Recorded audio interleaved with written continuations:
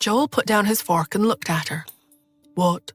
he asked, his heart starting to pound. He didn't know what Tanya was going to say, much less what she was thinking, but he suddenly felt that what she was going to say next would be very important. "We had a..." Tanya's words trailed off. The word child hovered around her mouth for a moment, but she couldn't bring herself to say it. "We had a what?" Joel asked again, his mind racing. An agreement? A pact? If they did, he couldn't remember it. And even worse, how would she react when she realized that he had forgotten something that was so important to her? Tanya opened her mouth, but she closed it again when she thought of all the parents who had been searching for their children overseas. Some mothers broke down, and some fathers appeared very calm. However, she had frequently seen them turn away and cry secretly in a corner when they thought their wives weren't looking. "I guess you love Mia very much," she said. "Yes, I do," he replied, surprised that she had changed the subject. He reached out and took her hand. "Her existence is something that I can't control, but equally her existence makes me feel warm, because I know she is family. But I also know that I will never let you down either. I hope you can understand that." How could I not understand? She thought. After all, she and Joel had both been children who lacked love. Even though Joel was a smith, he wasn't close to his parents. There had even been a time where they had thought of abandoning him. He had had feelings of insecurity ever since. As for Tanya, when her mother had remarried, she had lost her home. When the two of them had been together all those years ago, it had felt like they were giving each other the warmth they should have been getting from their families. That was why she was so happy when she had given birth to her precious child. She finally had a family member she could love. It was also why she had tirelessly searched the entire world for her child when she had lost them. Joel noticed that she was in a strange mood, mistakenly thinking that he had upset her when he had mentioned Mia. He thought carefully before he spoke again. "I know it's very selfish of me to ask you to accept Mia, but if you got to know her, you'd see that she is really a lovely child. You'd fall in love with her straight away." He was afraid that Tanya would suggest sending the child away. But no matter how much he loved Tanya, he couldn't do that. After all, he was her father. Seeing that he had misunderstood, Tanya waved her hand. "That's not what I meant." He heaved a sigh of relief, glad that she realized how much he loved Mia. "Do you like children, or do you only like Mia because she's your daughter?" she asked him, genuinely curious to hear what he had to say. He nodded emphatically. "Of course I like children, but I'd love any child of ours even more." His words made Tanya's heart ache. She lowered her head and ate some more noodles, hoping that he wouldn't notice how she felt. She didn't look up again until her bowl was empty. "What did you say we had?" he asked her, intrigued to know what she had meant earlier. She grabbed her napkin and wiped her mouth. "It's nothing," she said before she took a sip of her water. He still couldn't recall any vow that the two of them had made. He ate the rest of his noodles in silence. Once he had finished, Tanya took his bowl to the kitchen. "It's getting late," she said kindly. "You should be getting back." He stood up reluctantly. He had hoped that she would invite him to stay, but he knew that he would have to take things slowly. He couldn't take the risk of annoying her. He took his car keys out of his pocket and walked slowly to the door. "Good night," he said gently. "Good night," she replied softly from the kitchen. She heard Joel walk to the door and stand there for a long time. Finally, he pushed the door open. When she heard the door close, she turned off the tap.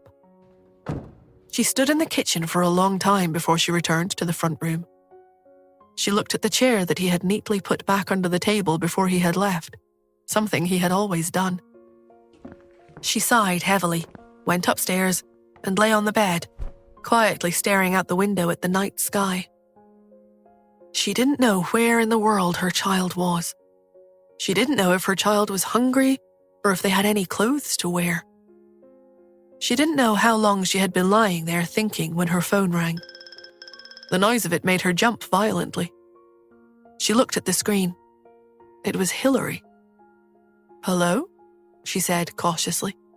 "Is he still there?" Hillary asked, getting straight to the point. Tanya could hear her struggling to stay calm. "Yes, he's taking a shower. Why?" Tanya asked, enjoying making her suffer. "You're lying," Hillary shouted. "I just called Mia, and she said that he was at home with her. Tanya, I'm warning you. Stay away from him. Even if you seduced him now and he decides he still loves you, just remember that Mia is the person he loves the most." Tanya opened her mouth, but Hillary spoke again, not giving her a chance to reply. "So what if you two still have feelings for each other? Mia is everything to him. At the end of the day, he'll still go home and put her to bed. If you know what's good for you, you'd better leave him alone." "And what if I don't?" asked Tanya, enjoying the opportunity to stir the pot. "Did you know that our engagement is common knowledge?" Hillary snapped. "He's told everyone that Mia is our daughter. For her sake, he wouldn't dream of announcing our separation to the public. I'll become Mrs. Smith, and you will be nothing more than just one of his mistresses. Did you honestly think that he'd sacrifice his reputation for someone like you?" Hillary paused, feeling better for having vented her frustrations. "Make no mistake," she added. "He would never marry such a lowlife as you." With that, she hung up, pleased with her work. Thanks to Mia, news that their engagement had been called off hadn't been made public, but rumors were beginning to spread. But, as far as she was concerned, Tanya didn't need to know that they had split up. She was determined to see that if she couldn't have Joel, then Tanya couldn't either. She was still congratulating herself when the doorbell rang. "Mr. Smith?" asked a surprised butler when he opened the door. Hillary was stunned. She walked into the hall to see that Joel was indeed walking through the door. It was late. What would have brought him to see me at this hour? She thought.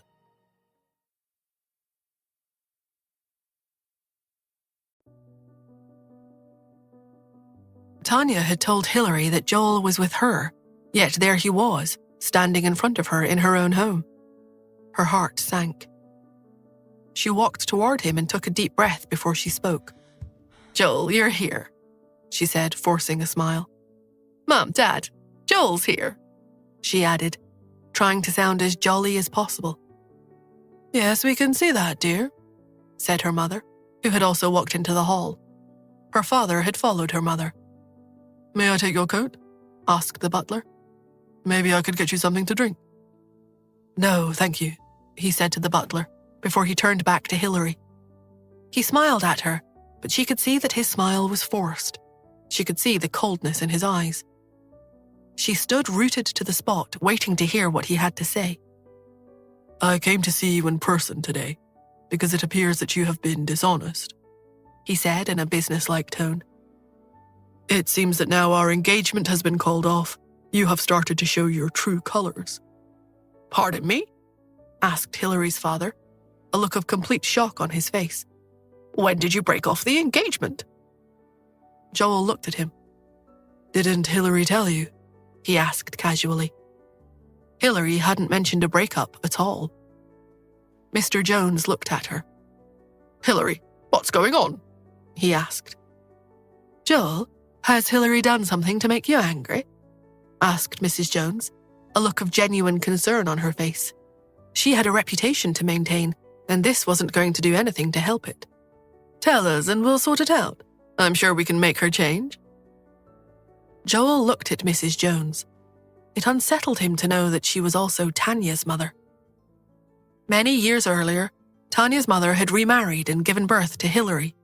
Hillary was only a year younger than Tanya. They looked quite similar, but their personalities were completely different. Joel presumed that it was a product of their different upbringings.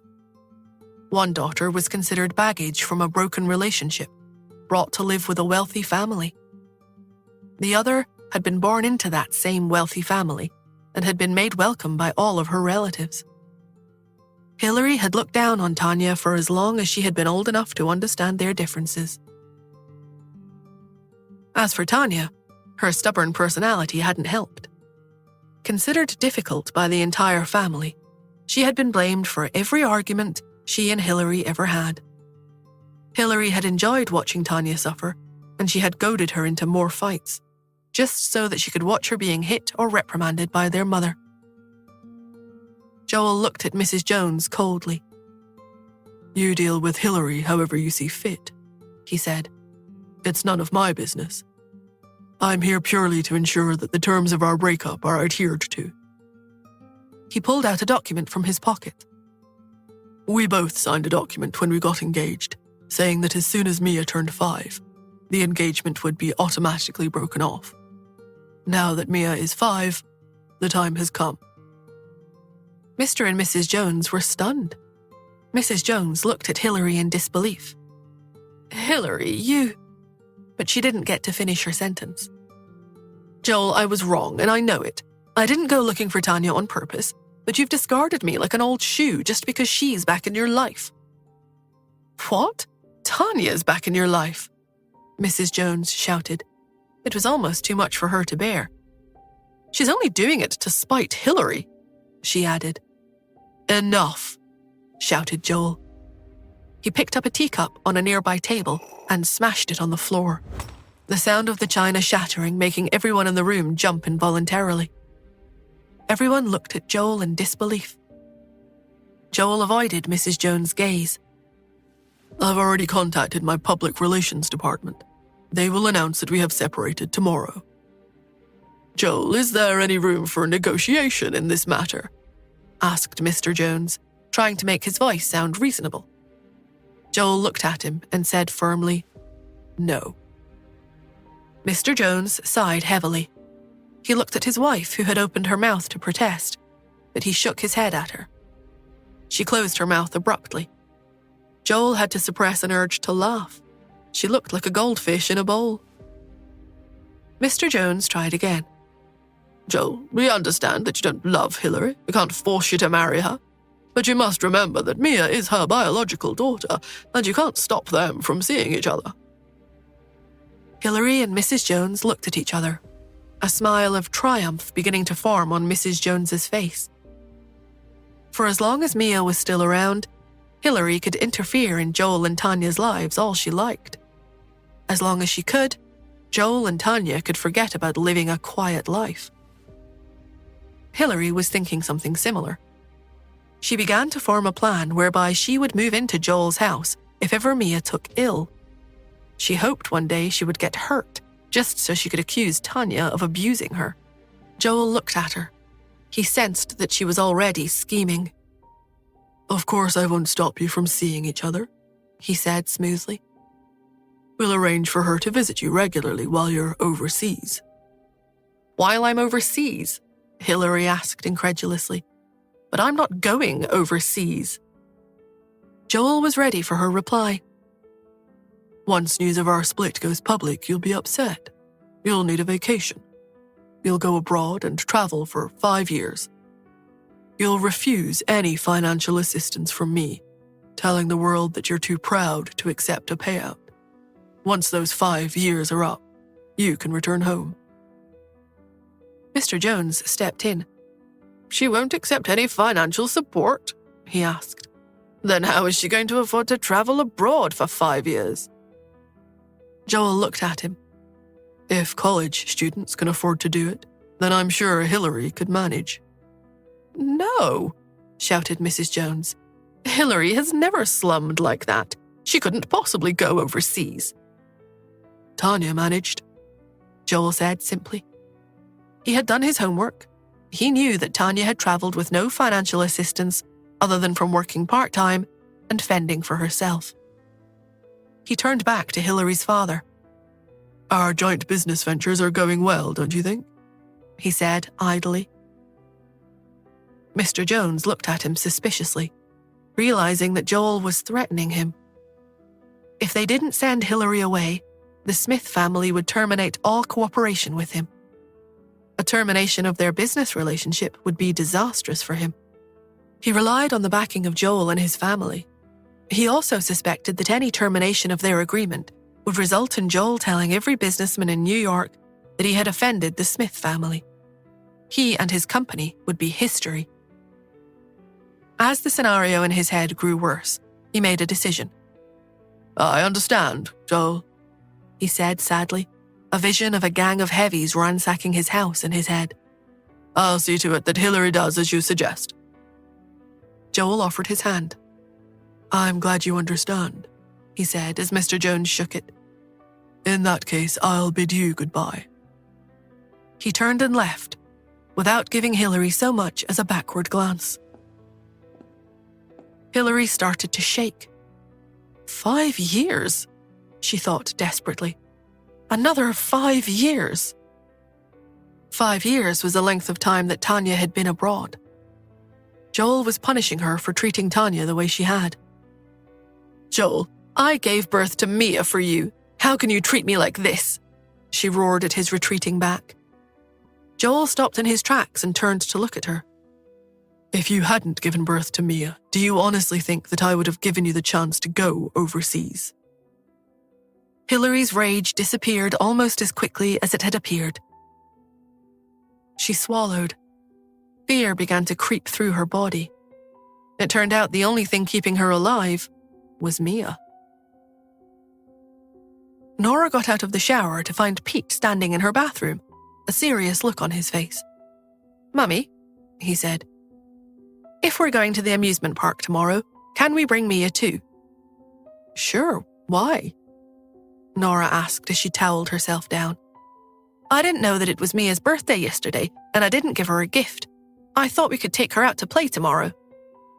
"Mia's birthday?" said Nora, stunned by the news. Tanya's child's birthday was 5 days ago, yet Mia's birthday was only 5 days away from that child's birthday. Surely that was more than just a coincidence. She dropped her towel as thoughts began to race through her head. Is Mia really Hillary's daughter?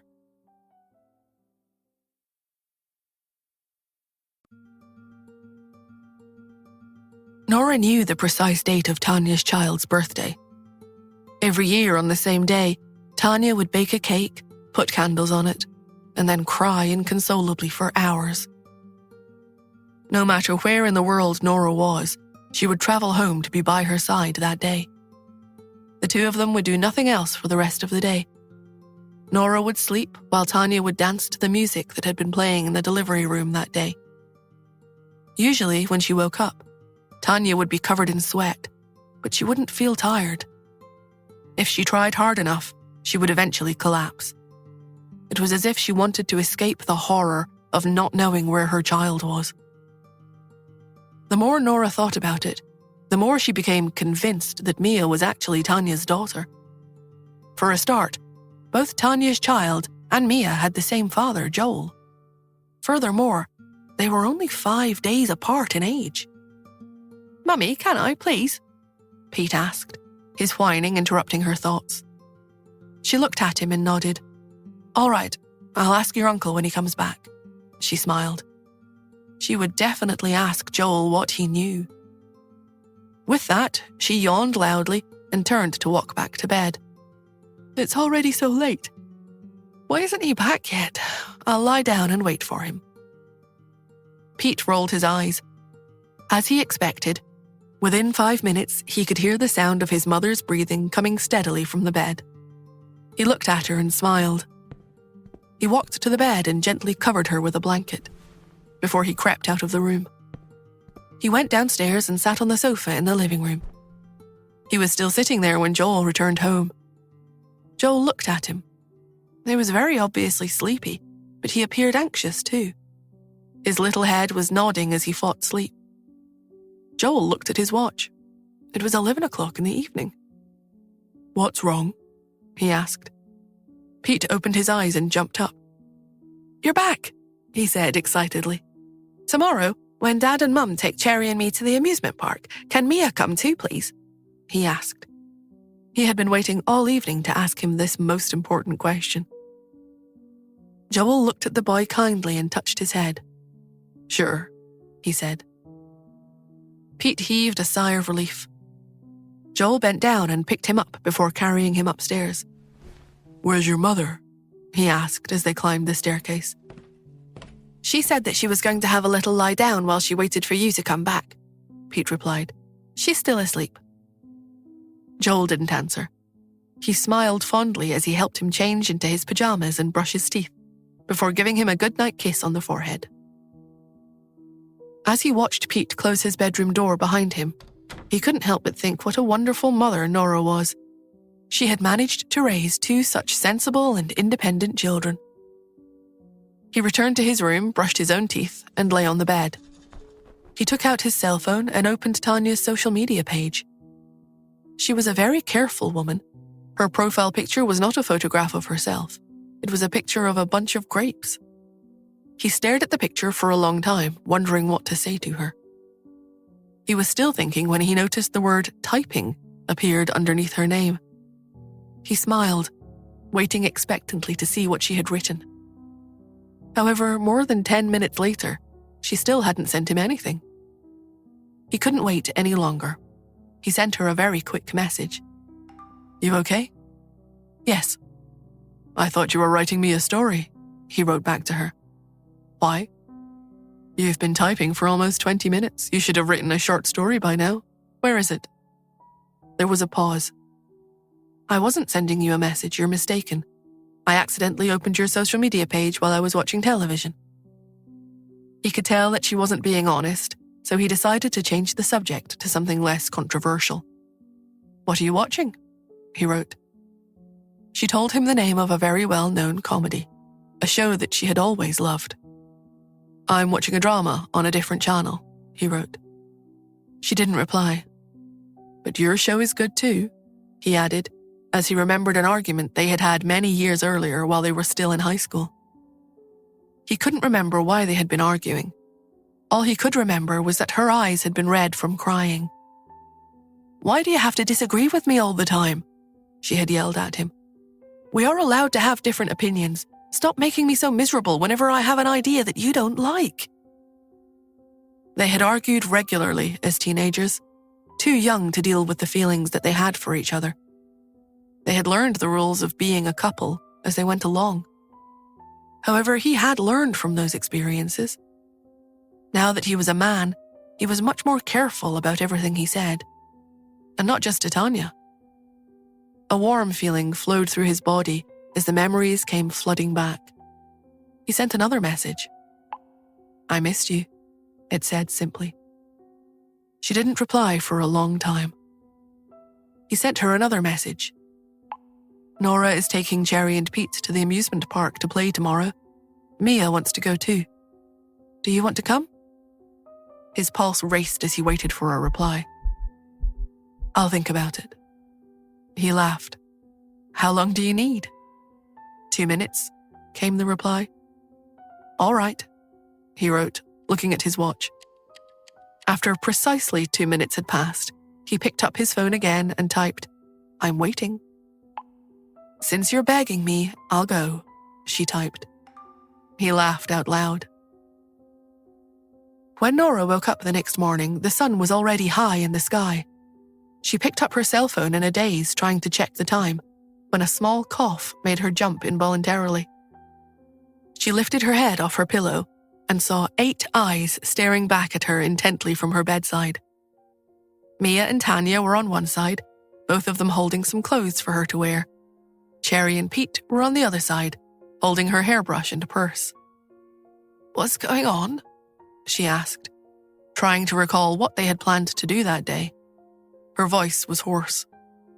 "Waiting for you to wake up so that we can go to the amusement park," said Tanya, a smile playing about her lips. Nora finally remembered what they had planned. She looked at her phone and realized that it was already 10 o'clock in the morning. Nora rubbed her head and sat up. "Why didn't you wake me?" she asked, worried that they would arrive too late to have any fun. Tanya looked at Cherry meaningfully. "I was told that I wasn't allowed," she said. "We can't disturb Mummy when she's sleeping," said Cherry, glaring at Tanya in return. "We don't mind," said Pete, trying to keep the peace. It's more important for you to sleep than for us to play." She got out of bed and went to the bathroom. As she washed her face, she could see Tanya's reflection in the mirror as she talked to Mia. All of her suspicions from the night before came flooding back.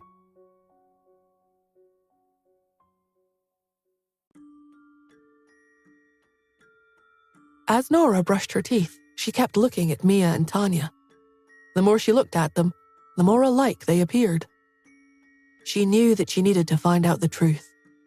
She decided to organize a DNA test as soon as she could. How am I going to get samples without them knowing? She asked herself. But knowing that she was going to spend the whole day with them, she wasn't too anxious. She slowly washed her face and brushed her hair. She changed into casual clothes and prepared to go downstairs, glad that she had a plan. "Justin is downstairs," Tanya said as she came out of the bathroom. "Great, let's go." Tanya pointed at her clothes. "Aren't you going to wear something smarter?" Nora looked at her watch. "It's getting late, I don't have time to change." "But you're on a date," she said. "Can't you make an effort? I woke up an hour earlier this morning to get ready." Nora thought for a moment. "That's true," she said. She went to her closet and picked up a cap. "How's that?" Tanya looked at her in horror. When she realized that she wasn't joking, she sighed. "Come on, let's go," she said to the children. The children followed Nora down the stairs. Mia kept looking at the twins. She had never seen twins before. Pete had woken up early that morning. He was playing with Mia when Justin had arrived with Cherry. Mia had been a little nervous about meeting Cherry. "I've heard that Justin's son doesn't go to school," she had said to Pete. "What if he doesn't like me?" Pete had been surprised. He hadn't expected Mia to be so sensitive. "Don't worry, I think you'll get along just fine," he said to her reassuringly. A few minutes later, Justin had walked in with Cherry in her arms.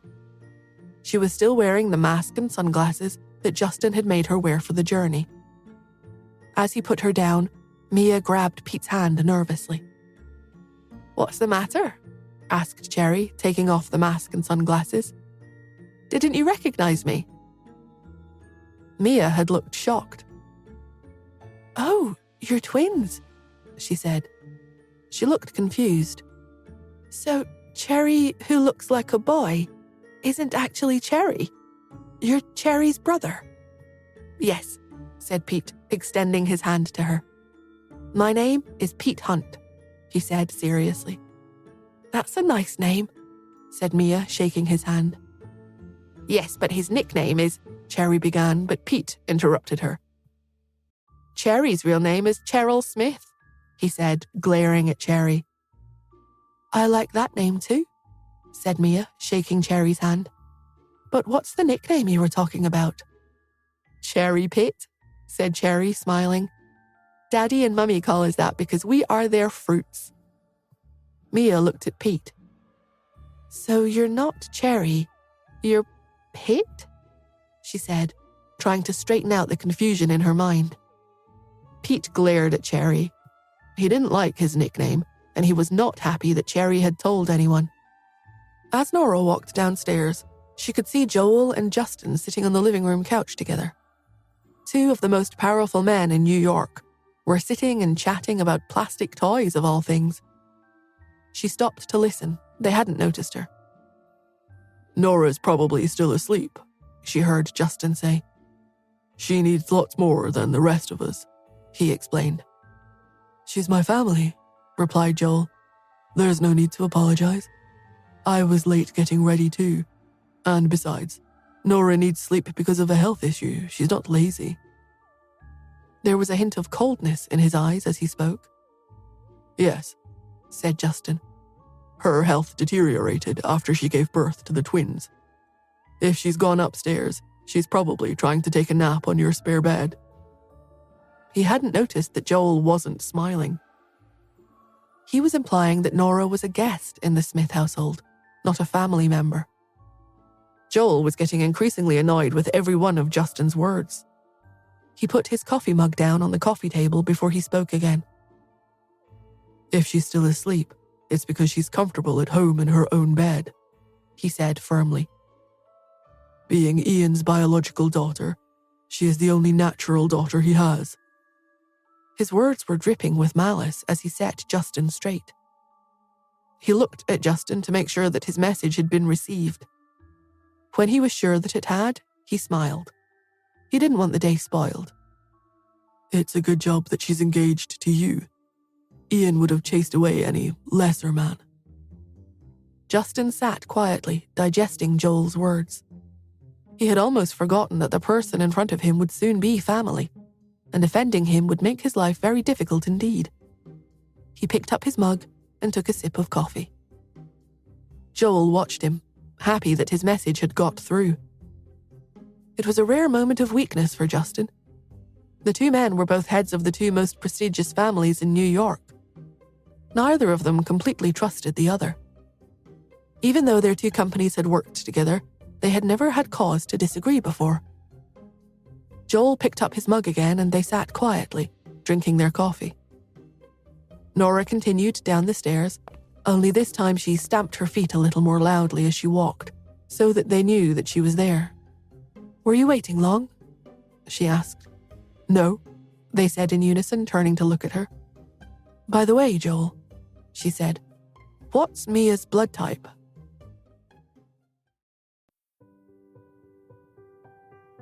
"Type A," said Joel without thinking. He had gotten used to Nora asking him seemingly random questions.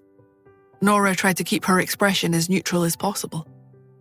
Tanya was also type A. "What about Hillary?" she asked. Joel looked at her sharply. He could see Tanya looking at her curiously too.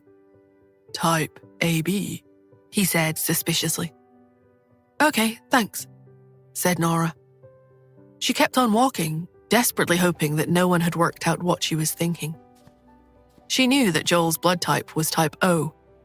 That meant there was a strong possibility that Mia could have type A blood. But it was not enough information to confirm her guess. She would still need to do a DNA test. With this in mind, she glanced at Tanya, knowing that she didn't dare tell her about this immediately. She had spent so many years looking for her child that any trail that turned out to be false would be devastating for her. She planned to wait for the test results and only tell Tanya if the results turned out to be positive. "Shall we set off?" she asked lightly, pleased with her plan. "There's no rush," Justin said slowly. "Eat something before we go. You've slept for so long, you should avoid getting low blood sugar." She walked to the kitchen, took a chocolate bar from out of a cupboard, and opened it. "Let's go," she said, before she took a large bite out of it. She didn't want them waiting any longer because of her. She had set an alarm before she had gone to bed the night before, knowing that they were leaving early. As she ate the chocolate, she wondered why it hadn't gone off. She took out her phone to check it, but Pete spoke to her before she could. "Mummy, Daddy asked me to turn off your alarm. He said that you'd only have the energy to play if you slept well." "Oh, okay," she said, pleased that it wasn't her fault that she had overslept. Justin had brought his van and chauffeur due to the large number of people in the party. It had 3 rows of seats. The most comfortable seats were definitely the 2 single chairs behind the driver. There were 2 rows of seats behind them, suitable for both adults and children. Joel glanced at Tanya and pointed at one of the comfortable seats. "Sit there," he instructed. He wanted to sit further back in the van so that he could be near Mia and help her with anything she needed. Tanya nodded happily, pleased to get such a nice seat. Justin was eager to follow suit. He pointed at the other single seat and said to Nora, "Sit next to Tanya." He put Pete and Cherry in the back row next to Mia. Nora and Tanya smiled at each other.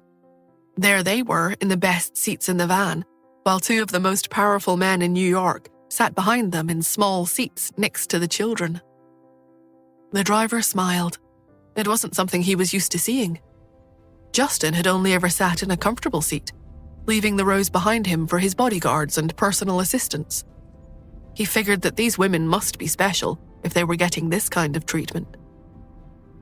Nora got into the car, ate a mouthful of chocolate sleepily, and leaned against the window looking very relaxed. Tanya looked pleased with the arrangement too. As the van neared the amusement park, Tanya and Nora were whispering about what they were going to do once they arrived. The two men in the back seat were also chatting happily. "How are you going to keep Pete's identity and appearance a secret once we've arrived?" asked Joel. "Don't tell me you're going to make him keep his mask on." "There's no need," Justin said. "The amusement park is closed today." Joel looked at him with a puzzled expression on his face. It took him a while to realize how he had managed that. Then he realized that the Hunts must own the largest amusement park in New York. "I see," he said. "We won't be disturbed this way. But what about your bodyguards? Where are they?" Justin smiled. "Don't worry, they'll be there," he said. "They're keeping out of sight, that's all. After all, with 3 children with us, we can't afford to take the risk of there being an accident." He looked out the back of the van. "There are 7 or 8 people in the 2 cars behind us." "I'm glad you have brought people to protect Nora," said Joel. "I don't think there's anyone out there with a grudge against me." His meaning was clear. He was letting Justin know that Nora was a highly valued member of his family. The van drove straight into the park and parked right outside a restaurant. Justin had known that Nora would wake up late, and also that she would be hungry once they got there. "Let's have lunch first before we go on the rides," suggested Justin, holding the restaurant door open for everyone to enter. "Good idea," said Joel, helping the women and children out of the van. Nora had only eaten the chocolate bar, and it was nearly noon by the time they had arrived. The two men figured that she must be starving. The group entered the restaurant, which was as empty as the rest of the park. Their food arrived quickly. Nora tucked in ravenously, but Justin stopped her. "Eat slowly," he said, putting his hand on her arm. Nora was about to retort when he spoke again. "Be a good role model for the children." Nora looked at the children. They were staring at her, mouths agape, as she shoveled huge mouthfuls of food into her mouth. "Yes, you're right," she said sheepishly. She ate the rest of her meal as slowly and as carefully as she could. As soon as they had finished lunch, they went into the rest of the amusement park. With no other guests there, they could do whatever they wanted, as often as they pleased. Nora liked roller coasters and thrill-seeking rides. Cherry, Pete, and Justin accompanied her on each and every one. However, Mia was a little more timid and didn't want to join them. Seeing her scared little face, Tanya took her hand. "I don't like those kinds of rides either," she said kindly. "Mia, will you stay with me?" Mia heaved a sigh of relief. She held onto Tanya's hand tightly. "Okay," she said, smiling for the first time since she had arrived. As Nora watched Tanya and Mia walk off, she took a hold of Pete's hand. "Hey," she whispered, "can you help me?" "Sure," he whispered back. "Can you help me get some strands of hair from Mia without her knowing?" she asked. "No problem," he replied. It never occurred to him to ask why. Tanya and Mia had found a carousel. Joel joined them. As the 3 got on board, the staff who worked on the ride took photos of them. "Mr. Smith, Mrs. Smith, look over here," said one employee, holding a camera in front of her face. "Mrs. Smith, please hug your daughter. It'll look lovely in the photograph." "Daughter," thought Tanya.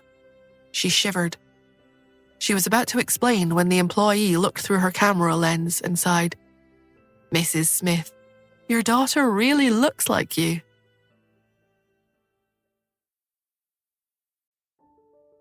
Mia reached out when the staff member with the camera had finished speaking, and she tugged on Tanya's clothes. She asked timidly, "Miss Turner, is this okay?" Tanya looked down at her and decided not to explain. She just smiled as she said, "It's okay." Mia's eyes brimmed with excitement when she saw that Tanya wasn't going to reject her. Joel stood off to the side and observed them.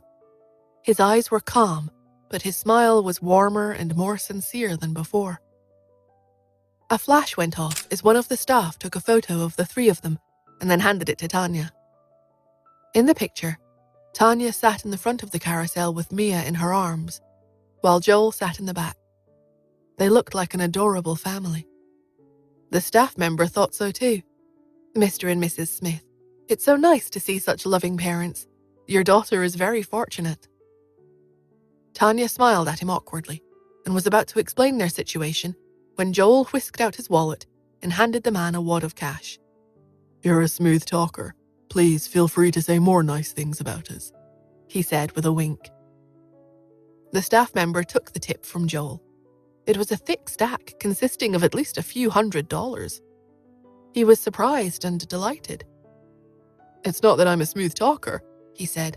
I'm actually very bad at thinking of clever things to say, but I am good at telling the truth. Mr. Smith, there are bumper cars over there. He gestured to a track in the distance. Would you like to take your family over to have some fun? Sure, why not? Joel picked Mia up in one arm and put his other hand on Tanya's back as they walked toward the bumper cars. She had planned on explaining everything to the man, but it seemed like Joel was content for them to think that she was Mrs. Smith and that they were a perfectly happy family. They had a spectacular day, playing all the games they wanted until the sun went down. In the evening, they ate dinner at the amusement park and marveled at the fireworks display. There weren't many people around, and the moment the fireworks exploded in the sky, Mia, Cherry, and Pete gathered together and ran across the lawn, screaming with amazement. Wow, so beautiful. It's so bright. Nora and Justin sat on the ground, looking up at the firework. Nora was a little surprised at how much she was enjoying herself. Coming to the amusement park was usually a very boring experience for her. None of the games or rides could come close to the thrill of driving a race car. But she did it so her children could enjoy themselves. She was willing to endure boredom to see them happy. Time was the most precious thing to her, as she spent most of her time sleeping. She liked to get as much done as she could while she was awake. However, as she sat there, watching the bright colors burst in the sky and feeling the warmth of the man beside her, she felt for the first time that maybe it wasn't such a waste of time. Joel and Tanya were following behind the three children, and as they walked, Joel suddenly reached out and held Tanya's hand. She wanted to pull away, but his hand was warm and soft, and she found that she couldn't break free from his grip. She gave up and let him hold on to it. The children ran in front of them and occasionally turned back to look at them. Cherry's eyes widened as she asked in disbelief, "Are you dating Uncle Joel?" Tanya's expression instantly turned cold. "Silly Cherry, what on earth are you talking about?" Mia had a shocked look on her face. "Cherry, don't talk to Miss Turner like that. You'll make her mad." Tanya didn't want Mia to think she was mad, but just as she was about to comfort her and tell her she wasn't angry, Mia turned to Joel. "Daddy, hurry up and kiss her so she'll be happy." Tanya's face turned as red as a ripe tomato. Joel chuckled softly, his voice rich and gentle. "Tanya, I wish I could stop time so that we could stay here forever. Wouldn't that be nice?" Tanya didn't say anything, but she didn't pull away either. Happy days were always too short, and soon it was 8 o'clock. The sky had completely darkened, and it was time to go home. Tanya's home was in a different direction than the Smiths and Hunts, so they decided that Joel would take her home, and Mia would go back with Justin and Pete. As they walked their separate ways, Nora suddenly shouted, "Tanya?" Tanya, who was about to get into the car with Joel, stopped and turned to look at her. "What's wrong?" Nora stretched out her arms.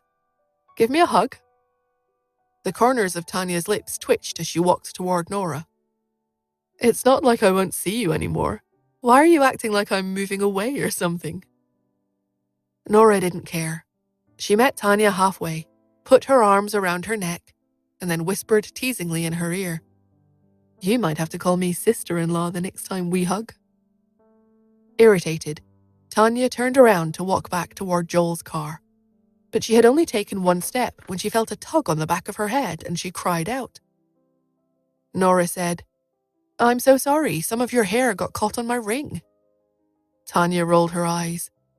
"I knew I shouldn't have let you hug me. You pulled my hair out." Nora freed Tanya's hair from her ring. "I'll take full responsibility if you go bald." Tanya smoothed down the hair on the back of her head. "Yeah, right. I have way too much hair to go bald that easily." With that, she got into Joel's car and they drove away. Nora looked at the strands of hair in her palm. She raised her eyebrows as she took out a bag and carefully placed the hair inside it. When she was done, she met Justin's teasing eyes. He seemed to have seen through everything as his gaze swept past the bag in her hand. "I had no idea you could be so naughty." She ignored him and placed the bag in her pocket, and then she gave a knowing look to Pete. He nodded once in understanding, and then they all got into the van. Once they were strapped in and on the road, Pete said, "Let's play a game." Mia and Cherry were tired from all the excitement of the day, but they perked up at the talk of playing a game. "What are we playing?" Mia asked. Pete took out a cotton bud. "Let's play house. I'll be the doctor." Cherry whispered to Mia, "I stopped playing house when I was 3. Mia replied softly, "But this is the first time Pete's asked us to play house with him. Let's just play along, okay? Otherwise he'll be sad." Cherry reluctantly said, "Okay, fine." So the 3 children, who were slightly smarter than most kids, began playing house. Pete said to Mia, "Open your mouth, I want to take a saliva sample." Mia opened her mouth cooperatively, and Pete swiped the cotton bud against her cheek and handed it to Nora. "It's done."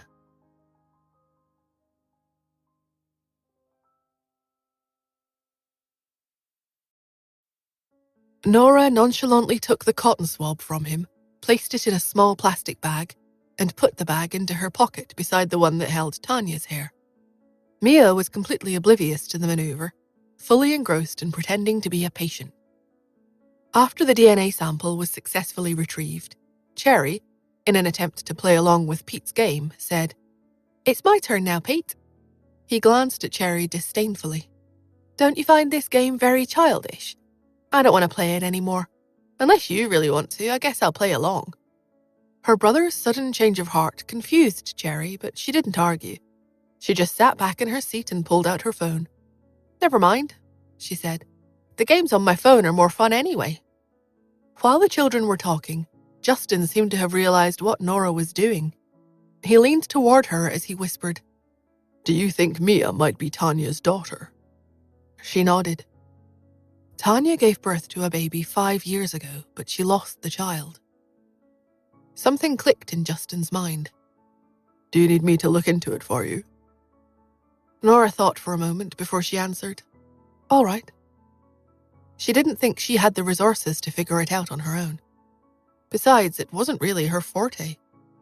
She and Tanya hadn't even known each other until 5 years earlier, where they had met while looking for their children. With Justin's help, the investigation might progress faster. He surprised her by asking, "Do I get a reward if I help you out?" She studied the handsome man sitting in the seat beside her. Even after running around all day, he still looked clean and refreshed. He wasn't sweaty at all. In the dim lighting in the car, his face almost seemed to glow. She quickly withdrew her gaze and cleared her throat. If she continued looking at him like that, she might not be able to stop herself from kissing him. She coughed and then said, "Forget it, you don't have to help me." Joel took Tanya back to the villa in the suburbs. It was a little out of the way, so it was already 9:30 by the time they pulled up. As soon as the car stopped, Tanya hopped out and waved at Joel. "Bye." "Aren't you going to invite me in for a glass of water?" he asked. She knew Joel too well to believe that he just wanted some water.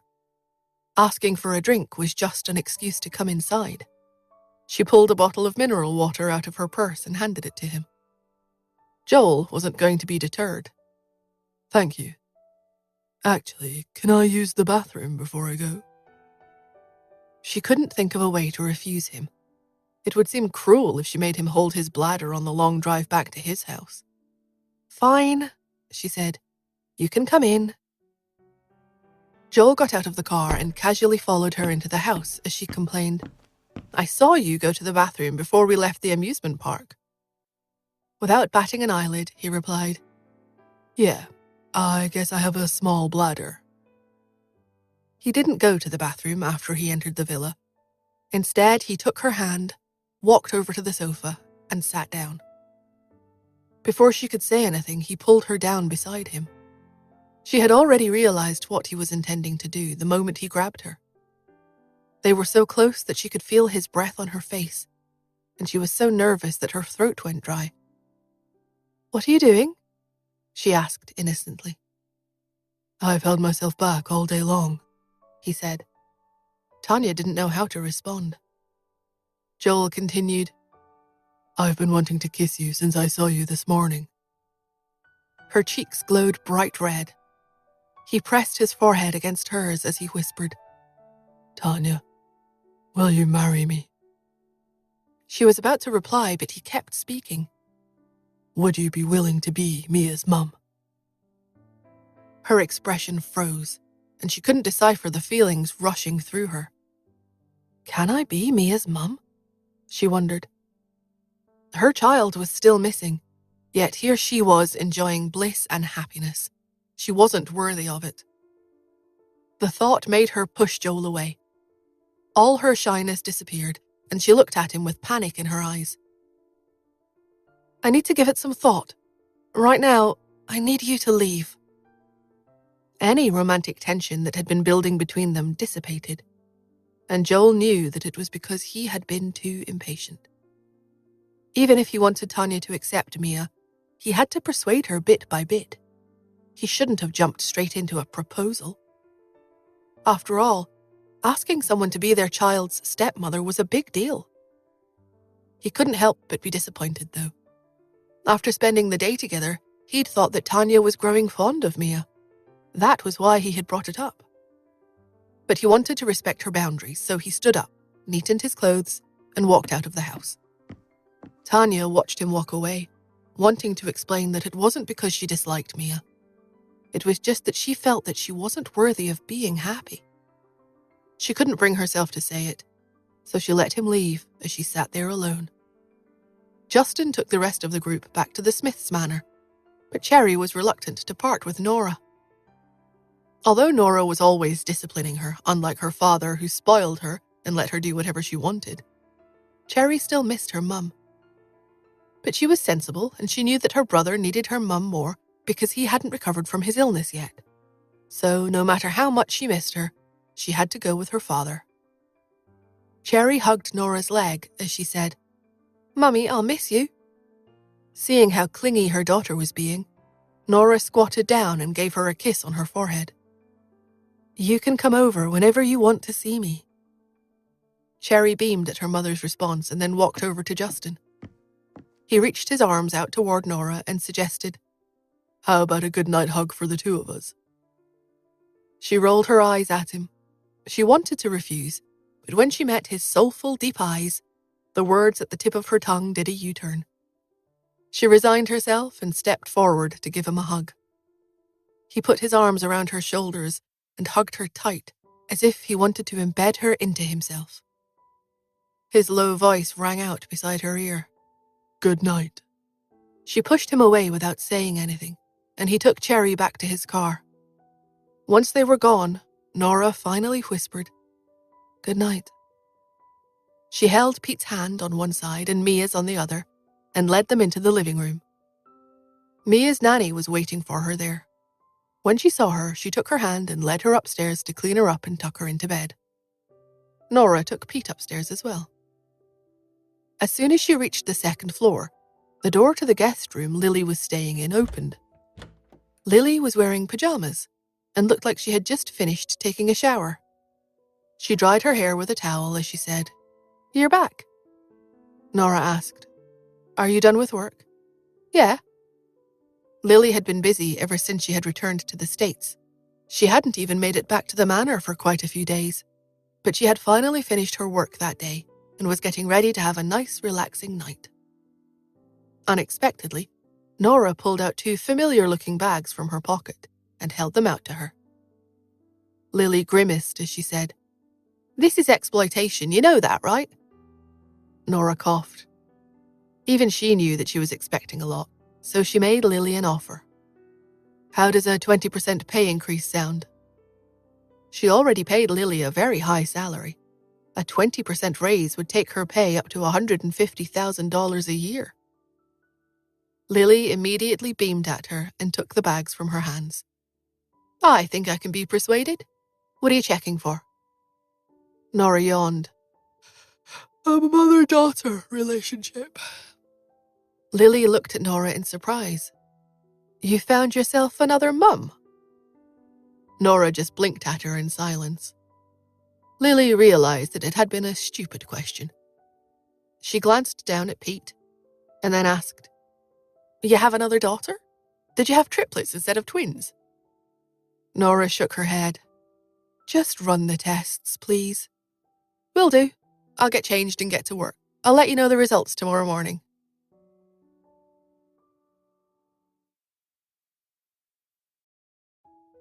Lily went back to her room, changed, and left in a hurry. She had only just reached the parking area and was about to open the car door when she suddenly caught a glimpse of a shadow in the distance. Startled, she exclaimed, It's a ghost! Quentin smiled and tried to hold back a laugh. He sauntered out into the open and said, I'm clearly not a ghost. I'm flesh and blood just like you. Lily, who was bolder than a lot of girls, moved closer to him, trying to get a good look. Who are you? What are you doing skulking around the Smiths' manor? Are you a thief? Who do you think you're calling a thief? Quentin retorted. Her eyes widened briefly, but she wasn't afraid of him. Well, if you're not a thief, then why are you sneaking around in the shadows? I'll tell you this, I can take out weaklings like you 3 at a time, by myself. Who is she calling a weakling? He thought. Doesn't she see how much bigger I am? A car drove by, and the headlights illuminated his face. Her eyes brightened as she said, You're too good-looking to be a criminal. Do you have a girlfriend? Lily's quick change in conversation topic caught Quentin completely off guard. Why should she care if he had a girlfriend? His brows drew together as he answered, No, I don't. Lily said excitedly, I don't have a boyfriend either. A laugh bubbled up in his throat, and then she asked, Do you earn a lot from stealing? I thought you said I was too handsome to be a thief, he said. I'm sure you don't make much. How about this? Why don't you date me? I can give you money and a place to live. I could even buy you a house in New York. I make plenty of money. Quentin was completely baffled. He just stood there with his mouth open. Is she hitting on me? He thought. If she wasn't Nora's assistant, Quentin would have punched her and given her a taste of his martial arts prowess as soon as she had seen him. He sneered at her. Do you really think a bit of money would tempt me? Lily thought for a moment. Well, fine. If you're a master thief, I guess my money wouldn't attract you. I'm a doctor, by the way. If you get beaten up during a heist, you can come to me and I'll fix you up. Of course, if you ever decide to pull back and repent from your terrible deeds, you can come to me then, too. She took out a business card from her pocket, but when she looked back up to pass it to Quentin, he was gone. What a shame, she thought. He was so handsome. She sighed and got into her car. Quentin belonged in the shadows. Apart from some of the Smiths, very few outsiders knew of him, and even fewer had ever met him. That was why Lily had never seen Quentin before, despite having lived in the manor for so long. Quentin entered the living room, shaking his head as he thought about his interaction with the odd woman. He knew his cousin was a strange genius, but why did everyone around her have to be so weird too? His cell phone vibrated in his pocket, and he took it out to see that Nora had sent him a screenshot of a chat. On the screenshot was a message that Lily had sent to Nora. A strange man just went into the Smiths' manor. If you catch him, can you avoid hitting his face? He's pretty handsome. and he's definitely my type. It'd be a real shame if anything happened to his face." After sending him the screenshot, Nora also sent him a question mark. He was livid. How could she possibly think he was a thief? How could an inferior criminal like a thief possibly be worthy of his position as the ruler of the secret forces? His cousin's assistant was simply ridiculous. Nora had received the message from Lily shortly after she had taken Pete into the bedroom. When she had seen her assistant describe the thief as a very handsome man, and thought of how infatuated Lily had looked while looking at photos of young male celebrities in the past, she immediately knew that the thief she was talking about had to be Quentin. Lily had gone out suddenly, and Quentin had probably been heading inside, so they must have bumped into each other. After forwarding the screenshot to Quentin, she went to take a shower, and then she relaxed in her room. A short while later, she heard a light knock on the door. She yawned as she opened it. It was Quentin. "Nora, are you going to the arena?" he asked. She replied, "Didn't we already ask for a day off yesterday?" She had wanted to take her kids to the amusement park, so she had informed the arena staff the day before that they wouldn't be competing in any matches that day. "But Victor and the others have matches today," he said. "As they say, know the enemy, know thyself, and you will fight 100 battles with no danger of defeat." Nora yawned again before saying sleepily, "You're right." Quentin was overjoyed. Nora clapped down hard on his shoulder as she said, "I'm leaving the task to you. Only after you know the enemy inside out can you lead your 2 weak teammates to beat them." A frown tugged at his lips. "Nora, if I recall correctly, you fell asleep at 10 last night and only woke up at 11 this morning. You slept for 13 hours. Nora was surprised. "Really? In that case, I did sleep an hour longer than usual." She yawned again. For some reason, she had been feeling unusually sleepy lately. Quentin almost argued, but he decided against it. "Fine, I'll go." There was no other way. Among their 3-person team, one was there just to make up the numbers, while another was Nora, who didn't like to bother about such things. As such, the arduous task could only be entrusted to him. Quentin went to the underground tournament area where he put on his mask and walked around inside. After saying hi to Linda, he sat in the VIP dining area to watch the match.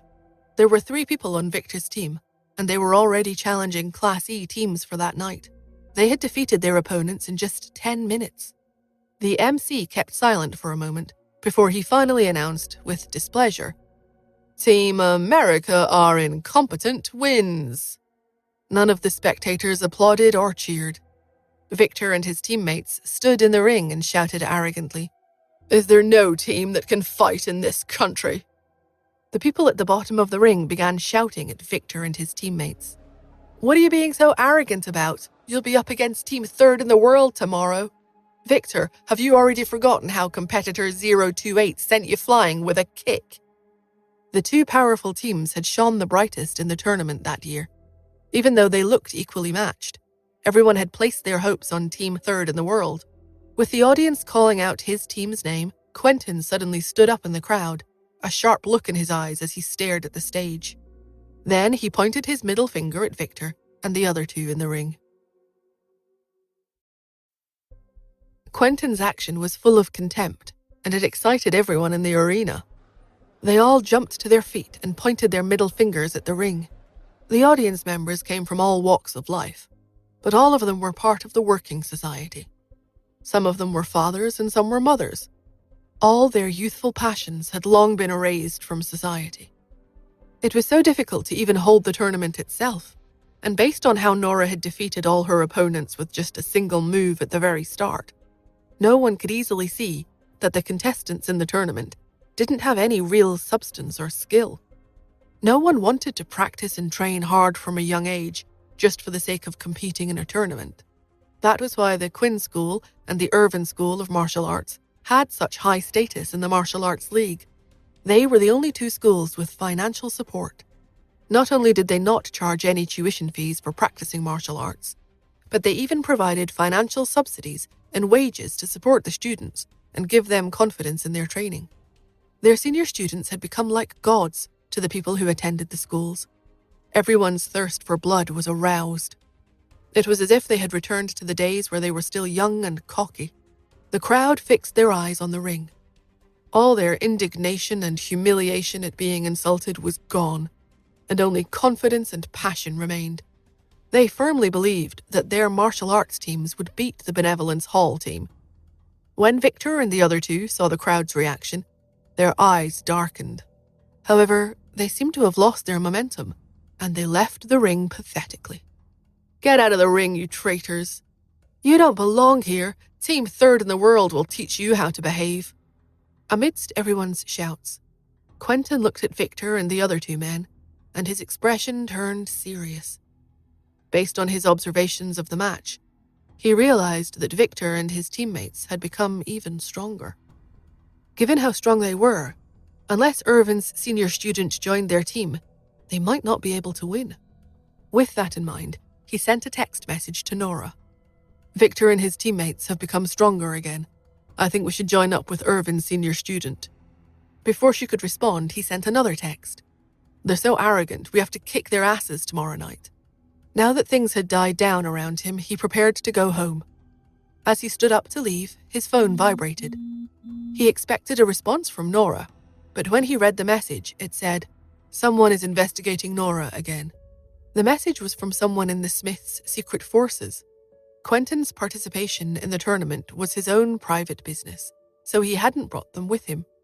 He had instructed the secret forces to keep an eye on Nora and protect her, and that they were to report to him immediately if they found any unidentified people looking into her. He replied, "I'm coming over right away." He had to ensure his cousin's safety. After sending the message, he headed to the parking lot. After Victor and his teammates exited the ring and got into their car, they received a call from Abigail. "How did it go tonight?" he asked. Antoine, the bald man, replied, "Piece of cake. It seems they're very satisfied with the team third in the world, though. They've threatened to have them teach us a lesson tomorrow." Abigail sneered. "Team third in the world. Even their name sounds weak. If they can only take third place, we should have no problem taking home the championship." Antoine burst out laughing, and he looked very confident. Victor, who was listening to their conversations, couldn't help but be a wet blanket. "That woman in the red dress was Quinn's senior student." His observation threw everyone in the car into silence. Seemingly sensing the others' silence, Abigail said, "Has a mere woman frightened you guys witless? Victor, you have to believe in yourself. You're definitely a match for her. Even if Elwyn's student joins them, the three of you can still beat them." Victor lowered his head. "I don't know about that." Antoine scoffed. "What is the matter with you, Vic? Are you actually putting yourself down at a time like this? No wonder people say that you Americans are incompetent. All of you are so thin and weak. It's obvious that none of you can put up a fight." The last person among the team of three was also a foreigner. When he heard what Antoine said, he looked at Victor brazenly and burst out laughing. Victor's face darkened. "How about a match between you and me, Antoine? I'll show you who the strongest in this team is." Antoine crossed his arms and said nothing. Antoine's strength was on a par with Victor's, but Victor fought in a way that threw caution to the wind and disregarded his own safety. He wouldn't dare to fight him. Antoine found himself a fantastic excuse. "We should save our strength for fighting our opponents, not each other." Victor wanted to speak up, but Abigail interrupted him. "Vic, in your opinion, what are our chances of beating them?" Victor slowly replied, 70-30. Antoine broke into a grin at once. "That's more than enough. Victory is pretty much in the bag with a 70% chance of winning." Victor raised his head. The look in his eyes was cold as he said, "What I meant was our chances of winning are 30% and theirs is 70. Antoine narrowed his eyes. Victor said, "I'm the only one who has fought Quinn's senior student before in the tournament. She isn't to be underestimated. She doesn't even use her full strength when she was beating me up. No one knows how strong she really is. Besides, there's also that crazy Smithin helping her out. The man wearing the black mask may look useless, but what if he is also a martial arts expert? We may not be able to beat them." His analysis made a lot of sense. At last, Antoine and Abigail stopped mocking him. Abigail suddenly asked, "Vic, do you want the third dose of the drug?" Victor's head whipped up. Yes. A dim light flickered in the man's eagle eyes. He had to have it. Abigail said, Then think of a way to win the match, or you can forget about ever getting the third dose.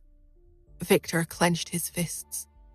He thought hard for a few moments, and then he finally said, I have a plan. When he finished explaining his idea, Abigail and Antoine were silent for a while, until Abigail laughed loudly. Ha ha ha, not bad. You have potential, kid. Let's make it happen. Nora lay in bed with her mind on the DNA test results, and she opened her eyes the very instant Lily's message came. Next to her, Pete glanced at her in surprise because she had woken up so quickly. Nora stretched and then unlocked her phone. Sure enough, she saw the message from Lily. The test results are back in. I've emailed them to you.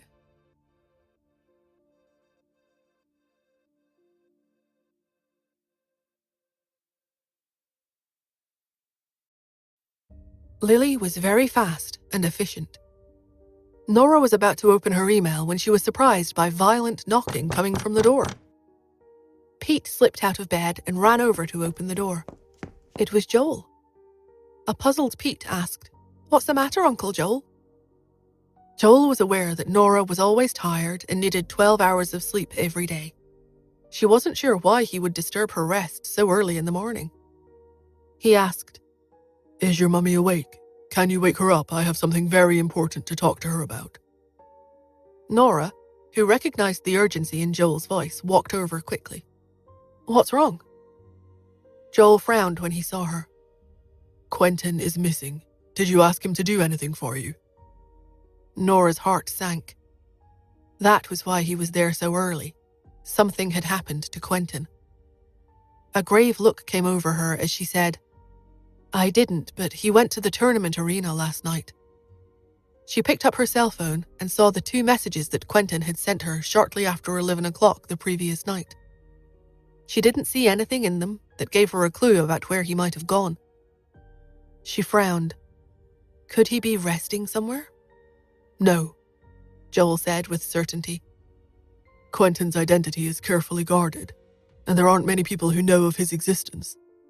Everything he does is dangerous, so he has to report his itinerary to me on time every day. When I didn't receive his report this morning, I knew that something was wrong. It was only when I contacted the secret forces that I found out Quentin lost contact with them last night. Nora wanted to ask more questions, but Joel had turned and started walking downstairs. I'm going to the arena. Nora didn't waste any time. She grabbed the baseball cap hanging on a hook on the back of her door and put it on. Then she took a face mask and followed him downstairs.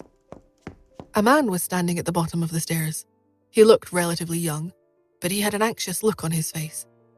When he saw Joel coming downstairs, he said, Mr. Smith, is there any news about the boss? Joel shook his head. Nora paused when she heard the man call Quentin his boss. She immediately asked, When did Quentin last contact you? The man replied, At 11 o'clock last night. After I told him that I had something to report to him, he said he would come over immediately. I waited and waited, but he didn't show up. Where did he go? Nora frowned. Has that ever happened before? Joel and the man both replied, Never. Although Quentin sometimes acted like an immature child, he was actually a very responsible man deep down. Otherwise, he wouldn't have been able to serve the Smiths as a shadow hiding in the dark for so many years. He handled things carefully and cautiously, and had never made any mistakes all these years. But the more Nora realized this, the deeper his heart sank. She had been hoping that Quentin had just irresponsibly gone to an internet cafe or somewhere to have fun or be undisturbed. She took a deep breath and exchanged a look with Joel. Let's split up and look for him. Joel nodded in agreement. Nora left the manor and drove straight to the arena. As she drove, she made a call to the Quinn School of Martial Arts. It was Lucas, the person in charge of the school's general affairs, who picked up.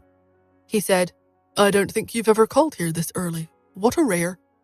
Before he could finish, Nora instructed, Assemble everyone at the school and launch a citywide search for Smithin from the tournament. Lucas was taken aback. What happened? Nora replied, I think something bad has happened to him. Lucas's voice immediately turned grave. He said promptly and decisively, "Understood. I will also contact the Martial Arts Association and ask their staff to search for him. We have a lot of people taking part in the tournament. Someone may have seen something." "Okay, let me know if you find out anything. Keep your phone on at all times." "Understood," he said again. After hanging up, Nora decided to call Justin. New York was the Smiths and the Hunts' turf. Everybody in the Smith family was already out looking for Quentin. If the Hunts also dispatched their men, they would have an even higher chance of finding him. Justin picked up the call very quickly, and he didn't sound as playful as he usually did. Instead, his voice was low and deep as he asked seriously, "What's wrong?" The fact that Nora had woken up so early was indicative that something must have gone wrong. For some reason, Nora calmed down when she heard his voice. She stared ahead of her as she replied, "Quentin is missing." Justin was one of the few people who knew of Quentin's existence, and they had fought side by side many times. They had become close because of it. Justin didn't mince words. He said, "Don't worry, I'll send everyone out to search for him right away." "Thank you." After Nora responded, she hesitated for a moment. Justin asked, "Do you already have suspicions about what happened?" She nodded, her eyes staring straight ahead of her in a daze. "He went missing at the tournament, but there aren't many there who could beat him in a fight. It's very likely that he's been abducted by people from the Benevolence Hall." Justin replied, "I'll head to the Benevolence Hall and look for him there." "Okay." Then her voice cracked a little as she asked, "Will he be all right?" The Benevolence Hall wanted the champion title so badly that she guessed they would be willing to attack any of the members of her team if they had the chance. She was surprised that she actually felt a bit frightened. She didn't want anything bad to happen to Quentin. "He asked me to go with him to observe the match last night, but I didn't." For the first time, she hated the way she needed so much sleep. It was the reason she hadn't been with him. Perhaps because he could sense what she was thinking. Justin said, "The three of us aren't joined at the hip. There will always be times when we are alone." Nora knew that, but she simply couldn't convince herself otherwise. She stared straight ahead of her, bloodthirsty and murderous intent forming in her eyes. "If anything happens to him, I will make the Benevolence Hall pay for it in blood." Justin didn't try to talk her out of it. He merely said, "I'll be right there with you." Half an hour after all their forces were dispatched, Nora finally received a call from Justin. "We found him," he said. His voice was low, and Nora felt her anxiety rise in her blood. Her voice was practically trembling as she asked, "Where is he? Is he still alive?"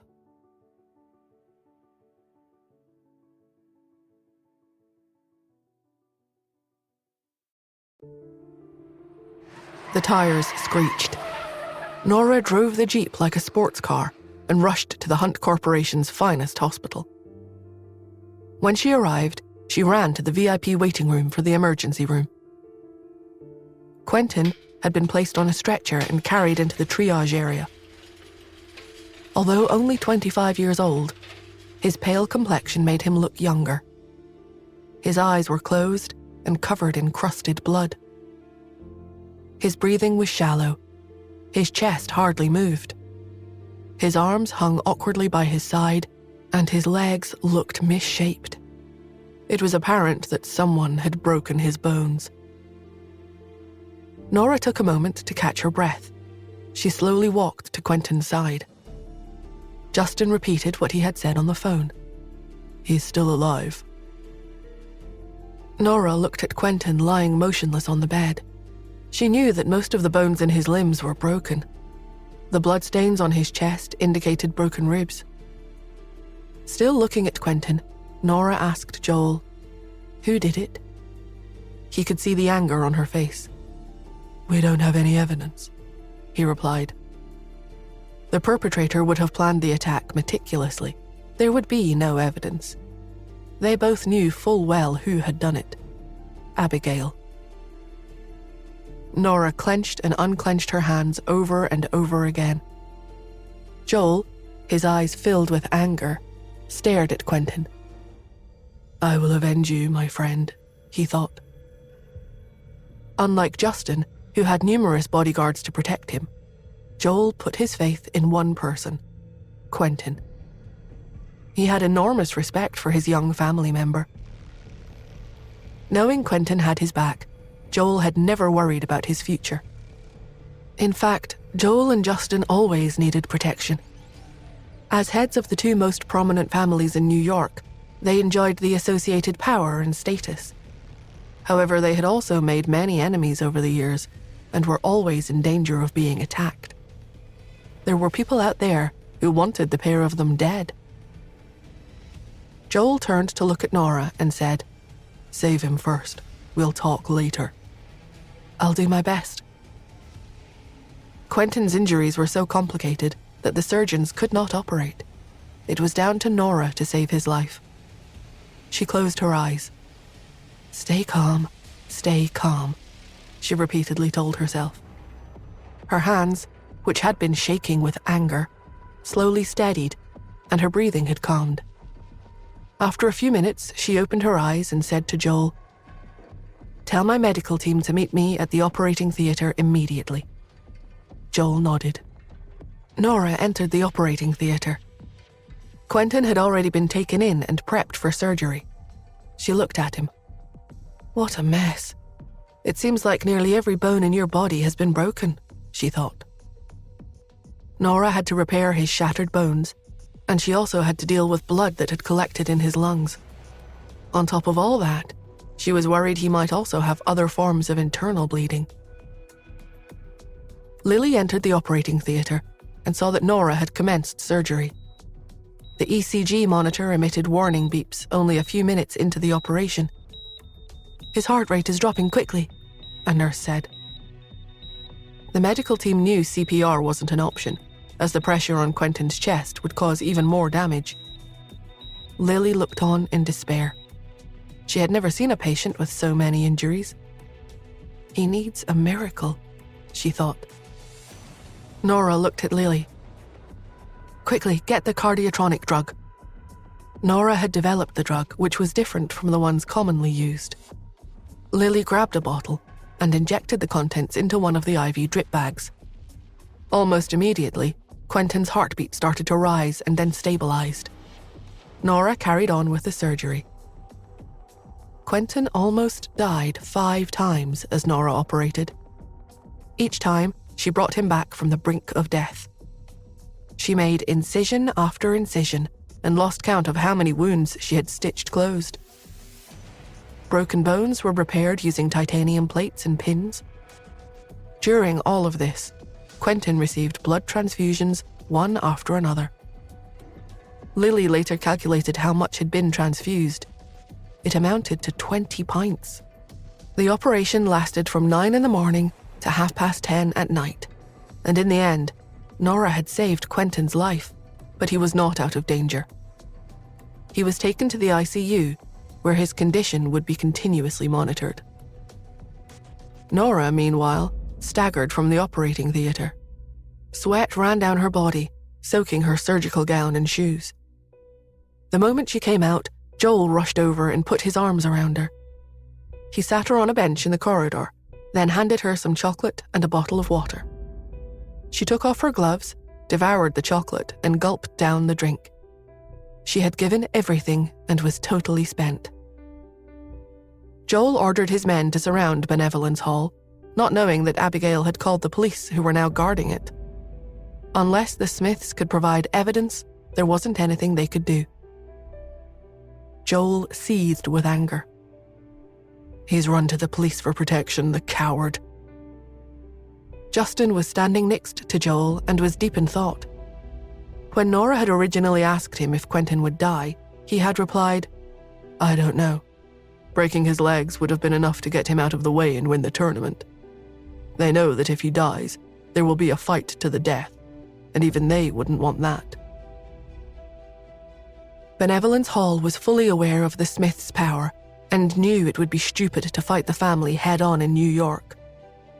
They only needed to break some of Quentin's bones to win that martial arts competition.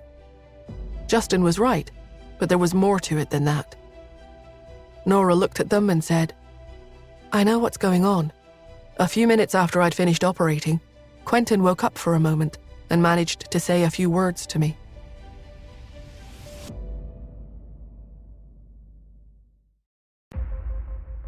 Quentin had briefly come around after the operation and slowly moved his eyes from side to side, trying to see where he was.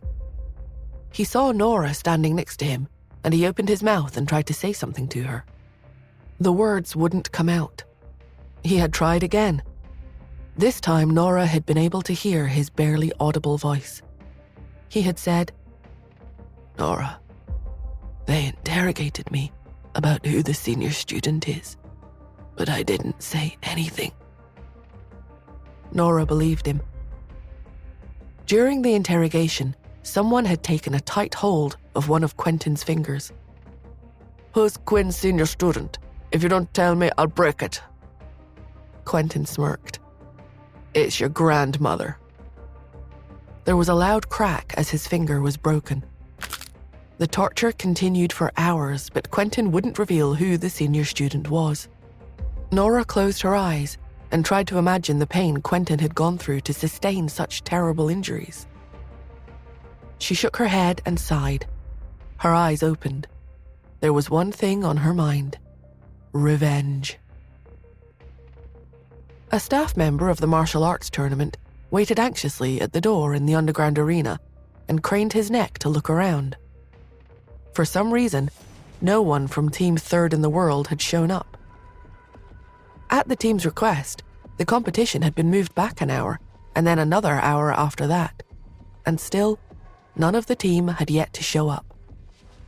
He took out his phone and called the 3 team members one by one, but none of them answered. His colleague glanced at the 3 competitors sitting in the VIP dining area and asked, "Do you think the other team is afraid to compete?" "No way."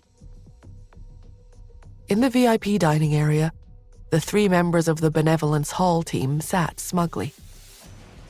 One of Victor's team members, Antoine, said, "Well, it's almost 11 o'clock. I don't think they're going to turn up. I reckon they're worried about getting a good beating." Victor lowered his head and smiled. "We were just too good yesterday. We could have beaten any team," he said loudly. Everyone in the dining area was furious when they heard him. "What are you being so arrogant for? You won't be saying that after you've been beaten." "That's right, you only won a few rounds, you're not champions yet." Antoine chirped up. "So why isn't Team Third in the World here then?" People started muttering to each other. What's going on with Team Third in the World? Did something delay them? Smithin has never been afraid to fight anyone. He wouldn't just not turn up. Something must have happened to him. Is 028 afraid? Or is it 820? What's going on? Amid the discussions, Victor stood up. "It's already 11 o'clock. Today's competition is about to end and they still haven't arrived. The fight should be considered forfeit." Antoine said, "Yes, I agree, but it doesn't prove anything. Isn't there anyone here who can fight?" Victor narrowed his eyes and replied, "Of course there is. Although we don't have Team Third in the World, we still have Irvin's senior student. The venue is busy tonight, and many people are still waiting to be entertained. Why don't we ask him to compete?" Victor didn't mean a fair one-on-one fight, of course. He knew that he and his other team members stood no chance of winning by fighting individually against Irvin's senior student. They were a team, and they were fighting in a team competition. It wasn't his fault their opponents hadn't shown up. Apart from Team Third in the World, they weren't afraid of anyone, but he would never admit that. Everyone chanted, "Big brother, big brother." When one of the staff members heard this, he became even more anxious. Where is he? He thought. He knew that Irvin's senior student was in Team Third in the World. Feeling awkward, he said, "He's not here tonight." "Not here?" Victor pounced when he heard this. "Are you serious? I saw him taking a selfie with someone in the lounge. He hasn't participated in a competition this year. Is he just a mascot now? not having to fight in competitions. The staff member looked around, not knowing what to say. Victor looked at the crowd and spotted Linda, the imposter for Quinn's senior student. Irvin's senior student is hiding and too scared to come out. Why don't you come up and spar with us? Linda looked chagrined. The last time she had fought, she had been pushed off the stage. If she didn't go on stage this time, the reputation of Quinn's senior student would probably be ruined. Linda realized she had to come clean before things got out of control. She shouted, "I'm sorry, everyone. I'm only a third-generation student at the Quinn School of Martial Arts. I'm not the senior student." The staff member was astonished when he heard this. He had hoped she would save the day, but this woman was an imposter. What do I do now? He thought. Antoine sneered. Well, so you're a fake, and Irvin's senior student is hiding in the lounge and won't come out. Is there anyone in New York who can fight? Victor nodded his agreement, and then added, Team third in the world hasn't arrived. They're scared to fight and have admitted defeat by their absence. The staff member looked at his watch. There are still 2 minutes to go, he said stubbornly. Victor sneered. All right, we'll wait. Everyone stared at the door. Most wished for Team third in the world to walk proudly in and prove Victor wrong. But as time passed, their hopes faded. There's still half a minute, Victor mocked. Would you like me to count down the seconds for you? A hoarse female voice sounded from the door entrance. There's no need, Victor.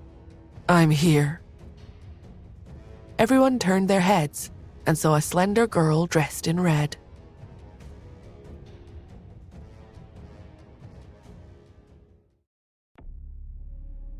In addition to the red dress, the girl wore a silver mask and a pair of flat white shoes.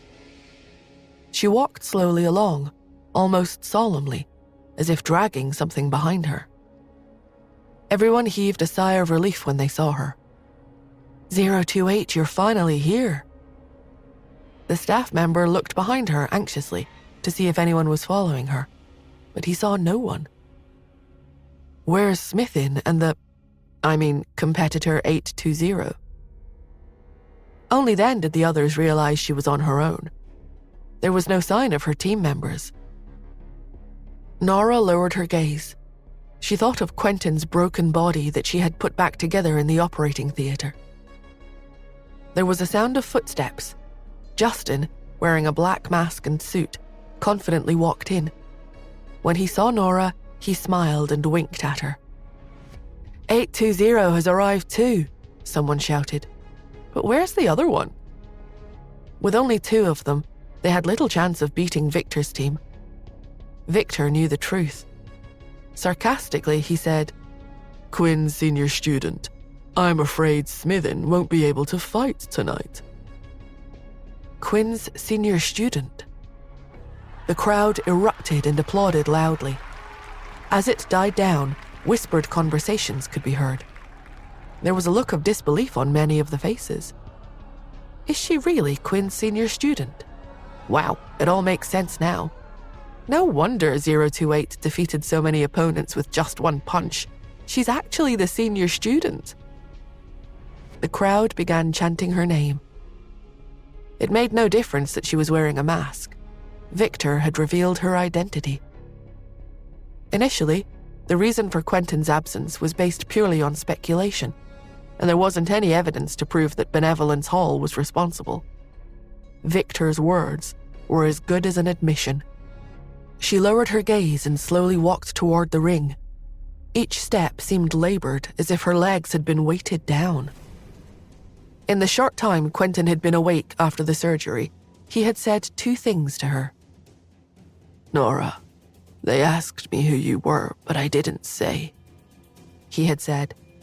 Then he had gone on to say, you have to win. Quentin had taken this competition very seriously because it concerned his personal honor and that of the entire martial arts world. Nora climbed into the ring and stood where she had stood many times previously. She looked determined and focused like never before.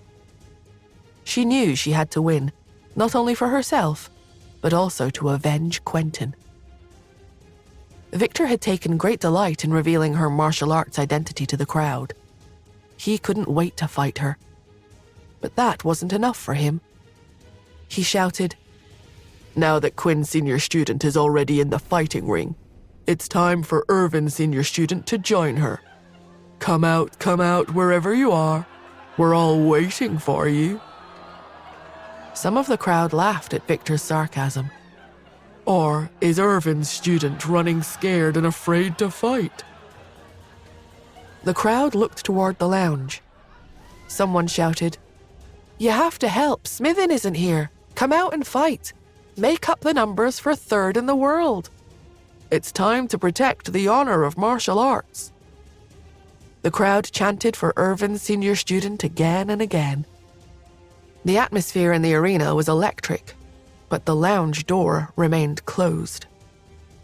Antoine laughed and said, "Well, it looks like he hasn't got the guts to show his face, let alone fight. And he's inferior to Quinn's Senior Student. I wonder what the world of martial arts will think about that. The men in New York all have a yellow streak running down their backs." "Is that so?" asked Justin. He climbed into the ring and stood beside Nora. He then looked at Antoine. In a stern voice, he said, "Later, I will make you regret saying that." Everyone fell silent and looked at each other in confusion. The staff member decided it was time to speak the truth. He called out so the crowd could hear him. "The person in the lounge is actually an imposter. Competitor 820 is the real senior student from the Irvin School of Martial Arts." They all looked at the ring in disbelief. Competitor 028 was Quinn's senior student. Competitor 820 was Irvin's senior student. Nora was just as shocked as everyone else. She hesitated for a moment and then looked at Justin. He knew her opinion of Irvin's student wasn't exactly flattering. He tried to explain. In a quiet voice, he said, "Nora, Before he could finish, she interrupted him. "If you don't win the competition, I'll break your legs." He stared at her for a moment. "Okay." People in the crowd shouted their support. "You can beat them. We love you." The shouting turned into cheers and applause for the pair. The sound was deafening, and the atmosphere was incredible. Justin and Nora stood proudly side by side. Their training and fighting had made their bodies sleek and muscular. There wasn't an ounce of fat between them. Justin removed his shirt and revealed his chiseled torso. Their opponents had also trained and fought hard and were just as fit and muscular, especially Antoine, who was over 6 feet tall and weighed 330 pounds. Every step he took seemed to shake the arena. Justin and Nora stood in front of them. They weren't as big as their opponents, but the pair had more than enough courage and skill to cause them problems. Victor had never expected that Justin, whom he had nicknamed Pretty Boy, would turn out to be Irvin's senior student. At past competitions, he had been used to seeing Justin carrying a child while watching the fighting. Had he underestimated him? Antoine grinned. Confidently, he said, Well, you don't even have a full team. What makes you think you can beat us?"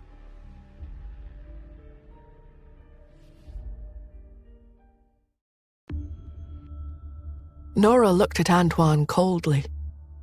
"The two of us will beat you until you kneel down and beg for mercy. When we finish with you, you'll be on your hands and knees, crawling around the ring, looking for your teeth." Antoine laughed.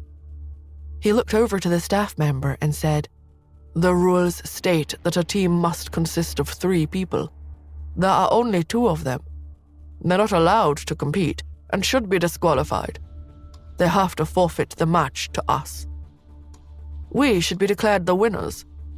Unless, of course, the 3rd team member miraculously turns up. He grinned at his opponents. Victor and his team had been confident about winning the tournament. When they discovered that the 2 opponents opposite were the current senior students, their confidence had begun to wane. As arrogant as he was, Antoine didn't relish fighting them, but he wasn't about to admit that. His sharp gaze swept across the crowd as he shouted, "Does anyone dare to come forward and fight us? I warn you that whoever climbs into the arena must be prepared to die." His words were intimidating and silenced the crowd. The strength and fighting skills of Victor and his team were formidable. Those who had fought against them in the previous rounds of the competition had suffered severe injuries. It would take at least a month for them to recover, let alone fight. Even if the senior students were to win, they would find the fight brutal and bloody. Whoever dared to join them had to be prepared for that. Antoine looked at his teammates and loudly said so that everyone could hear, "If anyone dares to come on stage to make up the numbers, Victor, you deal with Irvin senior student. Maury, you deal with Quinn senior student. Leave the last one to me. I'll show them what it means to live a life worse than death." With that, he stretched out his arms and clenched his fists, making terrifying cracking sounds. No one will be brave or stupid enough to speak up now, he thought. But someone did speak up. It was Linda.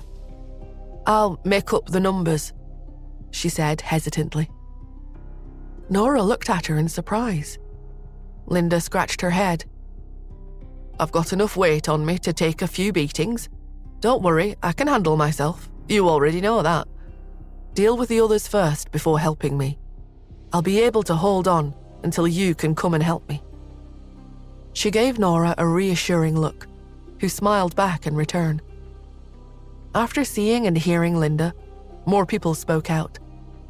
"Let me join you. The students of the Irvin School of Martial Arts are agile and can run. I'll run and dodge in the ring until you can save me." "I'm from the Quinn School of Martial Arts. I'm not afraid to take a beating." "Me too. Choose me." Everyone appeared to be volunteering their services to Nora and Justin. Hand after hand was raised in the air, trying to grab their attention. In the face of a powerful foe, the Quinn and Irvin schools had set aside their years of grudges and united against a common enemy. Nora lowered her head. "I can't let anyone fight alongside us. They'll be killed," she thought. Nora and Justin had initially planned to take down their opponents in the ring once and for all. At this high and intense level of competition, competitors often received severe injuries. A small number had even died. Accidents could never be ruled out. The ring was the ideal place to carry out their plan. Nora felt overwhelmed by the support she and Justin received, but she would never allow anyone to stand with them and risk getting seriously injured or killed. It would be impossible to forgive herself if that happened. She would rather lose the competition now and find another way to seek revenge. She glanced at Justin. He knew exactly how she felt. "We can forfeit the match, but it doesn't mean the fight is over," he said. Nora clenched her fists and wanted to say something, but Justin said casually, "Don't worry, just say it. I'll make sure we get even." In the underworld, Justin was not someone to be trifled with. He didn't need to fight before an audience to get revenge. Nora nodded and said, "We admit." Before she could say the word defeat, she heard another voice say, "I'll do it."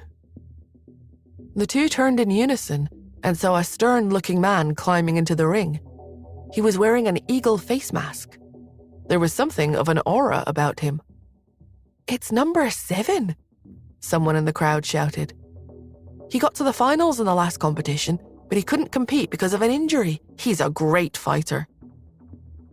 Those that had volunteered to help stood back one by one, knowing that a formidable fighter was to join the senior students in the ring. Someone in the crowd shouted, "Team third in the world, destroy them!" The sound of cheering and the clapping of hands resonated in the arena. It was clear which team was the favorite of the baying crowd. Victor and his teammates were on the defensive. Their plan of winning the competition was falling apart. They now faced a whole team, and the crowd wanted to see them beaten. Before they could talk to each other, the referee shouted, "The competition between Team Third in the World and Team Americans Are Incompetent begins now." He blew his whistle. Nora took the initiative and attacked. Previously, during the competition, Nora had been passive. She would only attack when her opponent tried to attack her. This fight was different, though, and had much more meaning. She attacked Antoine, the fiercest and most potent of the three opponents. He was stunned for a moment. "You dare attack me, little girl?" he thought. How powerful could she be? Even if she was Quinn's senior student, her skills were probably exaggerated. His senses quickly returned and he calmed down. The two competitors punched and kicked at the same time, grabbing hold of each other. Antoine laughed when he saw her slender left hand grip his fist. "I broke Smithen's arm with 3 hits. I wonder how many it'll take to break yours. Do you want to try?" Nora's eyes narrowed, her voice was calm. "Then let's try." "Try what?" Antoine froze. Nora quickly released her grip from his fist. "Let's try to see how many hits I need to break your arm." Her punch was powerful and fast, surprising Antoine. He felt a sharp pain, but nothing more. He shook his arm and laughed. My, is that all you have?" Nora ignored him. She turned around and kicked him. He tried to dodge her attack, but the kick landed where he had been punched. The 2 strikes made his arm feel a little numb, but he thought nothing of it. Nora accurately landed another powerful hit to the same spot on his arm. Nora's attacks became quicker and quicker. She didn't give Antoine a chance to launch one of his own. He tried to dodge the punches and kicks, but failed. The pinpoint accuracy of the hits to the same spot on his injured arm were starting to tell. The pain got worse as yet another punch, then kick, landed. He was in trouble.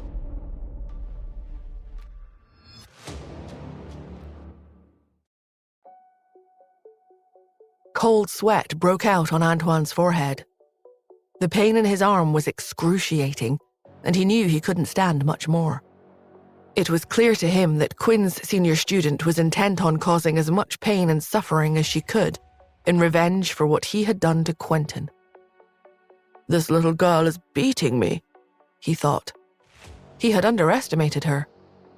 She looked half his size, but her fighting qualities and agility made up for her lack of height and weight.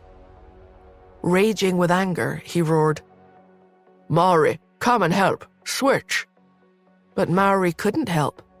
He and Victor were locked in battle with Justin and number 7, and barely holding their own as it was.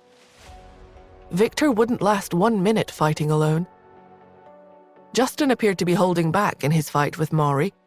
He hadn't made any sustained attacks, but he was doing enough to control him. Maury was becoming increasingly frustrated, but he had run out of ideas of how to force Justin into a full-on battle. Number 7 and Victor were equally matched. Neither fighter could get the better of the other, and it was clear the fight would be long. Nora continued with her powerful, relentless attacks on Antoine, pounding his injured arm repeatedly. Finally, there was a loud, sickening crack as his bones gave way to the onslaught. He screamed in pain and staggered around the ring. He looked at his broken arm, unable to make sense of what had just happened. Nora shifted her attack and, with a flying kick, hit Antoine straight in the face. The impact made his head jolt back. She then switched her attack again. this time punching his other arm mercilessly. There was another loud crack. He was on the verge of defeat. Nora could have finished him off right then, but she was determined to prolong his suffering. There was only one chance that Antoine had of snatching victory. He could crush Nora's petite body with his massive one. Somehow, he summoned enough strength to rush at her, letting out a mighty cry as he did so. But before he could reach her, she attacked again, placing a hard, accurate kick to the back of his calf. Antoine slumped to the ring floor. Nora immediately grabbed one of his arms and twisted it back forcefully. He cried out in pain. Antoine attempted to stand up despite his terrible injuries, but it was no use. He lay on his side, battered and broken. With a grimace, he muttered, "I admit defeat." But Nora had no intention of stopping. She kicked at him mercilessly until he passed out. Everyone knew he was finished. Nora glanced at Antoine coldly before turning around and walking toward Justin. "Move," she said abruptly. Justin moved out of the way as instructed. Number 7 now understood why Justin had not tried to beat Maury.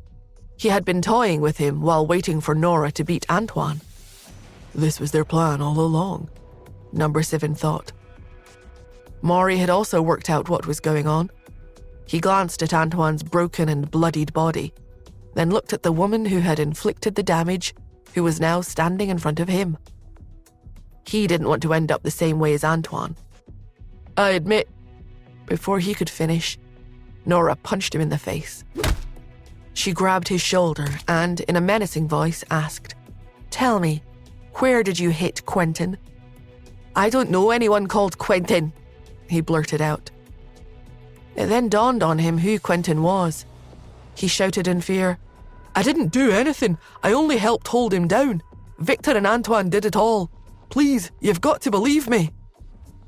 She lowered her gaze and nodded. Without warning, she grabbed his arm. His eyes widened in panic. Nora said calmly, "Then I won't let you move either." She began to beat on him again. Linda and Justin stood next to each other beside the ring. They had heard what had been said between Nora and Maury. Linda asked, "What happened to Smithin?" Justin lowered his head and replied, "They broke almost every bone in his body. They operated on him and saved his life, but they don't know if he'll walk again." She now understood why Nora had been so ruthless with Antoine and Maury. With a strained voice, she shouted, "Kill them!" Almost as one, the crowd shouted, "Kill them!" Number 7 looked at Nora. He warned, "You mustn't do it. It would be cold-blooded murder." "I know," Nora replied calmly. Instead, she punched Maury hard, and he fell down, unconscious. Number 7 looked at her and shook his head in concern. Nora turned her attention to Victor. She stared at him, showing no expression on her face. He was terrified and had lost all will to fight. I admit defeat. Don't kill me. Please don't kill me." He trembled and retreated. Before he could reach the edge of the ring, he was blocked by Nora. Number 7 saw what was happening and wanted to stop Nora, but Justin walked over and stood in front of him. "Captain Ford, you have to follow the rules here." Number 7 sighed. Justin had recognized him the same way he had recognized Justin and Nora. As a member of the police department, Captain Morris Ford couldn't allow Nora to beat the man to death. Before Morris could reply to Justin, Nora attacked Victor. As with Antoine and Maury, she showed no mercy.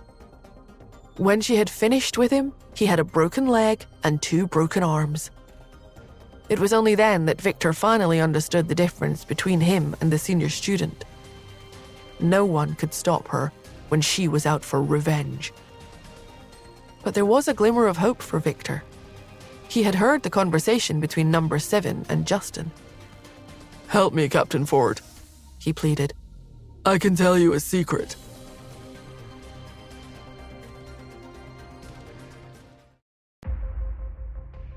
Morris had gone to the underground arena because he had heard that Victor's strength had increased massively in a short time, and he wanted to investigate whether it had any connection with the human experiments.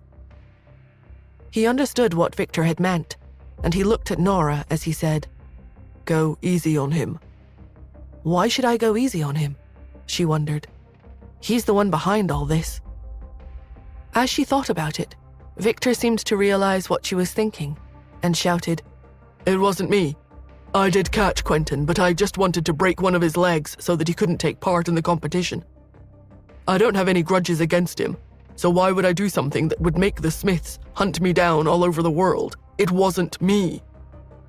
"Tell me what happened," demanded Nora. He said, "Last night, the three of us stopped him. Later on, we received orders from our teacher to bring him back. That's why we took him back. Don't listen to Antoine's nonsense. I'm not the mastermind, I'm an American, and I know how powerful the Smiths are in New York. I still have family here. I tried to stop our teacher from interrogating him, and they kicked me out." He sounded distraught as he continued, "I don't know what they did in there, but when it was light, I went in again and saw Smithin lying there unconscious. He seemed to have stopped breathing. I was so afraid that I secretly took him out. Otherwise, you wouldn't have had the chance to find him." He looked up at Nora and saw that the hatred in her eyes hadn't decreased, and he was worried for his life. He looked at Morris and pleaded, "Captain Ford, save me. I know my teacher's big secret, which will explain why I've improved so quickly. I can tell you everything."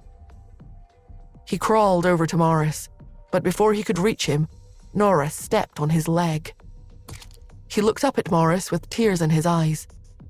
Morris said to Nora, "I want him kept alive. You can count it as me owing you a favor. I promise to help you out in the future with anything you want." She looked at Morris intently but didn't say anything. Morris glanced at the fallen members of the Benevolence Hall team again and said slowly, "I'll get someone to make this go away." Although Justin had said that he could handle it, she accepted that he couldn't manage it as well as Morris. She pondered for a moment and looked at Victor again. He trembled in fear from her gaze. She then asked, "Where's your teacher?" Victor looked relieved and immediately replied, "He's at Benevolence Hall." He then gave her the location. She scowled at him and kicked him in the gut. He cried out in pain and started to shiver in fear. She turned to Morris and said, "He's all yours, but remember to bring him back to me." It was clear that she hadn't forgiven Victor. "All of those who bullied Quentin will have to pay the price," she said. She then jumped off the stage and walked out. Justin followed closely behind her and asked, "Where are you going?" "Benevolence Hall." Nora stood at the door of Benevolence Hall, looking exhausted. Her body had reached its limit, but her thirst for revenge was still unquenched. She saw Abigail standing at the courtyard, and he looked at her but didn't say anything. "Don't you want to know who I am?" she asked. He stared at her and said, "You're no match for me. Go and find somewhere else to fight." She looked at him even more intensely and said, "I'm not going anywhere." Half an hour later, Abigail looked at his severely damaged fists and was thankful that the woman hadn't killed him. Accepting his defeat, he fetched a ladder from the corner of the courtyard and placed it against the wall. He grimaced with the pain as he climbed up the ladder and took down the Benevolence Hall plaque. After climbing down, he held the plaque in both hands and smashed it down on his knee, splitting it in two. The consequence of losing the fight was that Benevolence Hall was finished. He handed Nora the broken plaque. She kept her eyes on him as she threw the pieces to the ground in contempt. He looked at her and mumbled, "What you did just now was impossible. A woman like you can't possibly have such strength and power." Just then, the sound of a police siren came from the street. Victor had told Morris about the human experiments, and he had decided to send some officers to arrest Abigail. As the police officers entered the courtyard, Nora casually walked out. When he saw her leaving, Abigail shouted, "I get it. You're the same kind of person as me."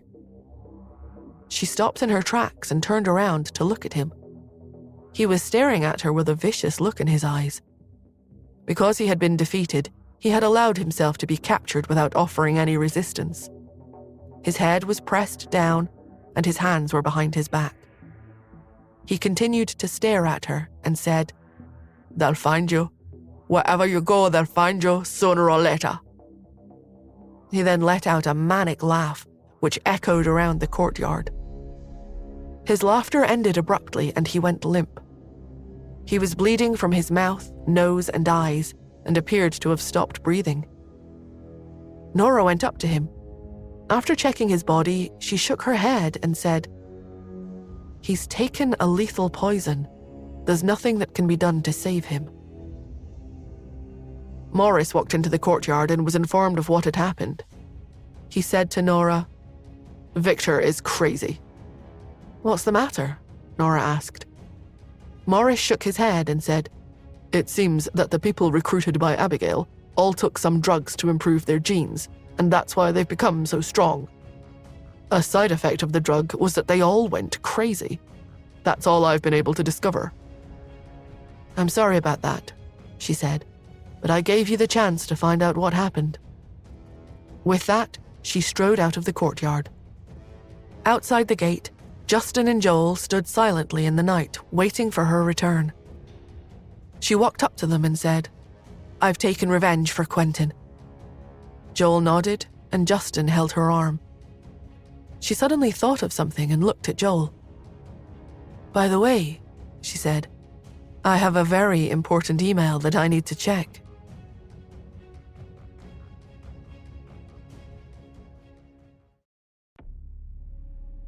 It was at that point that Nora realized that she had gone with them to search for Quentin immediately after she had woken up that morning, so she still hadn't seen the DNA test results. She wanted to take out her cell phone to check, but as soon as she looked down, she blacked out. Fortunately, Justin had already sensed that she was in a bad state, so he immediately held onto her waist and caught her before she fell. "Nora, Nora." The two men were all armed. Justin held her in his arms while Joel took over the car from the chauffeur and sat in the driver's seat. When Justin got Nora into the car, Joel stepped on the gas pedal and the car sped off. It usually took 20 minutes to get to the hospital, but Joel arrived in just 5. Despite that, Justin had been urging him to go faster while they were on their way there. When they arrived at the hospital, and before the car had even stopped, the doctors that Justin had assembled with a phone call were already waiting for them at the door. He carried Nora out of the car and put her on a stretcher. It was only when they were taking her to the emergency room that they discovered that her red dress was covered in blood. Justin and Joel were extremely worried. Justin looked at the doctors and shouted furiously, "Hurry up and check her injuries." At that point, Lily, who had been watching over Quentin, squeezed into the crowd and said, "Please step aside. Let me have a look at my boss." Justin gave a wave and the people stepped aside at once. When Lily saw the bloodstains on Nora's dress, she became even more anxious. "Why is she bleeding so much? Quick, take her to the operating room." A group of medical staff took Nora to the operating room with great haste. 5 minutes later, Lily walked out of the operating room. The moment they saw her come out, Justin and Joel stood up. "How is she?" Justin asked. Lily hesitated, unsure of how to answer. Justin became even more anxious. "What kind of injuries does she have?" he asked. "Why are you in a daze?" "She isn't hurt," said Lily. Justin was taken aback. Joel asked, "Then the blood on her is—" "She has bruises on her hands, likely from hitting people, but the blood on her dress is indeed someone else's." "Then why did she faint?" asked Justin. Lily replied, She fell asleep. She thought back to the awkward scene in the operating room. When she had taken out a pair of scissors and cut open her boss's clothes, she had seen that the woman's skin was clean and unblemished. There weren't any wounds on her at all. "But she fell asleep so abruptly," said Joel. "Who would suddenly fall asleep while talking?" Because she saw that the two men were perplexed, Lily coughed and explained, "She's out of energy. The same thing happened to her when we were abroad. It was when she performed a 15-hour-long operation, which ended way beyond her usual sleeping hours. After she came out of the operating room, it seemed like something had gone wrong with Cherry's grand aunt, so she stayed up for another long period of time. In the end, she fainted and fell asleep." After hearing that it had happened before, Joel breathed a sigh of relief. Justin, however, was still worried. "How long will she be asleep for?" Lily thought about it and said, "My conservative estimate is 2 days." Justin frowned. "What about food? She can't stay hungry, can she?" Lily said, "You won't be able to wake her up because she's totally exhausted. She'll be out for at least 2 days. As for food, you don't have to worry because I'll transfuse nutritional supplements through her IV drip." The two men seemed slightly reassured. "Oh, there's a piece of good news, by the way," Lily said. "The person in the ICU that she asked me to observe is out of danger now. However, it will be difficult for him to walk again." It was doubtful whether Quentin would ever be able to walk again because his bones had been so badly broken. He was only alive because Dr. Athena had operated on him in time and had merged modern and traditional medicine during the treatment process. Although Joel was pleased to hear that Quentin was going to pull through, he was devastated by the news that his mobility would be severely restricted. As usual, Tanya gave the children dance classes in school, and she had an extra private lesson scheduled with Mia. When the Smiths arrived to pick up the children from classes that evening, there was no sign of Joel. It was then that she realized that Joel hadn't contacted her at all that day. Was it because I refused to be Mia's mother? She wondered. Pete and Brandon got into the car and returned to the Smiths' home, while Tanya took Mia to her place and gave her a dance lesson. At 9 o'clock that night, despite it already having reached Mia's bedtime, Joel still hadn't come over to pick her up, so Tanya left him a message. Eventually, he sent her the first message of the day. "I had an urgent matter to attend to today. Can Mia stay with you for a night?" He had something to do? What could that be? She wondered. He's never been one to ask favors from me, so something big must have happened. She quickly sent her reply, "No problem." She took Mia to bed with her, and they soon fell asleep. In the middle of the night, she suddenly felt a lot of heat coming from beside her.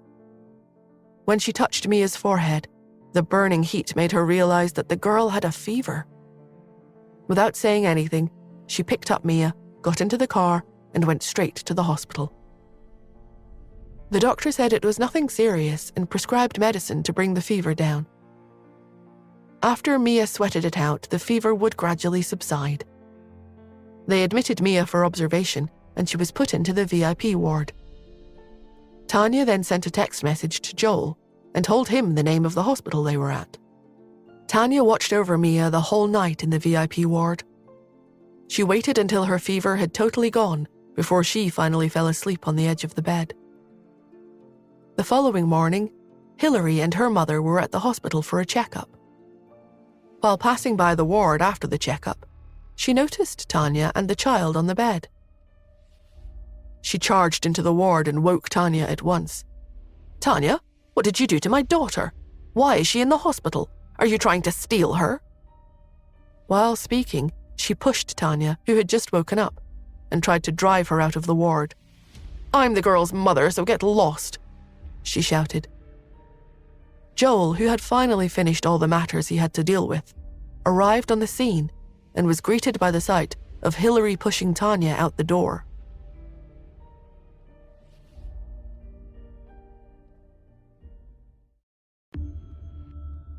Tanya was still dazed. She had slept little the night before because she had been watching over Mia. She had only just fallen asleep when she had been woken up by Hillary. Hillary didn't go and look at Mia right away. Instead, she continued to verbally abuse Tanya. "Are you also going to steal my daughter when you've already stolen my man? You're totally shameless. Don't even think about taking my daughter from me. Mia is my daughter. Mine." Several people had gathered to see what the commotion was all about.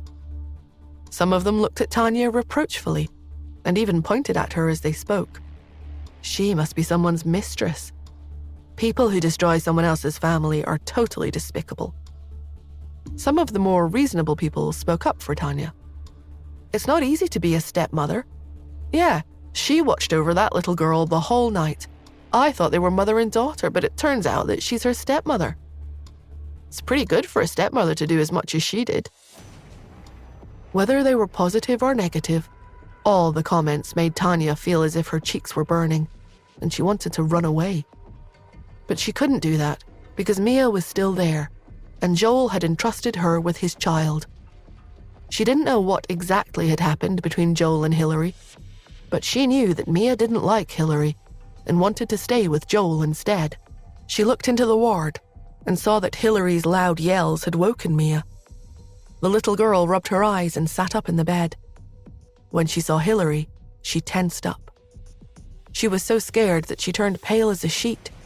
She called out weakly, "Mummy, don't be angry. My teacher isn't a bad person." She wanted to defend Tanya, but she felt terrified. Hillary ignored her and continued yelling at Tanya. "Do you feel a great sense of accomplishment because you stole someone else's man? I hope you die a terrible death. I hope your whole family dies horribly." Tanya recovered her senses and said sharply, "Don't forget that the person next to you is also part of my whole family." The person next to Hillary was none other than Tanya and Hillary's mother, Mrs. Jones. Mrs. Jones, who was holding Hillary's hand, was also glaring at Tanya. When she heard what she said, she snapped, "I don't consider you to be my daughter." Hillary sneered and said, "Look how badly you've behaved, Tanya. Even your mother won't accept you anymore. If you even have the slightest bit of morality, you'll get out of here and leave Joel alone. Give him back to me." Tanya looked at the anxious child on the bed. She didn't want to argue with Hillary there, so she said, "If there's anything you want to say, then let's say it at home. Let's stop for now." However, this only made Hillary think that she was scared. She shouted furiously, "Why should we talk about it at home? Is it because you also find your own actions too shameful to be talked about in public? Why didn't you think of how appalling your actions were when you stole my husband?" Tanya clenched her fists and said, "Hillary, who exactly took him away from whom?" Her words made Hillary choke with anger. Mrs. Jones decided to speak up at that point. "Tanya, how can you make up such lies?" she asked. "Hillary was obviously in a relationship with Joel back then. Our families were planning for them to get married. Who do you think you are? Hillary is the Joneses' eldest daughter, while your father is a piece of trash. You and Mr. Smith were from two different worlds right from the start." Tanya stared at the woman in front of her. It had been 5 to 6 years since she had last seen her mother. She looked as charmless as ever and didn't seem to have changed much in any way. Even the way she blindly defended and protected Hillary was the same as before. She had never understood how that woman could be her mother and yet show so little motherly love for her. She had even seemed to find pleasure in belittling her own daughter. Tanya was even dubious about whether she really was her daughter. Tanya looked at her again, and just as she was about to say something, she heard Joel's sharp, icy-cold voice. "Is that so? How come I didn't know there was a marriage agreement between the Smiths and the Joneses?" he said. He strode over and stood beside Tanya. He had waited anxiously outside the operating room during Quentin's operation the previous day, and had accompanied Nora when she had gone to take revenge in the night. As a result, He hadn't slept for a whole 30 hours, and the whites of his eyes were all bloodshot. The anger he felt because of Quentin's injuries had yet to dissipate, and there was a violent aura around him, which made everyone fall silent. Mrs. Jones was frightened by the way he looked, and she became docile. She stammered, "Mr. Smith, why are you here?" Joel looked down at Hilary and said, "You should have gone abroad by now." Mrs. Jones hurriedly explained, "Hilary was unwell, so I brought her here to the hospital for a consultation. We're thinking of sending her abroad once she recovers." Joel sneered and said, "There are hospitals abroad too. Of course, if your family doesn't have such connections abroad, the Smiths would be very willing to help." After speaking, he glanced at Tanya, who was next to him, and then at Mia, who was looking at him from the bed a distance away. The little girl's eyes were full of tears.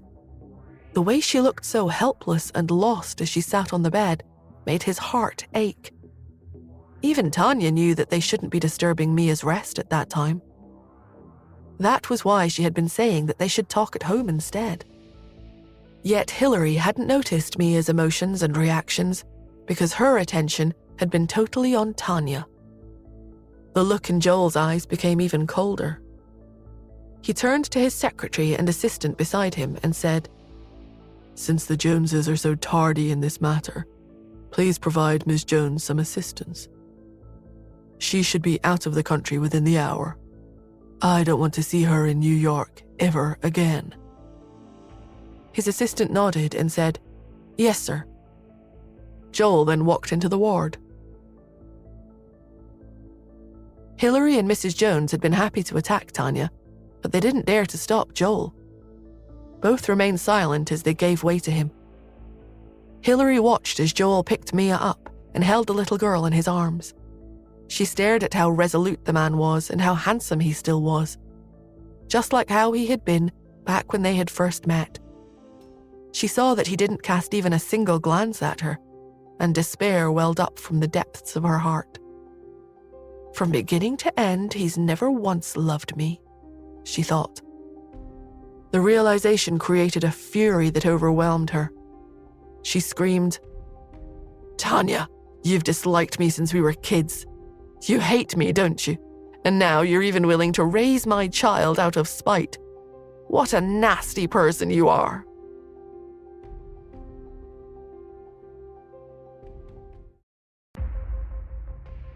Hilary was trying to be as hateful as she could possibly be, and Joel looked at her in astonishment. She looked as if she had lost her mind. Her savage expression made her look like a cornered wild animal putting up one last fight. She said, "How about this? Give Mia to me, and the two of you can have your own children instead. That way, I won't pester you ever again in the future." Joel looked at Tanya nervously. He was worried that he was letting Tanya down by asking her to be Mia's stepmother. Tanya had also been resistant to the idea, and 2 days previously, she had argued with him because of it. Joel thought that it was something that she wouldn't get over. Tanya looked at Mia when she heard what Hilary said. The words, "have your own children," came as a blow that made her feel guilty.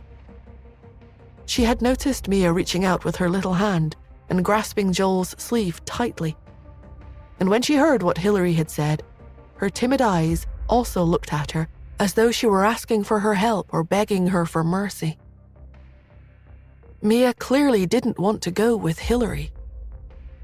Seeing that neither Tanya nor Joel were speaking, Hilary stretched out her hand to Mia and said, "Come here, Mia. Come with Mummy. Let's get away from these bad people. It's best that you don't stay with them because once they have their own children, they'll abuse and bully you. Come with Mummy because Mummy will never bully you." Mia shrank back further into Joel's arms. Joel was looking at Tanya the whole time. He would never give Mia to Hilary no matter what, but he wanted Tanya to say something right then. However, Tanya just stared at Mia, and it was impossible for him to tell what she was thinking. His heart slowly sank as he thought that Tanya wasn't ready to accept Mia. Maybe it's asking too much for her to treat the child as her own when she was born to the sister she hated, he thought. However, Joel would never let go of Mia, nor would he let go of Tanya. They were the two most important women in his life. He looked at Hillary and pulled Mia further away from her. Just as he was about to speak, Tanya said, "If I say that I don't mind accepting her as a daughter, will you believe me?" Her words stunned everyone. Hillary looked at her incredulously. Even Joel was shocked. Tanya looked at Mia and slowly stretched out her arms to her. "I like Mia. Although she's your daughter, she's not like you at all. The two of you are completely different." She looked down at the child and realized that she couldn't even make herself dislike Mia, because the sight of her made her think of her own child. Because she had known what it was like to be a mother, she felt more accommodating toward other children and wanted to make Mia happy. When Mia saw Tanya stretching her arms out to her, she suddenly felt warmth entering her icy cold world. She reached out her own short little arms and went into Tanya's embrace. Tanya had decided to let go of her negative feelings. She believed that she could offer Mia a better future, a future far better than any Hillary could ever offer her. She turned to Hillary and said, "Mia is also Joel's daughter. Considering how much I love him, how could I not love his daughter too? You don't have to worry about Mia after you go abroad, because I'll take good care of her. We're a family of 3, and we're going to live happily together." Hillary became so furious that she started shaking all over. "That's utter nonsense," she shouted. "I'm Mia's mother, and her place is with me. I was the one who gave birth to her, not you." Tanya didn't understand why she was emphasizing that over and over, but she nevertheless asked, "Mia, do you want me to be your mum?" Mia's eyes lit up and she said, "Yes." Tanya then looked at Hillary and said, "Mia is only 5 now, but in a few years from now, will she still remember you, her biological mother?" Immediately after saying that, Tanya picked up Mia and proudly walked toward the exit with her in her arms. "Mia, your fever's gone," she said. "Shall we go home?" Hillary was still shaking, while Mrs. Jones looked as if she didn't know what she should do. A moment later, Joel's assistant walked up to Hillary and said, "Miss Jones, your flight has been booked. It departs in under 2 hours, so you need to come with me now." Hillary was at a loss for words as she stared at the assistant in front of her.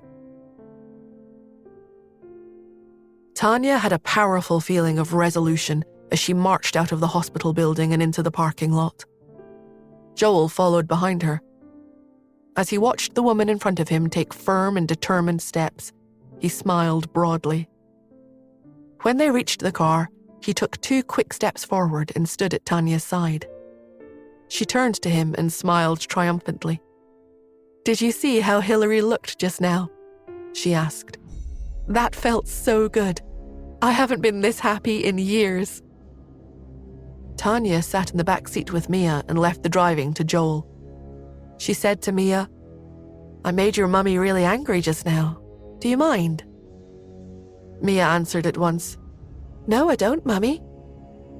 Tanya gulped. She looked wide-eyed at the little girl and asked, "What did you call me?" Even though Mia was looking at her timidly, she spoke very firmly. "You were the one who asked me to call you Mummy." Tanya felt embarrassed and quickly said, "No, I said that just now to make Hillary angry. You don't have to take it seriously." "Okay, Mummy," said Mia. Tanya immediately looked at Joel, who was chuckling. "What are you laughing at?" she asked angrily. "Aren't you going to say something to her?" The extremely thick-skinned Joel said, "We already agreed that when we have a daughter in the future, I'd be in charge of spoiling her, while you'd be in charge of disciplining her." He started the car, and Tanya asked, "Where are we going?" "To my place." He saw that she was about to refuse, so he quickly added, "Nora has been injured. Before she fainted, she was talking about an important email."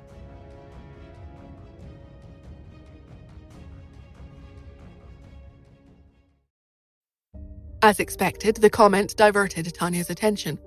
She fired a series of questions at him. "How did she get injured? Is she okay? Is that why you were busy the whole day yesterday? And what email are you talking about?"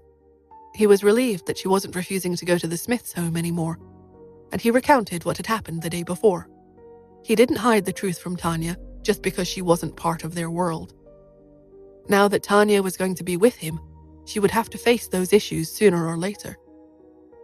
When she heard about how injured Quentin was, and about how Nora had challenged the Benevolence Hall team all by herself, Tanya frowned and said, "Well done to Nora for beating them all up. If I had practiced martial arts, I would definitely have gone with her to give them a beating too." Then she asked Joel accusingly, "Did you help her?" "I wanted to, but Justin stopped me," he replied.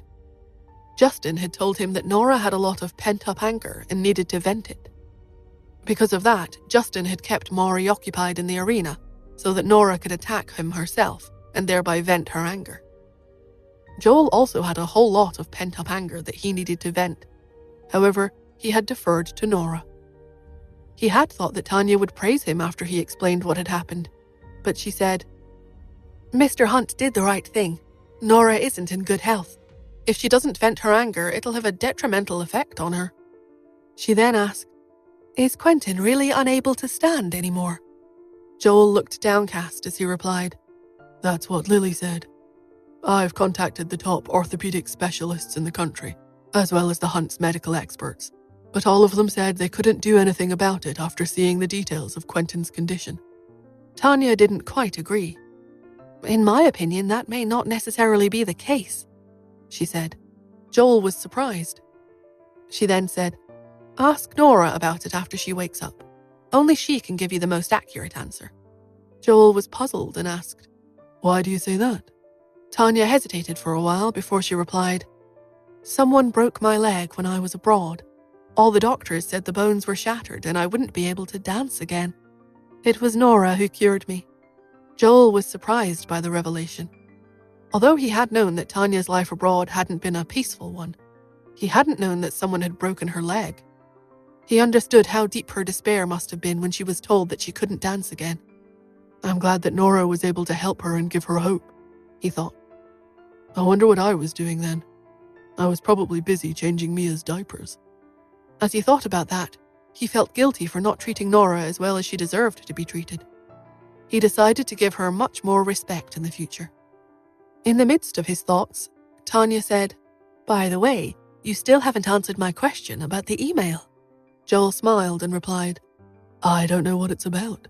Before she fell asleep, she looked at me and said something about a very important email. She didn't say what was in it, though." "It's a pity she didn't say more than that," Tanya said. "How will we know what her email account password is?" While they were still talking about it, they arrived at the Smiths' residence. The car had only just passed through the gates when they noticed an ambulance parked out front. A couple of nurses got out and carefully helped Ian out of it. He was very weak because he had only recently returned from the jaws of death, and he couldn't even walk. After getting out of the ambulance, the nurses helped him into a wheelchair. Joel was shocked that his uncle had returned home while still so frail. He stopped the car, walked over, and called out, "Uncle Ian, why are you back?" Ian noticed him but signaled for one of the nurses to wheel him into the house. As he was being pushed, he turned to Joel and asked, "How could you keep something so serious from me? I couldn't rest peacefully in the hospital while Nora was still unconscious, so I decided to come back and have a look at her." Joel glared at the nurses. Ian said, "Don't look at them like that. I sensed something was amiss because Quentin hadn't come to visit me in a while, so I forced them to tell me what had happened." When he discovered that Nora was his daughter, he had instructed Quentin to follow her every day and give him regular reports of anyone who seemed to be following her. When Quentin hadn't shown up the day before, he sensed that something was wrong. The nurses were deferential to him, so he had easily sounded them out. Upon finding that Quentin had been hospitalized, he had insisted on visiting him. Quentin had been unconscious when Ian saw him, and the medical staff had told Ian that he would likely remain unconscious for some time. After visiting Quentin, he had become worried that the report about how Nora was only sleeping was just their way of trying to comfort him. Because of that, he had demanded to be taken home. He would only be able to rest assured once he had seen Nora with his own eyes. Ian had always been a stubborn man. Joel knew that no one around him could talk him out of something he wanted to do. It was just like how no one had been able to do anything to help when he had been so determined to die. Once Ian made up his mind, his decisions and beliefs stayed with him. Joel didn't say any more, and Tanya went over with Mia in her arms. When Ian saw that it was Tanya, he made a sound of surprise and said, "So, you have returned to the States." Tanya had often visited the Smiths when she was dating Joel, which is why he knew who she was. She greeted him respectfully. "Hi, Uncle Ian." He nodded at her. Then he looked at Joel and said, "Although you and I are not father and son, we have very similar personalities." He then turned toward Tanya and said, "This kid here has stayed single all these years because he was waiting for you. Cherish him, dear." Tanya looked at Joel, who was blushing slightly. To outsiders, he was the head of the Smith family and someone who was feared. But in the eyes of Ian, he would always be a junior. He even called him a kid. Tanya, who had sensed how embarrassed Joel was, smiled and said, "Don't worry, I will." Joel pushed the wheelchair while Tanya carried Mia in her arms, and they headed toward the living room. Ian suddenly became nervous. "Nora's little girl is also at home, right? This is the first time I'll have met her. Should I give her a gift or something?" Just as he asked that question, he heard a familiar young and tender voice come from the living room.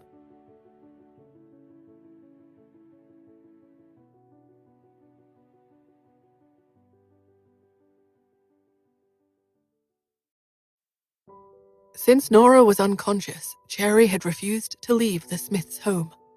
She had told her father that she wouldn't go back to the Hunt's house and had insisted on staying by her mother's side no matter what. She had used every trick she knew. She had batted her eyes and acted sweet. Then she had whined. And finally, she had resorted to throwing a tantrum on the floor of the Smiths' mansion. Pete, on the other hand, had displayed none of his sister's histrionics, but his stance had been equally as firm. He had looked at his father and said with quiet dignity, "I'm not leaving until Mummy wakes up." Justin had sighed.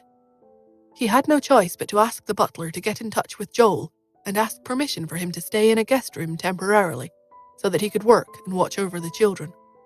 When Joel had gotten the call from the butler, he had frowned. "Justin is too devious," he thought. "He's a grown man. Why can't he make 2 5-year-old children do as he says? Besides, why does he need a guest room? He could just tell the Hunts that the children are having a sleepover. He's the head of the Hunt family, so he doesn't need to ask their permission or report his whereabouts to anyone."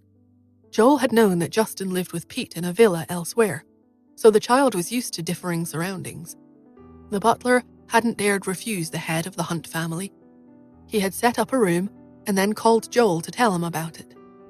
He had known that he would have to talk to Justin about things as soon as he had the chance. In the living room of the Smiths' home, Cherry was seated on the couch and playing a video game, and fully engaged in trash-talking her opponents. The 2 butlers in charge of external and internal affairs stood behind her and cheered her on. "Miss Cherry, you're so good at this," one of them gushed. "Your insults are a work of art," the other added. "How do you come up with these? Jumbo with a D? That's Dumbo. Ha!" Justin sat on the other end of the couch, shuffling through some papers, seemingly hard at work. He glanced down at Pete, who was lying on the floor, working studiously on his maths tournament problems, and completely unaffected by Cherry's outbursts. Cherry read the comments on her live stream as she played. Her brows furrowed. "Daddy," she said, "all of them are saying that Sponsor Grandpa hasn't come to my live stream for so long because I was insulting people and he doesn't like me anymore." She gave a little sniff. "Do you think that's true?" Though Justin seemed at ease on the couch, internally his nerves were wound tightly. "Ian's coming home today," he thought. and everything is different. I respected him as a business colleague in the past, but now I must deal with him as Nora's father. I'm going to be his son-in-law. I can't embarrass myself in front of him." Cherry's question pulled him out of his own thoughts. "How can that be?" he responded. In his mind, his daughter was adorable and could do no wrong. "You're so cute when you sling insults." Cherry breathed a sigh of relief at her father's words, but she couldn't let it go. "Then why isn't Sponsor Grandpa talking to me anymore? I haven't seen him on my messenger for so long. I asked Mummy to look for him, but she couldn't find him. Daddy, are you sure you're not a hacker?" Justin gave a surprised little cough. "Of course I'm a hacker," he thought. "I'm XYZ, one of the world's top hackers, but I can't let my future in-laws know that. And I don't want to compete with Sponsor Grandpa for my daughter's affection. I just reached the top spot in the virtual gift ranking." "I'm really not," he said. "Your daddy is a good law-abiding citizen, and my company always acts in accordance with the law." Cherry gave a little pout and continued her game. On the floor, Pete glanced up at his father with a sigh. "He's lying to my sister," he thought. "Doesn't he have any shame?" "Why are you so intent on looking for a Sponsor Grandpa anyway?" Justin asked Cherry. "The way I see it, he was only a short-term friend. Otherwise, why would he suddenly disappear? That's very rude behavior. Why don't you forget about him for now?" "But what if Sponsor Grandpa was sick?" Cherry asked. "Impossible. Think about how rich he is. What kind of illness could he have that would cause him to just disappear?" "I guess you're right, Daddy. I won't talk to Sponsor Grandpa ever again." As they had been speaking, Ian had been approaching the room in his wheelchair, intending to speak to the guests. When he had heard the little girl's voice, he had been briefly bewildered and then elated. "That's sweet little Cherry's voice," he thought. "I'm going to get to meet my little online friend in person." Then he heard Justin's reply. What on earth is Justin teaching those children?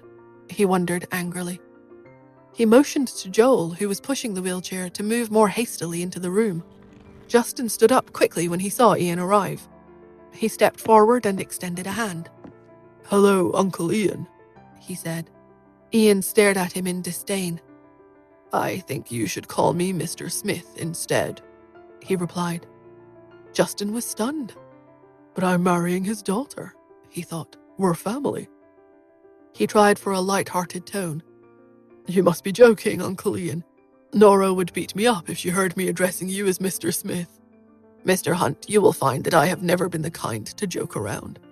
What kind of a relationship do you and Nora have that you feel you can call me Uncle Ian?" Justin looked at him in confusion. "We're engaged, sir." "Engaged? Why am I not aware that my own daughter is engaged? When did you two hold an engagement ceremony?" "But I publicly announced that Nora was my fiancée at the Hunt's party," Justin thought. "Our relationship has been confirmed. Why is Ian refusing to acknowledge it?" "You're right, sir," he said. "I'll take care of that right away." Ian turned away from him and looked toward Cherry instead. Cherry stared back at him with her big dark eyes. Joel, who had entered the room behind his uncle, pushed the wheelchair forward for introductions. "Uncle Ian," he said, "this is Nora's daughter. Her name is Cherry." Ian unexpectedly found himself blinking away tears, and his voice trembled slightly as he said, "Hello, Cherry." Cherry's face was split by a big smile that lit up the room. "Hello, Grandpa." Ian's heart melted. When Cherry had nicknamed him Sponsor Grandpa in their messages, he had thought she was a sweet child. Seeing her in person, he felt that sweetness reach all the way inside of him. He smiled back at her. Chester's voice came through the live stream and interrupted the moment. "Boss," he called out, "look at your messages. They're all mocking you." Cherry turned quickly towards her message feed, and her eyes filled with tears. Everyone was laughing at her because Sponsor Grandpa had abandoned her.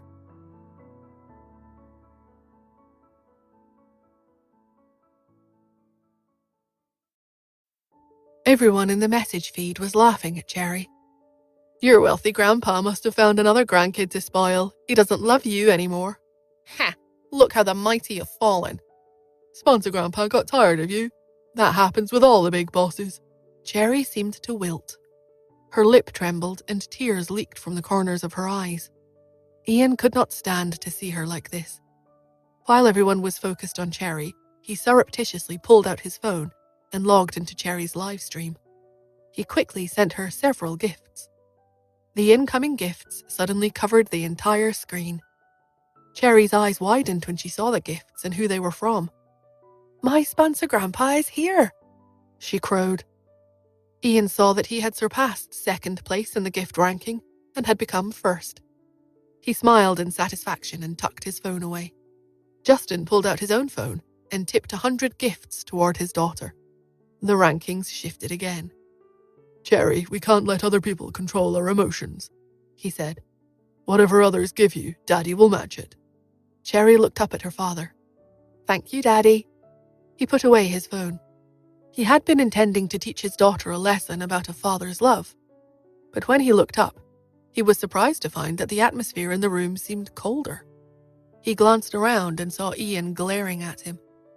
After hesitating a moment, he asked, "Sir, is something wrong?" "Mr. Hunt, are you free all day today?"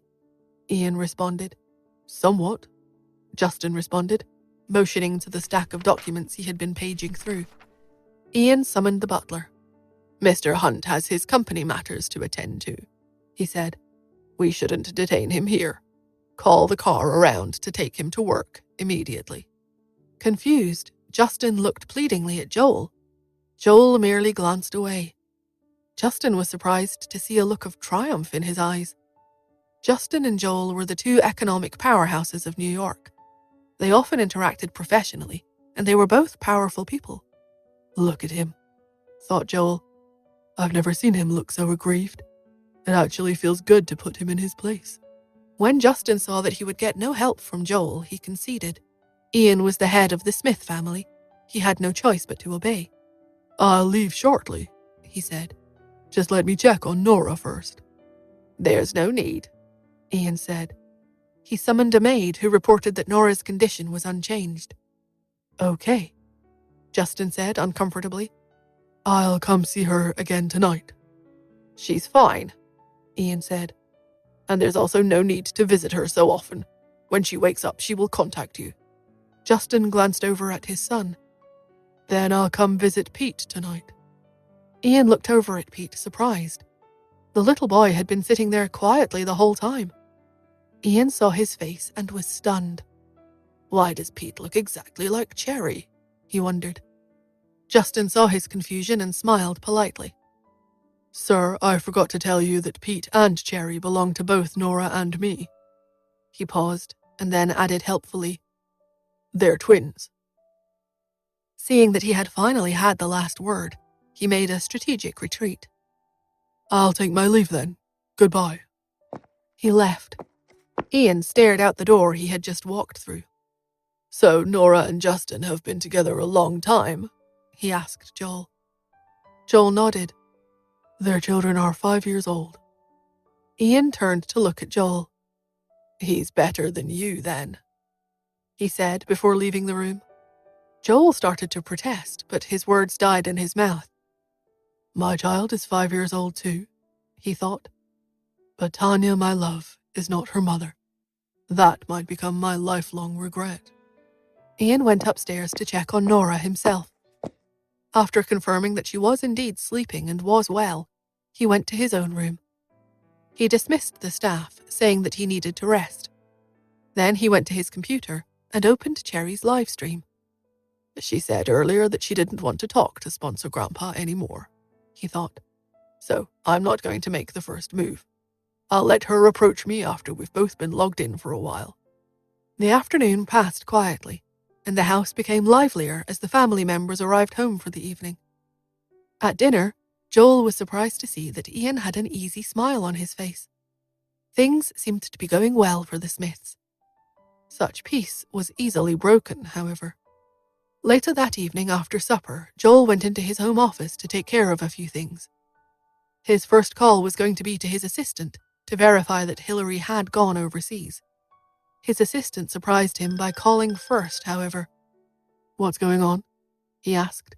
"Hillary did go overseas," his assistant replied.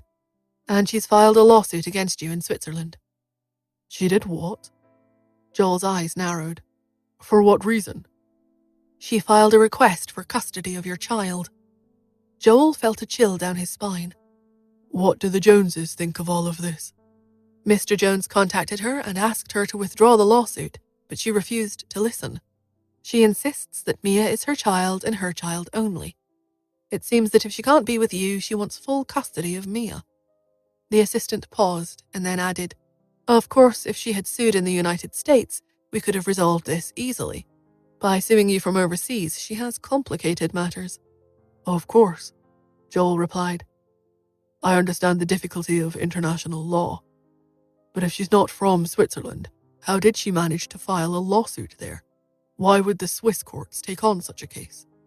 We're still investigating that, but the court seems to be taking this case very seriously. They're already preparing to serve you with a subpoena. Joel felt that something was wrong with this whole situation. Give this your utmost attention. Use whatever resources you need to get to the bottom of this. Yes, sir, I understand. Joel hung up and thought about his daughter. Maybe it's not that complicated, he thought. If we don't go overseas, there's nothing the courts can do to us. But Mia can't possibly stay in this country forever, can she? It's only been a day. How on earth has Hillary pulled together a lawsuit so quickly? Justin stood on the sidewalk outside the Smiths' home and stared at the brightly lit windows enviously. He wanted to go inside, but the butler had turned him away at the front door. I've asked Mr. Ian, the butler had said, and he said it is getting too late in the evening for guests. Justin didn't want to push his luck. Ian is too powerful, he thought. I'm not sure I can handle him without Joel's help, but Joel doesn't seem to want to give it. It'll take something powerful to convince him to help me. He suddenly thought of the DNA test that Nora had ordered to compare Tanya and Mia's DNA, and he smiled.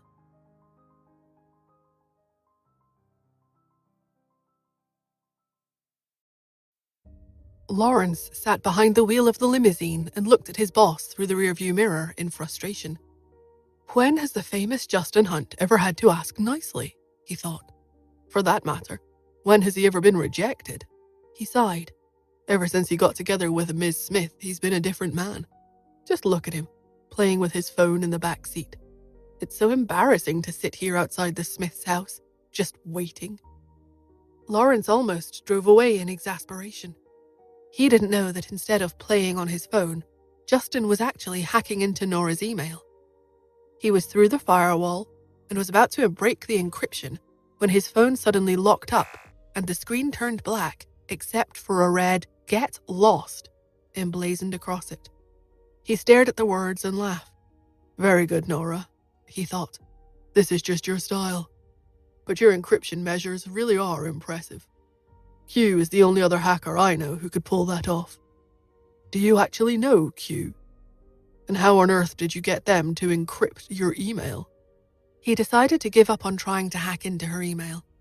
She'd probably be angry if she woke up and realized I'd hacked it anyway. Instead, he rebooted his phone and called Lily. Lily's steady voice answered immediately. Hello, you've reached Lily. Who's calling, please? Justin. The boss's husband? Lily asked in surprise. What? She coughed. Nothing. I'm sorry, Mr. Hunt.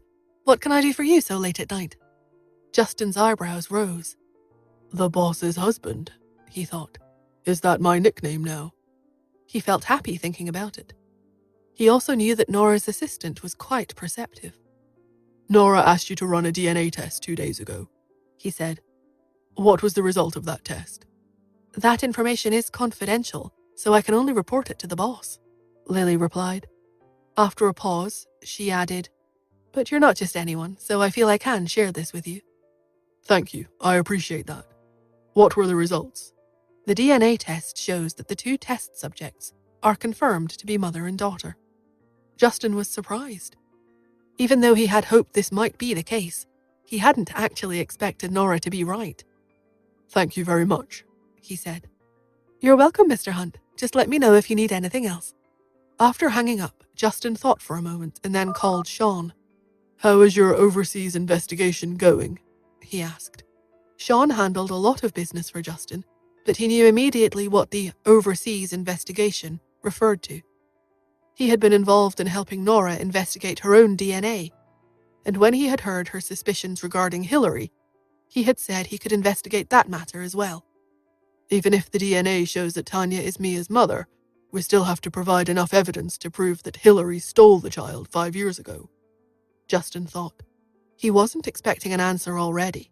He trusted Sean, but the investigation reached back 5 years and involved events that happened in Switzerland. Anything overseas took longer. Sean said, "Give me another 12 hours and I'll have answers for you."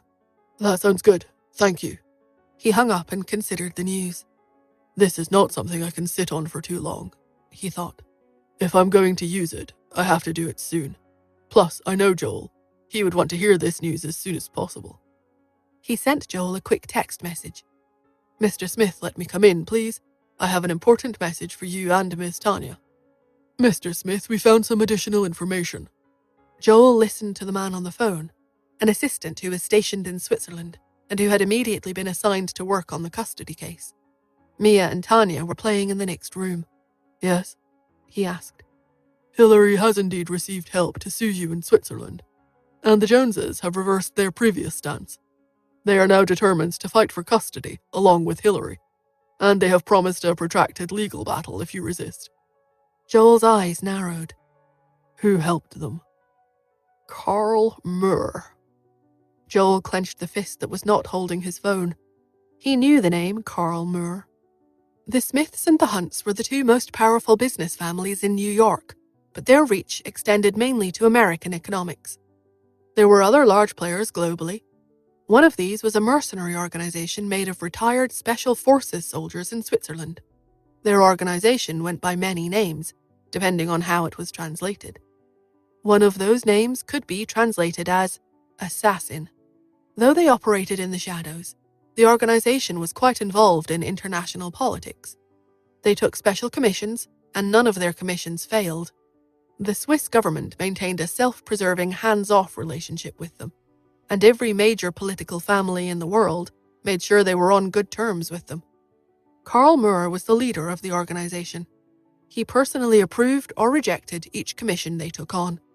"As far as I know, the Joneses have nothing to do with Carl Moore," Joel thought. "Why is he suddenly protecting them?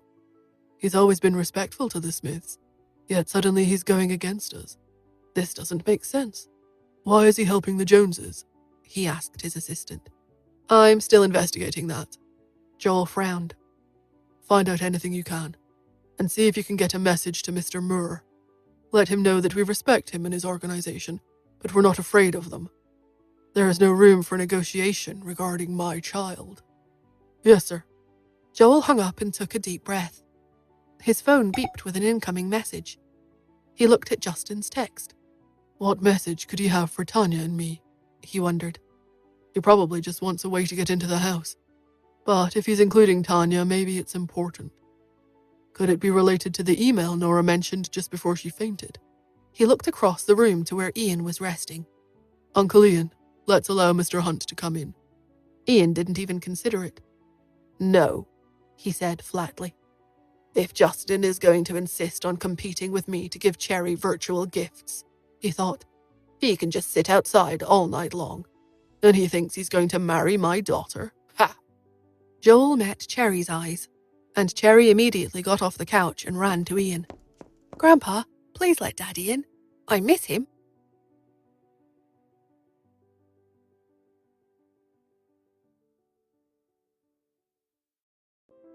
Ian sighed. He could not deny his sweet granddaughter's request, but he glared at Joel for putting him in that position. The butler had reported to him when Justin had first arrived, and had continued to give quiet updates as Justin had continued to wait outside the gate. Cherry and Pete hadn't known their father was just outside. During dinner, Cherry had even looked at the door and asked, "Why isn't Daddy here yet?" "He's probably busy with work," Ian had responded coldly. Cherry had shrugged and had continued eating.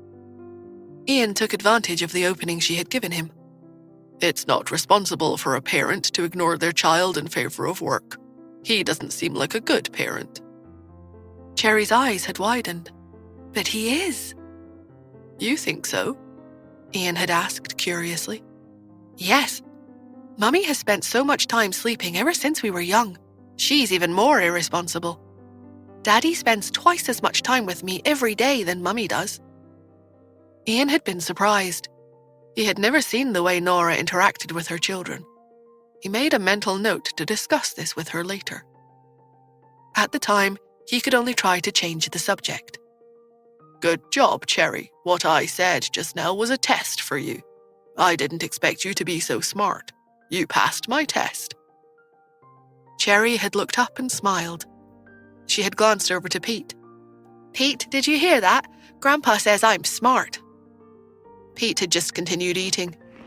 He wondered why his father, and now his grandfather, who was rumoured to be so very serious all the time, were acting so childish.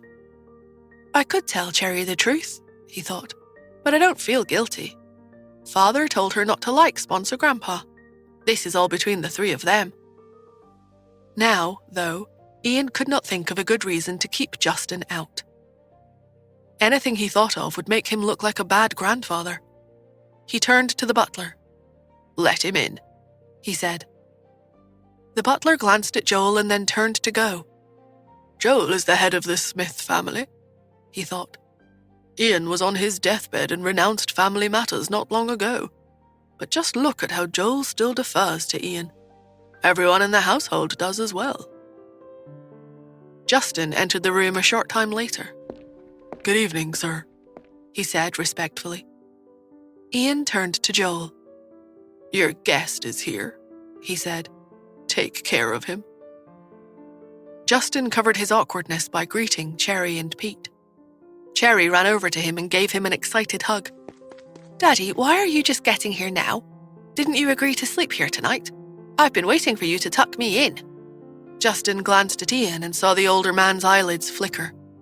He understood what was going on. I'm sorry, he said. Your daddy was busy at work, but I'm here now. Ian was relieved that Justin had not exposed his lie. Maybe he's not that bad, he thought. Then he saw Justin watching him. As for where I'm sleeping tonight, Justin said, that's up to your grandfather. He had trapped Ian quite nicely. Ian turned to the butler. Have you prepared the guest room? Yes, sir, the butler replied. It's next to Miss Nora's room. The room is ready and should be comfortable for Mr. Hunt. Ever since Yvonne had been arrested and Nora's true identity as Ian's daughter revealed, the household staff had accepted Nora's place as the family's eldest daughter. Very well. Ian waved his hand. Joel, take the guest upstairs and show him his room. Joel smiled and gestured toward the stairs. When they were halfway there, he said, as though it were an afterthought, Tanya, you should come too. Tanya looked up in confusion and followed him. Joel, you and Tanya have just reunited, Ian said. Are you sure this is proper? Tanya blushed, but Joel simply said, Yes, Uncle Ian. Ian said nothing else, and the three of them made their way upstairs. When the trio reached the top of the stairs, Justin did not immediately head toward the guest room. Instead, he asked, Shall we chat in the study? Justin nodded, but as they walked by Nora's room, he gestured for them to keep quiet as he gently pushed the door open. The curtains were drawn, and the light in the room was dim. The temperature was comfortable. The woman on the bed was fast asleep and did not move at all. Justin leaned over her and checked her breathing and her pulse. After confirming that both were normal, he sighed with relief. He adjusted the blanket covering her and quietly left the room. Tanya watched him tiptoeing out of the room and chuckled. Mr. Hunt, Nora sleeps very soundly, she said. Even if the sky collapsed, she would sleep through it. You don't have to be so cautious. It's better to be gentle, Justin replied. Otherwise, she'll hear the noise in her sleep. Whatever you say, Tanya thought. After all, you know her better than I do. They followed Joel into the study, where Lucy had already prepared and set out tea for them. Joel looked at Justin. "Have you eaten dinner?" he asked. Justin gave Joel a hard look, but all he said was, "No. I've been waiting outside your door for hours," he thought. "When would I have eaten dinner?" Joel nodded. "Go and prepare some food for Mr. Hunt," he said to Lucy. "Right away, sir." Once she had left the room, Joel wasted no time getting down to business. "Now, tell me, what's the matter?" Justin sipped his tea. "Miss Tanya," he said carefully, "you had a child overseas, didn't you?" Tanya gasped in shock, feeling like she had been hit by a tidal wave. She clenched her fists. "This is my secret," she thought. "What right does he have to say that out loud?" Joel saw her reaction, and it was similar to his own. She never mentioned a child, he thought. So in the past 5 years, she must have had a serious boyfriend overseas. But I can hardly blame her, can I? After all, I have a child too.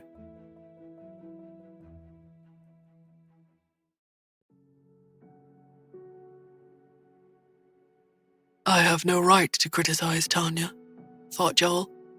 Not after I've asked her to accept Mia. Even if I never loved another woman in the 5 years we've been apart. He felt suddenly frustrated. He wanted to know the man who had been with Tanya. He wanted to find him and beat him up. He looked at Tanya and saw the shock and distress on her face. This must be how Tanya felt when she first saw me and Hillary together, he thought with sudden understanding. If I'm this jealous of an unknown man 5 years after the fact, how much harder must it have been for her back then? I always thought she decided to leave and go overseas to pursue her dream of dancing. But it wasn't that, was it? She left because I hurt her. His chest tightened as the thought hit him. He had been with Tanya through junior school, high school, and college. He had always thought that they would trade their school uniforms for a wedding suit and gown.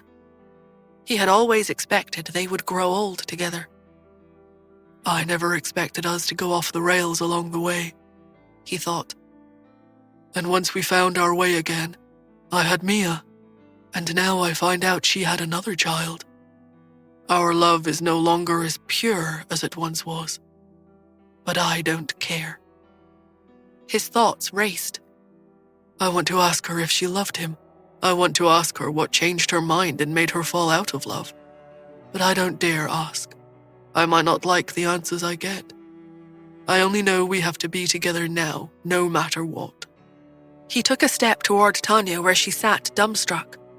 She gave him a guilty look and prepared for all the questions she was sure he had about the child. Instead, he asked, "Who was he?" She looked at him in confusion. "If you don't want to say his name, then forget it," he said hastily. "It's none of my business, and I'll try to put it out of my mind." He could not meet her eyes. "Where is your child now?" he asked. "You can bring them here if they're still overseas. I'll try to treat your child as my own, just like how you treat Mia. I'll try my best." Tanya finally realized what he meant, and she started to laugh. Tears mingled with the laughter until she was outright sobbing. "You silly man," she thought through the swirl of emotion she was feeling. "You silly, silly man. You actually thought I was with someone else." She had been by herself in Switzerland, but she had known many high-class and even noble people there. Because she had been an acclaimed dancer, she had not lacked for suitors, but she had not accepted any of them. I tried to tell myself it was because I lost my child and I had no right to start a new life, she thought. I treated it as a form of punishment, but I came to realize that it was because I didn't want anybody else. There was still someone in my heart, and, outstanding as those aristocrats may have been, I was blinded by Joel and could not think of being with anybody but him. She looked at Joel with tear-filled eyes. His heart ached as he looked at her. How did that man hurt her? He wondered. Why is it so painful for her to remember? He held her hand. Why did you split up? He asked, an edge of anger in his voice. Did he hurt you? She shook her head, unable to speak. Did he have a change of heart? She shook her head again. Did you have a change of heart? What happened? Did he bully you? Tell me who he is and I'll kill him. She continued to shake her head. No, she said in a choked voice. There's no such person. No such person? He asked in disbelief. Then your child. She started to cry even harder. I can't keep this secret any longer, she thought. But what if he's angry with me when it comes out? She took a deep breath even as she clenched her fists. Listen. Calm down and listen to me.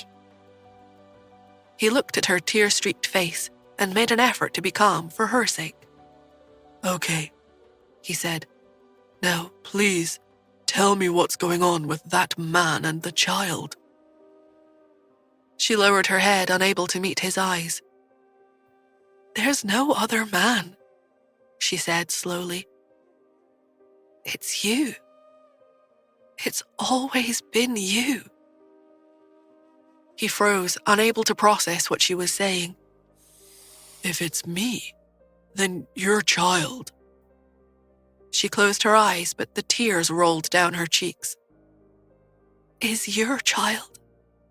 Yes. He sat stunned. Surprise and joy surged through his heart. You gave birth to my child? He asked. Our child. She nodded, and he made an inarticulate sound of elation. We always talked about children when we were together, he thought.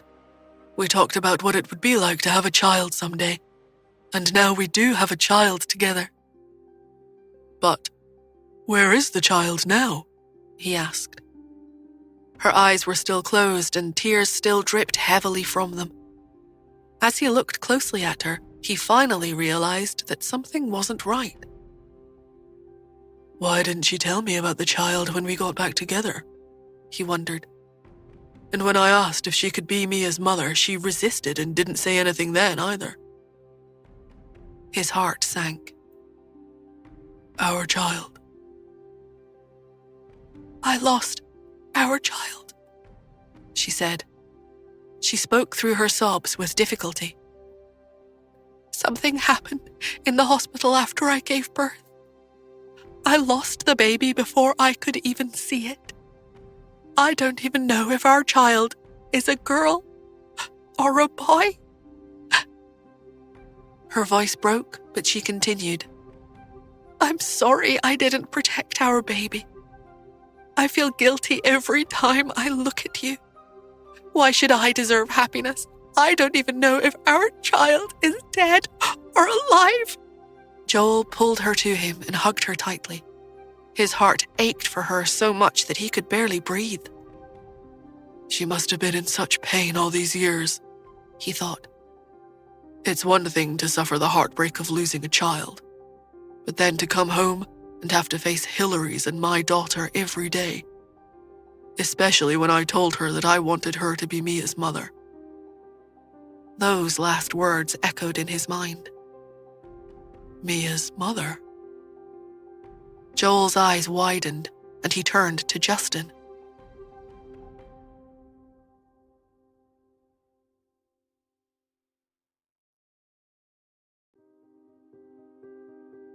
From the moment Justin had entered the room, he had told Joel and Tanya that he had important information to give them. He had started by saying that Tanya had been hiding something from Joel. Joel's thoughts were racing. Does this concern the whereabouts of our child? Justin sat off to the side and watched them talk. He didn't know what had happened to cause this tension between them, but he could only allow Tanya and Joel to resolve their misunderstanding before speaking. Soon enough, Tanya was sobbing. Justin squirmed in his seat. Don't cry. I have good news here. He felt terrible. If Nora woke up and found out that he had made her best friend cry, he would really be in trouble. Both Tanya and Joel looked terribly upset. Upon hearing that he had come with good news, they stared at him in confusion. Justin coughed. Nora felt like something was off. She secretly took Tanya's DNA samples to compare them with Mia's DNA. Joel and Tanya widened their eyes. Finally, Joel realized what Justin was trying to say. Tanya, meanwhile, was still trying to wrap her head around why Nora would compare their DNA. Justin looked at her nervously before going on. Tanya, Mia is your daughter. Tanya froze. It felt like her mind was about to explode. She looked at Justin in disbelief. Though she had heard every word he had said, they wouldn't come together in her mind. She simply didn't understand. Isn't Mia Hillary's daughter? She thought. Seeing her in such a daze, Joel narrowed his eyes. No wonder Hillary went into hiding when she was pregnant. She only showed her face once she had a child in her arms. He turned to Tanya and took her hands in his. That night, I had drunk too much and she had taken advantage of me. In the hotel, she insisted that I have sex with her. In my drunken state, I thought that the person beside me was you. But when I woke up the next morning, Hillary was lying next to me. Are you talking about October 25th, 6 years ago? Tanya asked before he could go on. Stunned, Joel nodded. Tanya bit her lip. It was me that night. She looked a little uncomfortable. In the morning, when you were still sleeping, my mother sent me a message asking me to come home. She said she had something to tell me, so I left. In a shaky voice, Tanya revealed to Joel what had happened. When she had returned home, a letter had been waiting for her. Tanya's mother had been standing in the doorway. Disdainfully, she had handed Tanya a picture of Joel and her sleeping together. I told you long ago that it isn't suitable for you to be with Mr. Smith, she had said, scolding Tanya. Only the eldest Jones daughter is to marry into the Smith family. Mr. Smith is just playing with you, and my daughter deserves better than to be treated like a plaything. The photo had stunned her. She had called Joel, not expecting that Hillary would pick up his phone. What are you doing calling this early? He's still sleeping, Hillary had whispered. Tanya had been furious. 2 hours later, when she called Joel again, he had been cold, impersonal. What am I to you? She had demanded. He had scoffed. I could ask you the same question. As for me, you're nothing to me. Tanya's heart had been in pieces by the time she left the country. Now that the truth had been revealed, Joel was stunned. He knew now that he had fallen into a trap. He tried to explain himself. When I woke up and realized that the person beside me was Hillary, I was shocked. I wanted to look for you and explain everything. But then I saw your study abroad application form open on Hillary's phone. He was silent for a moment. He took a deep breath before continuing. Hillary told me that you had been using me, that you had been planning to move overseas all along. He had been young and impulsive back then. When he had received the call from Tanya, he had been examining the application on Hillary's phone. He hadn't expected her to ask the question she did. He had been about to ask her the same thing. Later, he had watched helplessly as Tanya left the country without even a glance back at him. Over the years, he had begun to believe Hillary's story more and more. Tanya didn't come back, and he didn't go looking for her. That had been stupid of him. Thinking about it in this new light, it was so obvious that he and Tanya had fallen into Hillary's trap. How could he have been so easily deceived? On top of that, Hillary had only been 20 years old back then. How could she have kept up this lie for so long? Tanya and Joel shared a meaningful look. Then Tanya pushed past him and ran downstairs. Joel knew what she was going to do. He looked at Justin, nodded, and said, I'll remember this favor. If it weren't for Justin, Joel never would have known that Tanya had given birth to his child. She had probably been too afraid of his reaction to tell him. But even if she had told him, he never would have suspected that Mia was that child. Justin nodded, and Joel followed him downstairs. Sure enough, he could already hear the cries downstairs. From the steps, he saw Ian, who was sitting beside Tanya and Mia. "Did you bully her?" Ian demanded. "Why is she hugging Mia and crying?" Joel looked over at Tanya, who was holding Mia close to her. She was crying so hard that she couldn't speak. Mia, on the other hand, seemed almost frightened. She looked at her with wide, alarmed eyes. Still, she reached out helplessly and patted her back. Joel's eyes turned red. He knelt in front of Mia. "Mia, this is your mother." The little girl looked at him for a moment, trying to put two and two together. Then she nodded. "I know.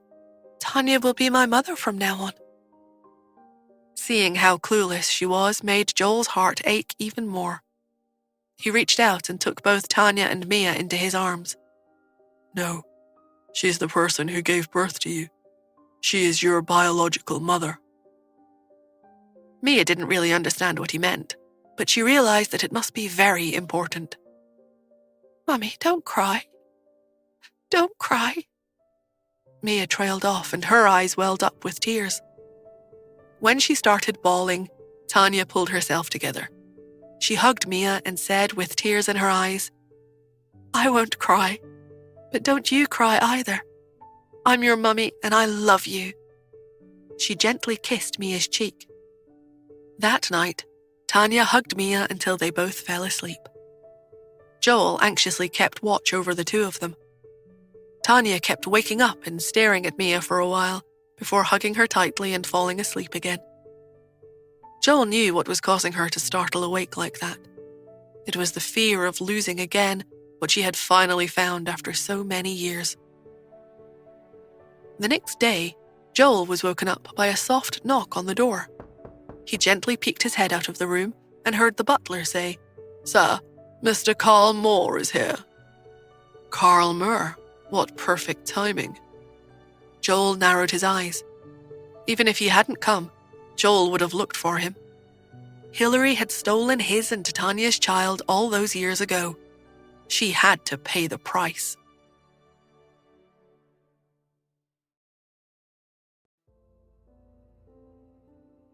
As Joel studied the mother and daughter sleeping on the bed, the anger in his heart reached its peak.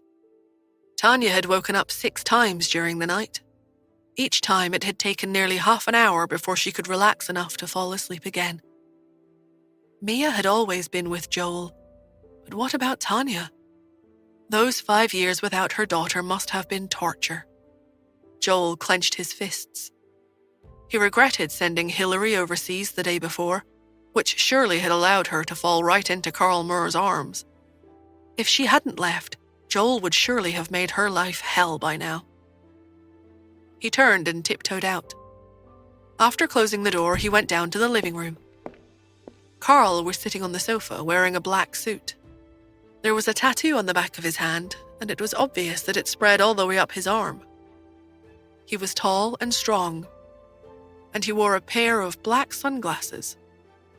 It was clear from just one look at him that he was a member of an elite covert organization. He sat there sizing up the Smith's house. "No wonder Black Cat insisted on returning to this country. Look, the renovations here are so exquisite," Carl said to the employee he had brought with him. Black Cat was a very elusive, very skilled killer in their assassin organization. Carl had never met them before. He had only posted missions on the internet that Black Cat had accepted. Black Cat had a very high standard for which jobs they would take on, and whether or not a person should die depended on their personal judgment. For instance, they wouldn't kill if it was inconvenient. In other words, the troublesome ones weren't worth the trouble. And those who didn't commit heinous crimes were not killed either. They refused to assassinate people who didn't deserve to die. If it had been anyone else, Carl would have put such a high-maintenance assassin in their place long ago. But this was Black Cat, the #1 assassin in his organization. 3 years ago, an organized crime group had cropped up in Burundi. They traveled around the country, killing and wreaking havoc wherever they went. They were one of the most brutal groups in the history of that country. It seemed like there was no crime they wouldn't commit. They had a powerful army at their disposal, and the people under their control suffered greatly. At that time, Burundi's government had been at a loss for how to deal with them. The few times they had tried to fight back, they had been easily defeated. In the end, they had had no choice but to post a hit request to the dark web. The reward for killing the crime organization's leader was in the millions. It was certainly on the lower end of the spectrum in terms of rewards, but it had attracted many hitmen. However, no one who had accepted returned from their mission. Carl hadn't planned to take on the job. After all, the mission had seemed too difficult. In fact, it had seemed almost impossible. However, Black Cat had privately accepted the job. Carl had been certain that they were dead meat. To his surprise, Black Cat had successfully infiltrated the organization alone, taken out their leader, and returned unscathed. Carl never did figure out how they had succeeded. In fact, there was little that Carl did know about Black Cat. He had heard that they were an American, but that was it. He didn't even know if Black Cat was a man or a woman. Nevertheless, he owed most of his success to them. Black Cat's assassinations caused him to gain a lot of international recognition. He was known for being an honorable leader, and his assassin organization was considered the best in the business. That is, until 3 months ago, when Black Cat had suddenly reached out to him, saying that they wanted to return to their home country to settle some matters. They had asked him not to disturb them. Then Black Cat had disappeared without a trace. Carl had decided to travel to New York for a couple of reasons. First, he wanted to see if he could find out who Black Cat was. Second, he wanted to spend some time in his hometown again. Unexpectedly, he had bumped into Hillary. As Carl was thinking about all this, Joel and Ian entered the living room at the same time. When he saw Ian, Joel subconsciously stood behind him. Carl turned to them, and his eyes widened into round discs. "You're still alive?" he asked Ian. Joel looked at Ian and saw that although Uncle Ian looked thin, he was flushed with life. He sat steadily in the wheelchair. "You're not dead yet, so why would I be dead? What brings you to our household? Why are you messing with us?" Carl chuckled. "What are you talking about? Messing with you? I'm just standing up for the Joneses. Why can't they see their child?" Ian didn't answer right away. It was obvious that he already knew everything. He leveled Carl with a hard gaze. "Why are you helping the Joneses?" Carl frowned. Because I owe Jill a favor." Jill was Hillary and Tanya's mother. After she had married into the Jones family, everyone had referred to her as Mrs. Jones.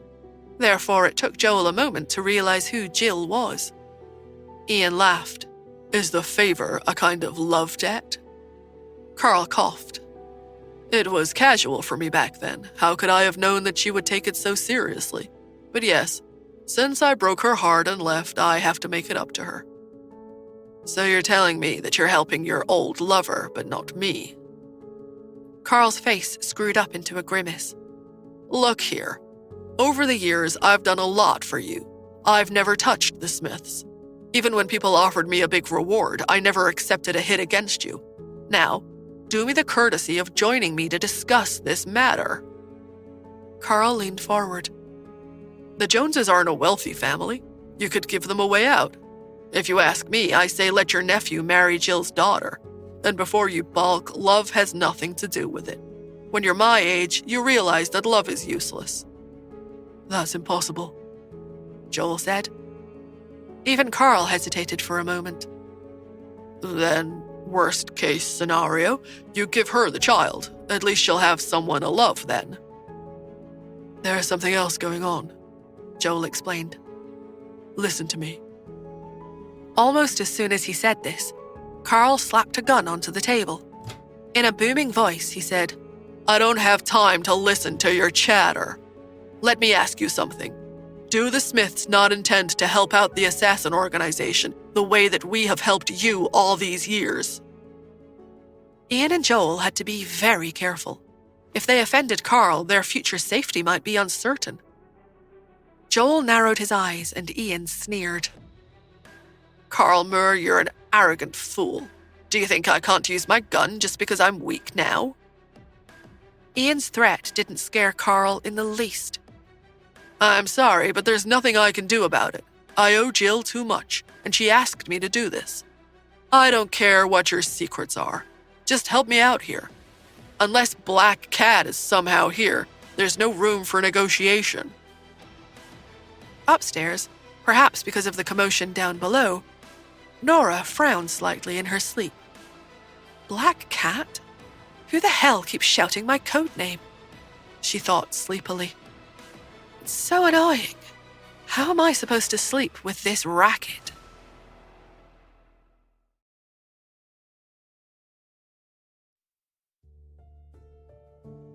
Nora flipped over in annoyance. She buried her head in the pillow angrily and covered her ears. Cherry and Pete, sitting on the sofa in the room, fell silent. Pete stopped working on his math tournament questions for fear that the sound of pencil rubbing against paper would disturb his mother.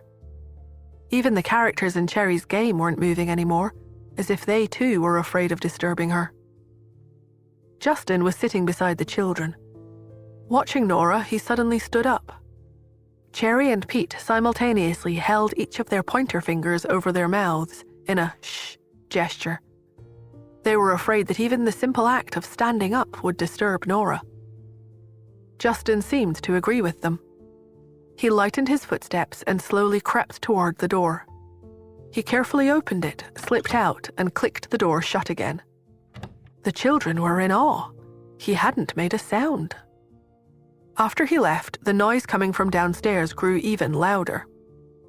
Carl Moore's voice boomed, and the people standing behind him stood with their hands clasped together, flexing their muscles. They all stared at him. Ian and Joel's faces stiffened. "Are you sure you want to do this?" Ian asked slowly. Carl snorted. "You're the ones at fault. You asked for this." Joel's voice was cold and filled with loathing. "I can help you in other matters, but not this one." He was thinking about Tanya and Mia. They had only just been reunited after such a long, painful separation. How could this man give Mia to Hillary? If Joel knew one thing, it was that the Smiths were not to be messed with. Joel gripped the handles of Ian's wheelchair. He spoke gravely. "Carl, this is New York. Do you think this is the kind of place where you can get away with this atrocious behavior?" As if this sentence had summoned them, a few of the Smith family bodyguards surged into the living room. They placed their hands on their waistbands. It was obvious that they were concealing weapons. Carl narrowed his eyes. He smiled, not a trace of fear on his face. "The entire assassin organization knows that I'm here. If I don't leave here, they will come for your family." Joel was still smiling, but his eyes were cold as ice. Carl sensed Ian and Joel's murderous fury and grew vigilant. "The Smith family has nothing on the greatest assassin business in the world." As soon as he finished speaking, a deep voice suddenly sounded out behind them. "What if you factor in the hunts?" Everyone looked up in unison and saw Justin on the staircase. He was dressed in a black shirt, black tie, and black pants. One hand was in his pocket while the other hung casually at his side. He had an air of complete confidence as he made his way downstairs. Joel and Ian looked at each other. Carl had come to the Smiths to settle Hillary's score. Technically, he was only there for Joel. However, because Joel was the head of the Smith family, it was inevitable that the entire family would get involved. Ian and Joel had known that Justin was upstairs, but they hadn't expected him to involve his own family in their confrontation. After all, The Hunt family was also quite large. It wasn't just Justin. What's more, Justin wasn't married to Nora yet. He didn't really have any skin in the game. It would have been more appropriate for him to act as a mediator between the two sides. But for some reason, he was standing with them in this fight. It seemed that Justin was not afraid of Carl in the least. Ian and Joel had been warned before not to mess with Justin, that he was more than met the eye. They stood there watching him come downstairs, feeling at last a little hopeful. "Mr. Hunt, why are you here?" Carl stammered. Justin walked over and stood by Ian and Joel. "Uncle Ian, Joel," he said, humbly addressing them. Then he looked at Carl. "I'm here because my fiancé is here." Carl was speechless. Justin spoke again. "Are you sure that your organization wants to make enemies of both the Smiths and the Hunts?" Carl thought about it carefully and frowned. On the one hand, he didn't want to provoke the two most powerful families in New York, but on the other hand, he had to do this favor for Jill. After all, he felt more tenderly toward Jill. He remembered the affection they had once shared, and how sad it had made him to see her upset. He looked up, anger and determination dancing in his eyes. Seeing that he was about to say something that would shatter the civility between them, Justin suddenly said, "Actually, why don't we each take a step back?" Carl froze. Justin glanced at Joel, and as the two men looked at each other, complete understanding passed between them. Joel nodded imperceptibly. Then, Justin took a step forward. Carl thought for a moment. "What do you propose?" "Why don't we leave this case for the court to handle?" Justin suggested. "Both of our families will promise not to use our power. We'll hire the best lawyers and fight a fair lawsuit in court. We'll let the law decide who the child belongs to. Of course, this way the Joneses will have the right to visit." Carl pondered the idea for a moment. Joel had told him that the Smiths had used their overarching power to suppress them and prevent them from being able to sue them. But Justin's words made sense. He removed the gun from the table and tucked it back into his waistband. "All right, we'll do that. But even in New York, you have no idea how much an assassin is capable of. Mr. Smith, Mr. Hunt, I hope you each keep your word. I'll go back now to get Hillary to return to the country and prepare for the lawsuit."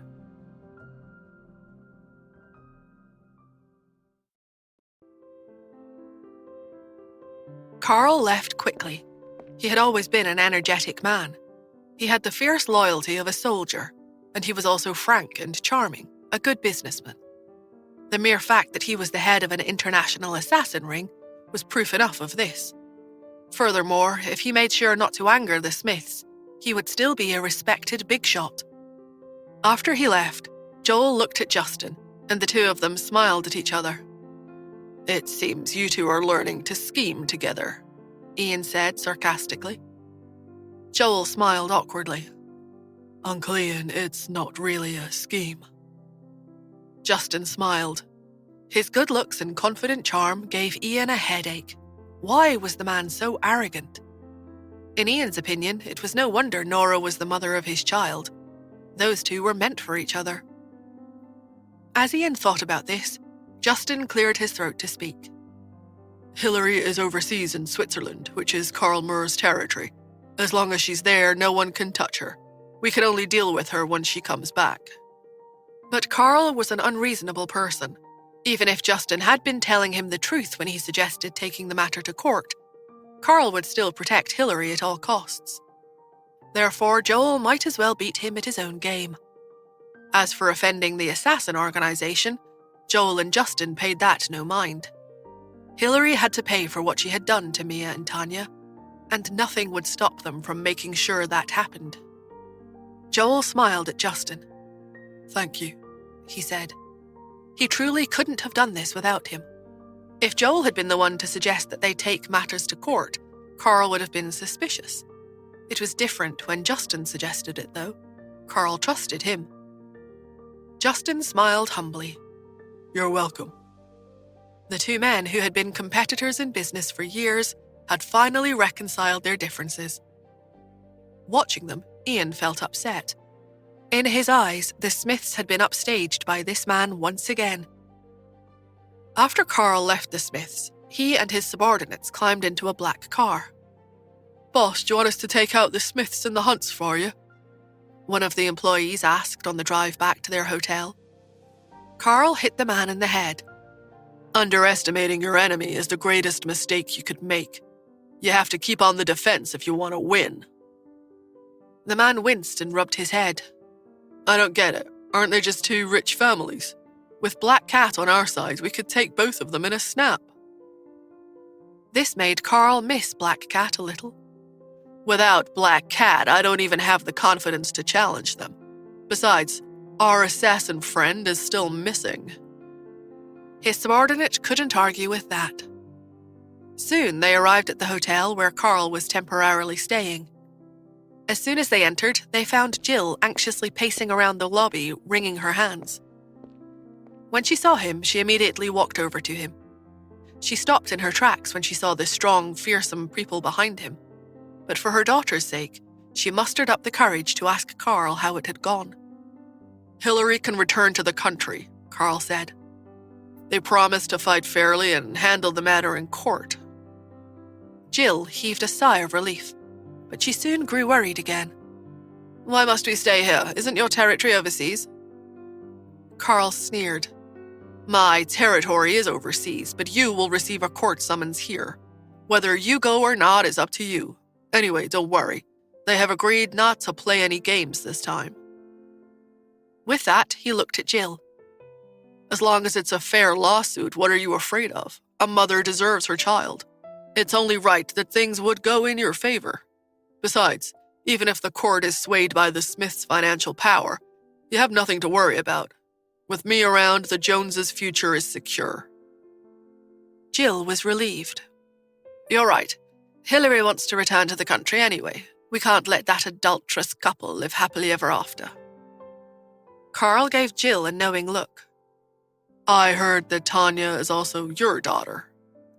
Jill's eyes flickered with rage. "No, she's my older brother's illegitimate daughter. When she was a baby, no one had wanted to take her in, so I adopted her. I hadn't expected that she would turn out to be such an ingrate. Hillary is my biological daughter, and I'd do anything for her." It made sense to Carl that Tanya was not Jill's biological daughter. He had investigated Jill. There was less than a year between Tanya and Hillary's ages. He had figured that Jill's pregnancy would have taken 9 months, plus an extra month for recovery. He had been confused about how it was even possible that she had given birth to both of them. But Carl didn't have time to concern himself with these questions. "I've already arranged for someone to bring Hillary back," he said, shaking his musings from his head. He looked at the time. "Your family will be reunited tonight. You don't have to be afraid of the Smiths. They promised me they wouldn't do anything to your family." Jill nodded and looked up at Carl pitifully. Her eyes were filled with tears. Thank you. Without your help, we wouldn't have stood a chance against them. I don't even know what I would have done." Jill was older, but she still had a way of behaving coquettishly. Carl found it a little strange. When she had been young and gorgeous, that attitude had made people want to dote on her. But now that she was older, it was off-putting to see her act that way. Carl coughed and averted his gaze. "All right, contact me if you need anything. I'll always respond." Jill nodded. That night, Hillary returned home. As soon as she walked through the door, she saw Mr. Jones pacing around in the living room. When he heard her, his head snapped up and he yelled, "What are you messing around for? The Smiths have been taking care of our family solely for Mia's sake. If you go against them like this, what do you think will happen if you lose the case?" Mrs. Jones scolded Mr. Jones in return. "What are you saying to her? This is our daughter. If you don't care about her enough to support her, I'll find someone who does. But I won't let my daughter suffer." Hillary threw herself into Mrs. Jones' arms. "Mum," she cried. Mrs. Jones patted Hillary's head. "Everything's going to be okay." After you get the child back, go abroad. I think Carl can help you." Hilary nodded, but she was a little anxious. "But Mum, what if we lose this case?" "Lose?" Jill shook her head. "How could we lose? We already have the upper hand when it comes to public opinion." Hilary was taken aback and wondered, public opinion? What did she mean?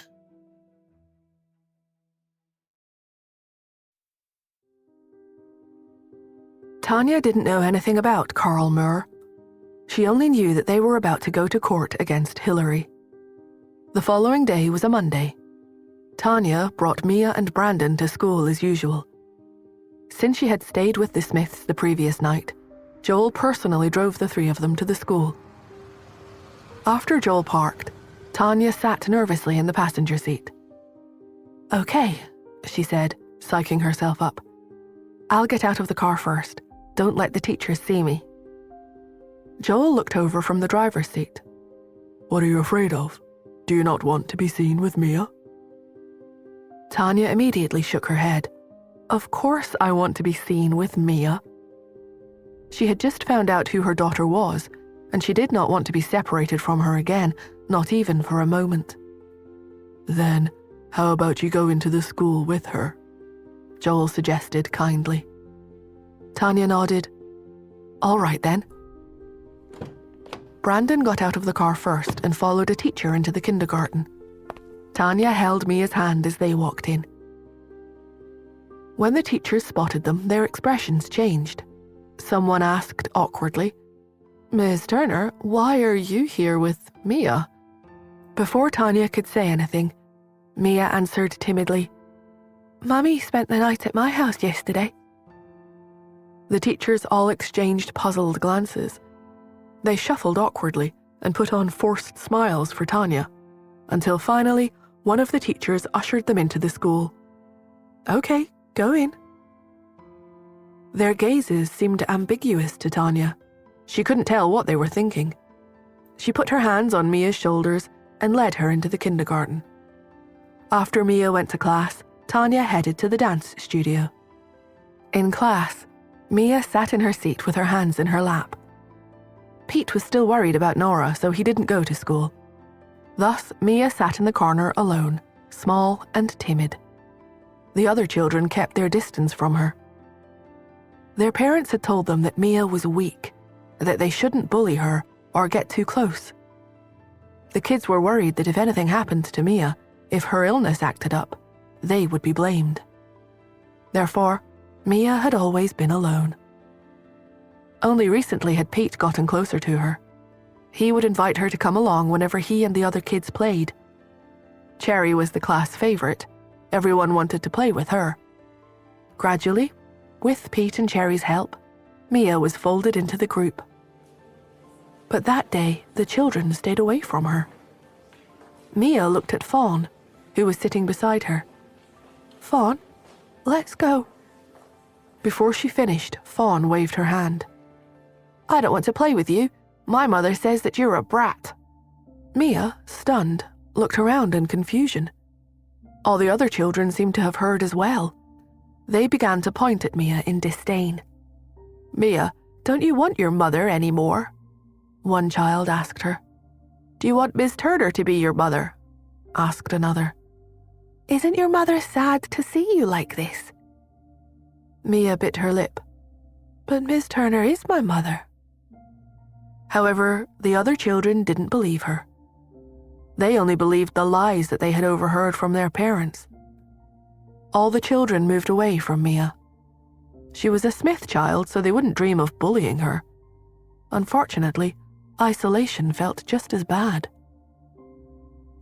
Tanya's situation wasn't much better than Mia's. After her one and only class of the day at the dance studio, she headed to the office to rest. But before she could enter, she heard voices coming from inside.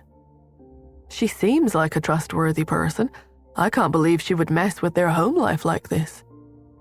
"Yeah, you would never guess from looking at her that she's a home wrecker." "Once a mistress, always a mistress. But you have to admit, Miss Turner is very attractive. She has that going for her." "But Mr. Smith is terrible too. It's bad enough that he cheated on the mother of his child, but then he wouldn't even let her see her child. All rich people are so selfish. Look, another chimed in, the scandal is trending again. Hillary made a post on social media. Tanya narrowed her eyes. She took out her phone and opened one of her apps.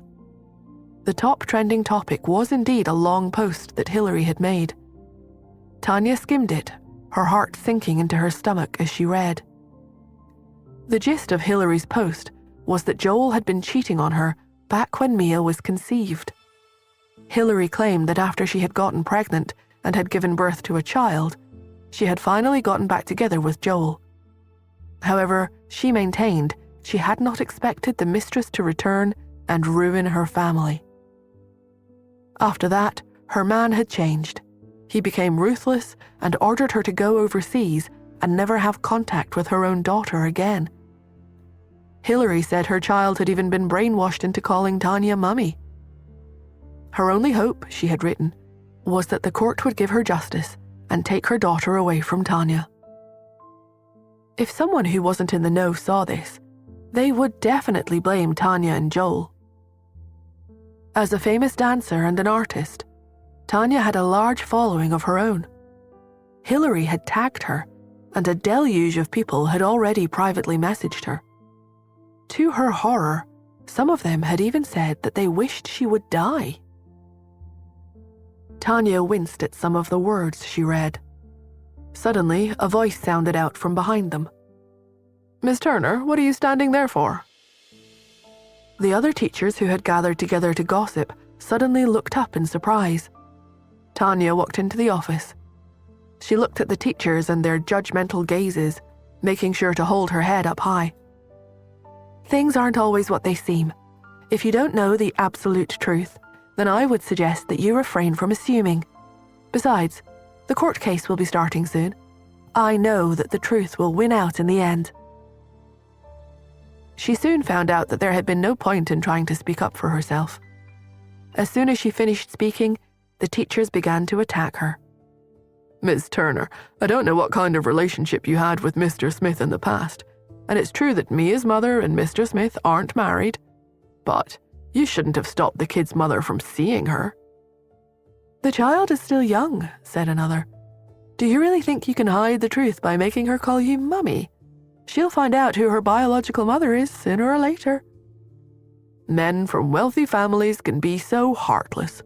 If Mr. Smith can treat Mia's mother like this, who's to say he wouldn't treat you the same way if he finds someone else to love?" "Miss Turner, please, have a conscience." One after another, they besieged her with their opinions and their assumptions. Tanya grimaced.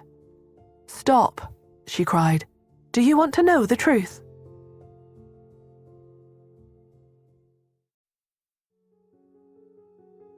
The teachers looked at one another as they thought, the truth?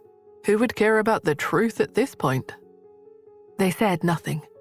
They knew Mia well, having spent a great deal of time with her. Hillary had seemed like a good mother as far as they were concerned. But, with Joel as her father keeping an eye on them, how would she possibly have dared to harm Mia? The teachers knew that the parents of the wealthy children in their care were private people, and they tried to interfere as little as possible. It never occurred to them that Mia might not be Hillary's daughter. More importantly, as far as they were concerned, if they made comments about Joel Smith, they would lose their jobs. Tanya knew that there was no point in explaining. The teachers weren't listening. She knew that Joel was waiting to reveal the news about Mia's real mother in court. If they publicized it any earlier, Carl would be given time to launch a counter-argument, and anything that helped Hillary was to be avoided at all costs. That afternoon, the principal of the kindergarten came up to Tanya. "Ms. Turner, there are a few reporters outside," he said. He looked worried. Reporters, she thought. She sighed. "Okay, it's probably best if I go on leave for the next few days." The principal was relieved. "Good idea," he said. "Will you and Mia be leaving together or separately?" Tanya thought for a moment. She wouldn't relax knowing that her daughter was there without her. They had only just gotten to know each other, and it would be nice to stay at home together, even if only for a few days. She made a decision. "I'll leave with Mia," she said, glad that her mind was made up. She entered the classroom and told Mia to come with her. She had planned to leave quietly from the back door to avoid attracting the attention of the reporters who were waiting for her at the front entrance. Unfortunately, the reporters were too clever for that. Another group was camped outside the back door for such an eventuality. Within seconds, she and Mia were surrounded. Cameras and recorders were pressed toward their faces. Tanya even felt an elbow in her back at one stage, such was the clamor. "Miss Turner, what are your thoughts about being called a mistress?" shouted one journalist. "Miss Turner, are you really a third person in someone else's relationship?" asked another, not giving her an opportunity to reply. "Why are you forbidding Mia's mother from visiting her? Don't you think it's unreasonable?" This question came from a third reporter. "Ms. Turner, a mother's relationship with her daughter is sacrosanct. Mistresses can never completely take the position of a lawful wife. This will not end well for you." As the fourth reporter shouted this statement, she put her hand over her face and pressed Mia's head against her chest, hugging her tightly. Another reporter wasn't to be put off by the fact that Mia was so young. She tapped the little girl on the shoulder and pointed a microphone at her. "Mia, do you not want your mother anymore?" she asked, a malicious look on her face. Mia was shaking with fear. As she clung on to Tanya, she turned her head to look at the woman who had spoken. Tanya quickly pressed Mia's head back into her chest before she glared at the woman. "She's just a child. Leave her out of this," she shouted. It was the first time she had spoken since she had left the building. The rest of the reporters looked at the woman in horror. They all had moral boundaries to some extent, and they knew that this woman had crossed a line. The woman, however, wasn't to be deterred. She was so aggressive that one reporter at the back of the pack even asked the journalist standing next to him if she was being bribed to ask questions. "Are you afraid that Mia will say that she wants her mother if we ask her questions? Is that why you're not even letting her speak?" she asked, moving the microphone to Tanya. Tanya opened her mouth, but Mia turned around. A normally shy little girl found a courage that she didn't know she had and faced the reporter. "I want Daddy and Mummy Tanya," she shouted. "Don't badmouth Mummy Tanya." The reporters stood in silence. Never before had they seen a child act like this. "Little girl, where's your conscience?" asked the aggressive reporter. "Your mom went through so much to give birth to you. What exactly did Tanya give you to make you protect her like this? Or is it because you think that your father is richer and more powerful than your mother, so you want to stay with your father instead?" Mia had never been spoken to like that before. Tears began to form in her eyes. "Stop," she cried. "Stop." Tanya was infuriated. Seeing that the camera's microphone was almost touching Mia's face, and that there was even a camera filming her, she pushed the reporter angrily. Then she grabbed the camera and smashed it onto the ground. It shattered into dozens of tiny pieces. The noise of the breakage was so loud that it alerted both of Joel's bodyguards, who had been waiting outside the front door, and the kindergarten security guards. They rushed over to assist Tanya, managing to separate her from the melee. Tanya glared at the reporter. "Don't drag children into adults' affairs," she shouted as the bodyguard dragged the reporter away. "I'll pay for your camera," she said more calmly, realizing that there were other cameras still filming her. With Mia in her arms, Tanya strode toward a nearby van. It was only after they had stepped inside and the door had closed behind them that she finally put Mia down. The little girl was shaking. Her eyes were red from crying. "Mummy, did I do something wrong?" she asked.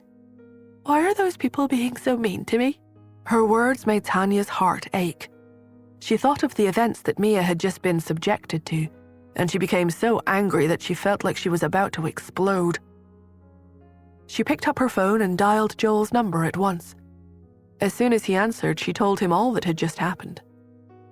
"I am going to sue that reporter," she said vehemently, once she had told him all that had gone on.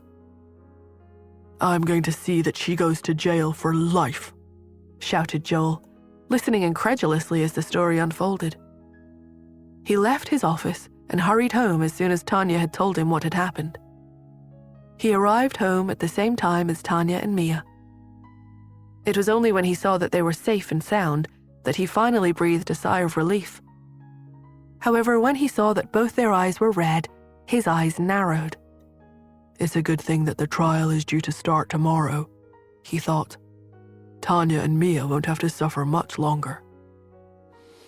He took a deep breath, took a step forward, and put his arms around both of them, enjoying the comfort that he was able to give them.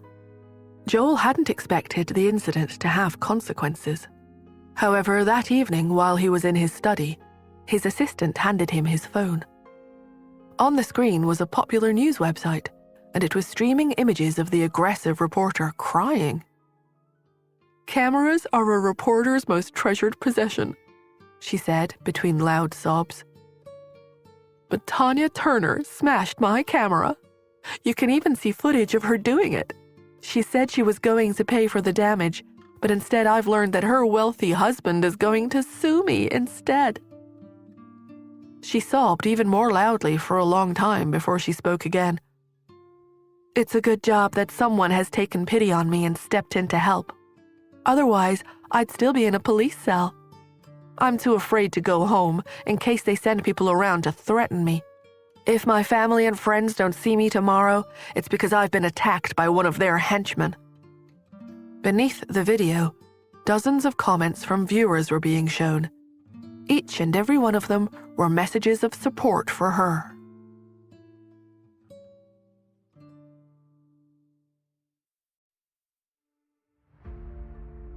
Joel had planned to keep the court case as low-key as possible.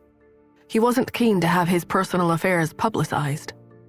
Hillary, on the other hand, was intending to fight a battle of public opinion in the hope that the judge would sympathize with her when they went to court. She didn't care that she was resorting to very unscrupulous means in order to win the lawsuit. Joel wasn't happy that the reporter had been released. He assumed that it was Carl who had done something about it. He hadn't appreciated Carl's influence in the United States. At this stage, he wasn't worried about the man. He had dealt with worse in his position as head of the Smith family. He was more worried about Tanya and her reaction to the comments on social media. Joel put down the phone and went back into the living room, where Tanya was sitting with Mia. She was scrolling through her phone, reading the dozens of messages that had been sent to her by people she had never met. Every one of them had an opinion, and little of it was positive. "How can you live with yourself after how you broke up a relationship? A child is involved," said one message. "You bully, harassing a reporter like that. How could you force a child to answer her questions like that?" said another. "Look at these messages," she said to Joel. "This one says that I don't have any class because I hit a reporter. If a reporter is considered classy because she harassed me without knowing the truth, then he's right. I don't have any class at all. But at least I don't publicize other people's affairs." Joel didn't know what to say. He had almost forgotten what kind of family Tanya had grown up in. She had been through so much heartache at the hands of her family in the past that she was almost immune to people's opinions of her. Cherry sat opposite her. "Do you need me to reply to them for you? I'm really good at putting people in their places." "Do you even know how to spell what you want to write?" asked Pete. Cherry glared at him. "Then again, it would give you a chance to practice your spelling," he added. "You need to try harder with your studies, just like I do." "Why are you so mean to me?" Cherry asked. Pete sighed. Justin was hard on him, but he spoiled Cherry. This had led to her not knowing how to spell very well, even though she was already 5. Pete looked down at his math tournament questions, designed for high school students, and wondered how she would cope with such difficult problems. Tanya laughed when she saw the two children bicker. "Stop arguing, children, please," she said. She paused. "Cherry," she added gently. "Pete's right. You should practice your spelling more. Mia can already spell more than 500 words. Cherry glared at her. "If I really wanted to, I could memorize 500 spellings a minute. I just choose not to. That's all. Besides, Daddy said that being a girl, I don't need to tire myself out with such things." Tanya was amazed. She would never have thought that Justin would have such outdated ideas about women and education. Worried that Mia would follow suit, she quickly put her arms around Mia and said to her, "Don't listen to Cherry." Mia nodded sensibly. "Okay, Mummy." Every time she heard Mia calling her Mummy, Tanya's heart melted. "You are so well behaved," she said fondly. Mia flushed. Cherry stuck out her tongue at Mia, stung by Tanya's words. "I think you're too soft on her," she said. "Stop treating her like a baby." Tanya looked up at her. "No matter how old you become, you will always be children in your mother's eyes." Cherry didn't answer. "Justin's right," said Joel. "Mia is also a girl, so she doesn't need to study that hard." Tanya glared at him. "Don't spoil her," she said sharply. "You're not helping her in the long term. She needs an education. Remember, Mia is shy, Cherry is confident. Whatever you tell Mia, she'll believe." Although Nora hadn't said anything about it before, Tanya soon discovered that Mia was very smart. She quickly mastered everything that she was shown. However, having been brought up by Hillary, she lacked confidence. She was always afraid that other people would dislike her, or that she wouldn't perform well enough. A child like her would only be confident and have a better future if she became strong. This was something Tanya had learned while she was training to be a kindergarten teacher. Joel wasn't used to being reprimanded. He looked at Tanya, unsure how to respond. He decided to change the subject. "Don't look at the news on the internet anymore," he said curtly. Tanya nodded and tossed the phone aside. "You're right," she said. "It's not doing me any good. I just read out a few of them to teach Mia that life can be cruel." "They're just a bunch of childish people with nothing better to do," he said. "Don't bother yourself with them." Tanya nodded again. "There are still some people who are supportive of me. Look at this one," she said, showing him her phone. "It's from Clement Carter. Do you know him? He's a singer." Joel looked at the screen and raised an eyebrow. "What's the matter? Don't you like him?" she asked. Joel handed the phone back to her. He knew Clement Carter. He was a folk singer whose voice was likened to that of an angel. He was unusual in that his voice could manage both high and low pitches easily. No matter how difficult the song was, he could easily handle it. He enjoyed extremely high international acclaim. He was from a well-known family in New York, renowned for having a strong artistic background. Tanya read Clement's post. Don't follow the herd. Tanya would never do such a thing. His post had caused a great deal of abuse from Hillary's supporters. It appeared that Clement hadn't helped at all. "I wonder why he felt the need to speak up," she asked Joel. The way she spoke sounded as if she was very close to him. "Do you mind?" Joel asked sourly. Tanya burst out laughing. "Are you jealous?" she asked. "It's Clement, remember? We used to play together as kids." Joel snorted. "About the time I left the country, he also went abroad to study. We once did a show where he sang and I danced. It was fun." "He sings while you dance. That sounds lovely." It was clear from Joel's tone that he didn't think it was lovely at all. Tanya's laughter continued. She knew that Joel was not really jealous. Rather, she hoped that he was just teasing her because he was worried that she would be affected by the remarks on the internet. Despite his misgivings about Clement, Joel was relieved to see that she was really okay. Later that evening, the two of them watched Mia play with her dolls. As they lay on either side of her on her bedroom floor, Joel looked at Tanya, "Are you nervous about going to court tomorrow?" he asked her.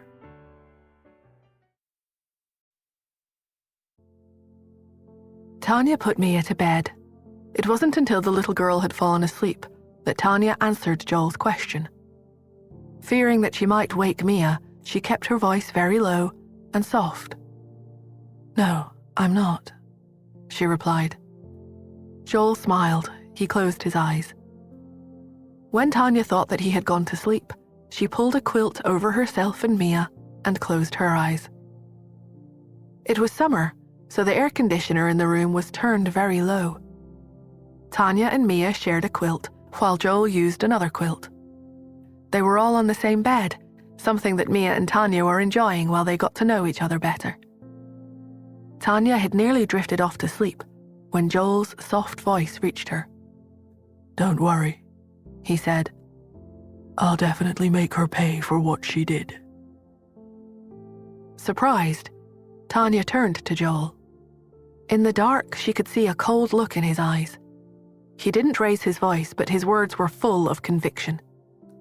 "I won't let anyone bully the two of you anymore." Tanya bit her lip to stop her tears. Sorrow welled up inside her. When she was younger, she had had no idea when her feelings for him had turned to love. She would kick up a huge fuss whenever she met with the slightest disagreement, and she regularly threatened to break up with Joel whenever they quarreled. It was as if she was fearless. It was only when she had lost Joel that she realized just how precious love was. As she lay on the bed, stroking Mia's hair, a huge feeling of regret overwhelmed her.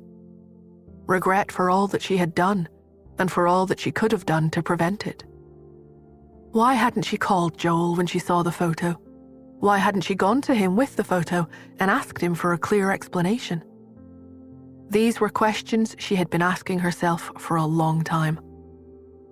If she had asked him for an explanation, and if he hadn't said those hurtful words in a flash of anger, the two of them might not have lost those 5 years the way they had.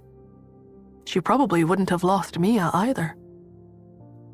Tanya suddenly reached over Mia.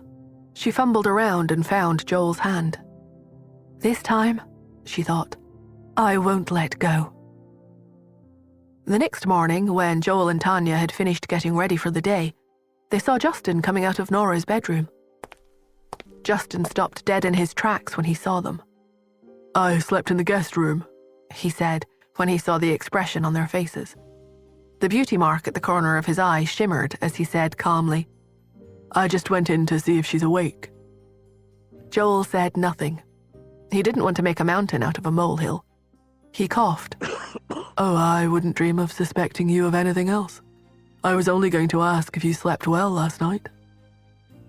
Justin looked at him thankfully.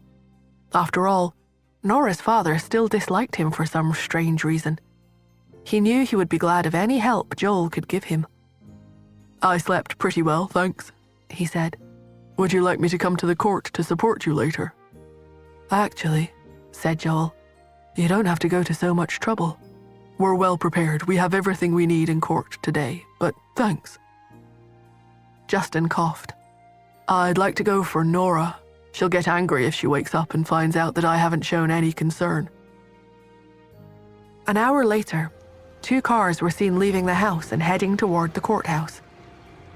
As Joel and Tanya got out of their car, Hillary rushed out from nowhere and went straight over to them before they even entered the court. Behind her was a large herd of reporters. Aware that she had a large audience, Hillary had planned a theatrical performance. She knelt down in front of them, her eyes red. "Joel, Tanya," she said loudly, "I give the two of you my blessing and hope that you are happy together. But you can't do this to me. Please, I beg you, let me see my daughter." The reporters had their cameras at the ready and were snapping away frantically. Tanya and Joel looked at each other. "Hillary, the court has the final say today, so please get up," said Joel.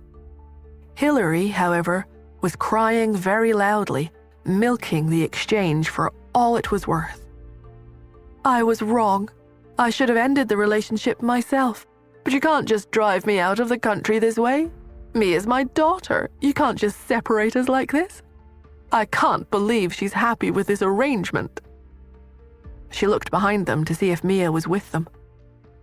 Some of the reporters began to look for Mia too. "Where's the child?" asked one of them. "Mr. Smith, the court instructed you to bring Mia with you because they may need to ask the child some questions," said another reporter. "Did you not bring her with you?" Hillary cried even harder. "I haven't seen Mia for a week," she said between sobs. "I just want to see my girl." Joel and Tanya exchanged a look. Tanya lowered her gaze. When she thought of all the pain she had suffered during those 5 years, and how reserved and timid Mia was every time she mentioned her mother, a wave of anger surged up in her. She suppressed an urge to hit the other woman. To think she still has the cheek to even mention Mia, she thought angrily. "Hillary, you'll never see the child again for as long as you live," she said to her, her voice dripping with venom. She took hold of Joel's arm, and the two of them walked straight into the court. Hillary's tragic and miserable sobs rang outside. "Tanya, how can you do this to me? How can you? I just want my daughter," she shouted to their retreating backs. The reporters around them didn't dare approach Tanya and Joel. Instead, they surrounded Hillary. "Hillary, how confident of winning the lawsuit are you?" asked one reporter. "Miss Jones, did you file a lawsuit for money or for your daughter?" asked another. Hillary got up. She wiped the tears from her eyes as she said to the camera, "I don't want any money. I don't want anything except my daughter." She sobbed loudly, making sure that the cameras caught it all. It was quite a long time before her sobs died down. With a sad and pitiful look in her eyes, she looked into the cameras. "I don't work at the moment. My income has always been from my father's company, but I'm willing to work for my daughter's sake. She means everything to me." She burst into tears again. "Please, anyone, help me. Help me get my daughter back." She wept fiercely, hoping that her tears would make the audience watching the live broadcast full of pity for her. It worked. Public opinion was completely on her side. All the comments on the website streaming the event were incredibly rude about Tanya and Joel. "What makes Tanya think that she can take such an aggressive attitude toward Hillary? She's shameless," wrote one viewer. "Hillary must win this lawsuit. It would be criminal if she didn't," wrote another. "We will stand alongside you in this lawsuit," wrote a woman who had recently lost a similar court case. Hillary cried so badly that she had to be helped into the court. As soon as she entered, the first person she saw was Tanya. As there were no journalists allowed inside the courtroom, she looked at her sister squarely in the eye. "Tanya," she said. There was no trace of sadness in her voice. "You can have Joel, but not Mia. I intend to win this lawsuit." Tanya looked at her silently. "Remember," said Hillary when Tanya hadn't replied, "I've got the upper hand here. The public agree with me."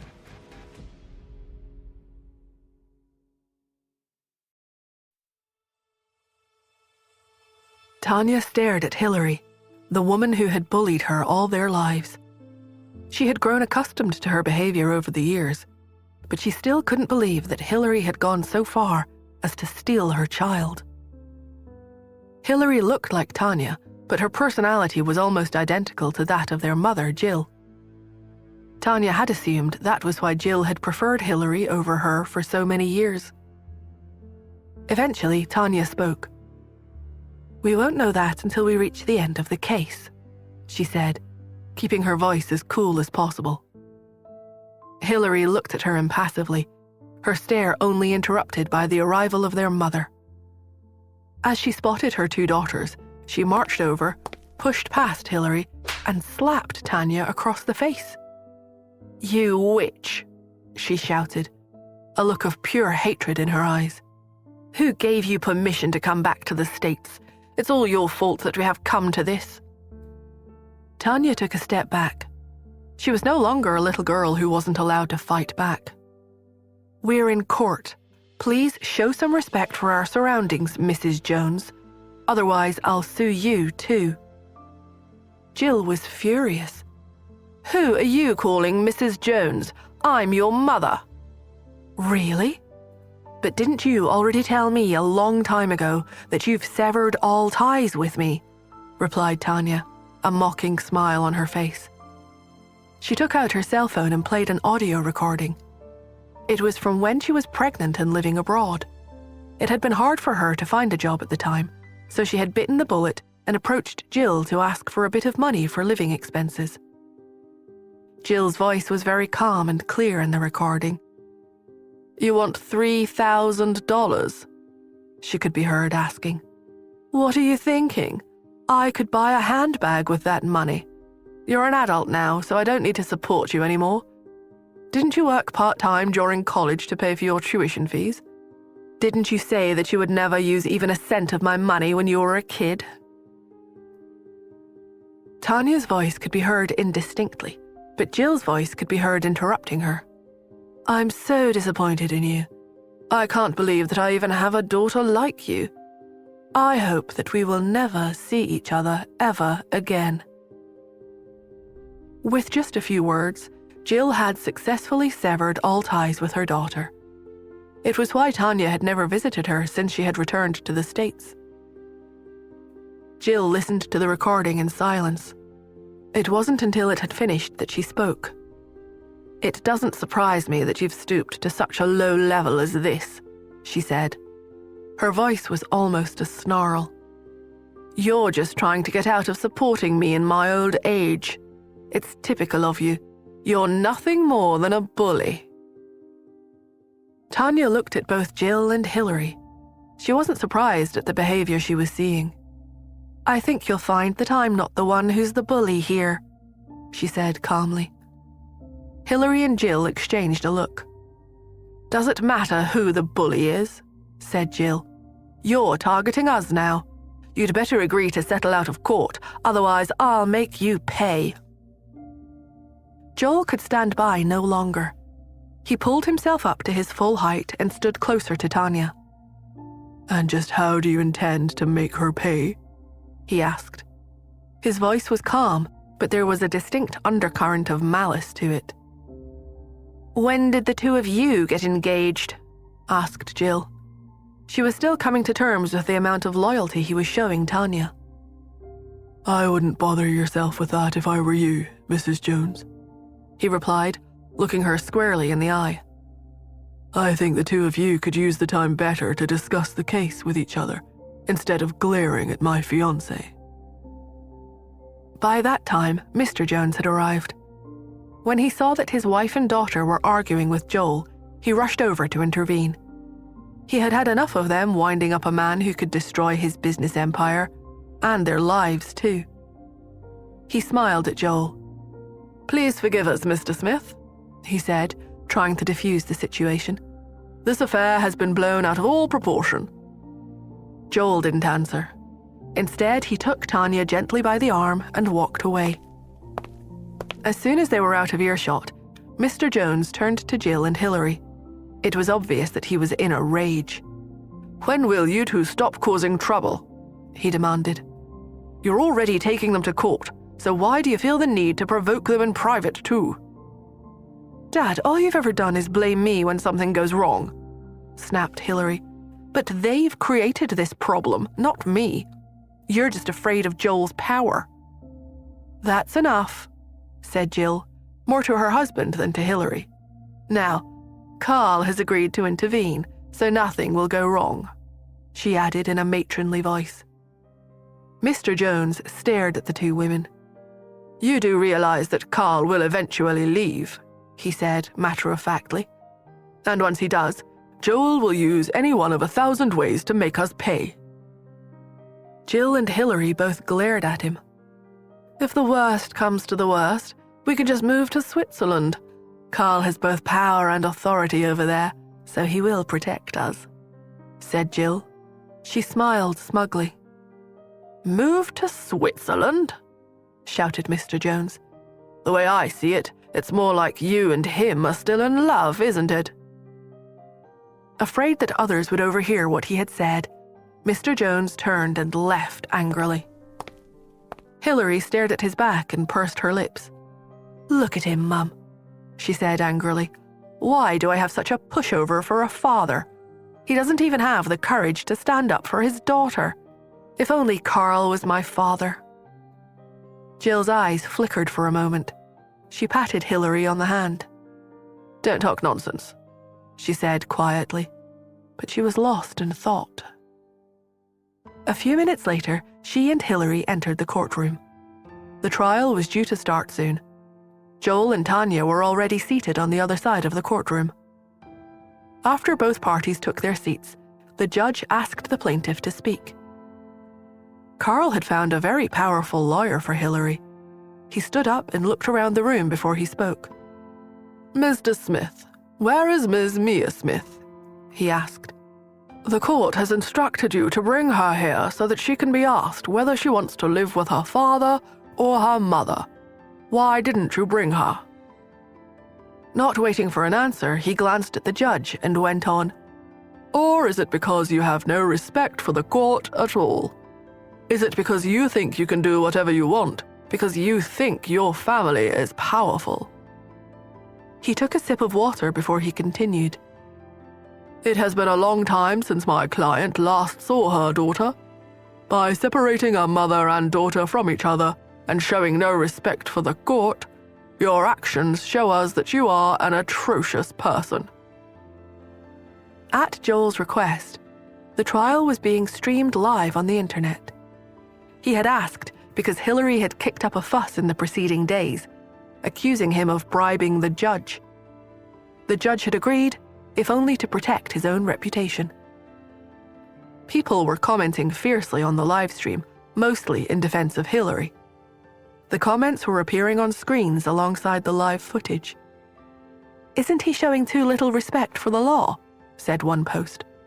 He's so arrogant, but with so many of us watching, the court can't cover up for him any longer, said another. The judge frowned as the attorney spoke. He was not impressed that Joel had not brought Mia. His actions were actually in contempt of the court. However, it was time for the defendant's attorney to stand up.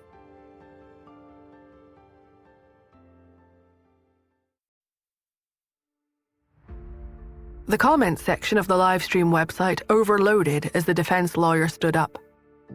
The vast majority of the comments were asking how the attorney had the nerve to stand and defend someone so ruthless. One viewer even commented about his success rate, which he was pleased to announce was poor. He took great delight in announcing that the lawyer was going to lose again that day. Have you no conscience? How can you help a powerful man bully a weak and helpless woman? None of the commentators were holding back. He even received death threats. Hilary and her attorney had a screen on their desk and were watching all the online comments.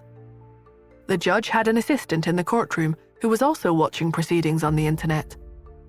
The judge was acutely aware that the case was in the public eye, and he wanted to take their views into consideration. The judge sighed when he heard that everyone was taking the plaintiff's side. He was sure that the defense attorney had his work cut out that day. The defense attorney began to speak, interrupting the judge's thoughts.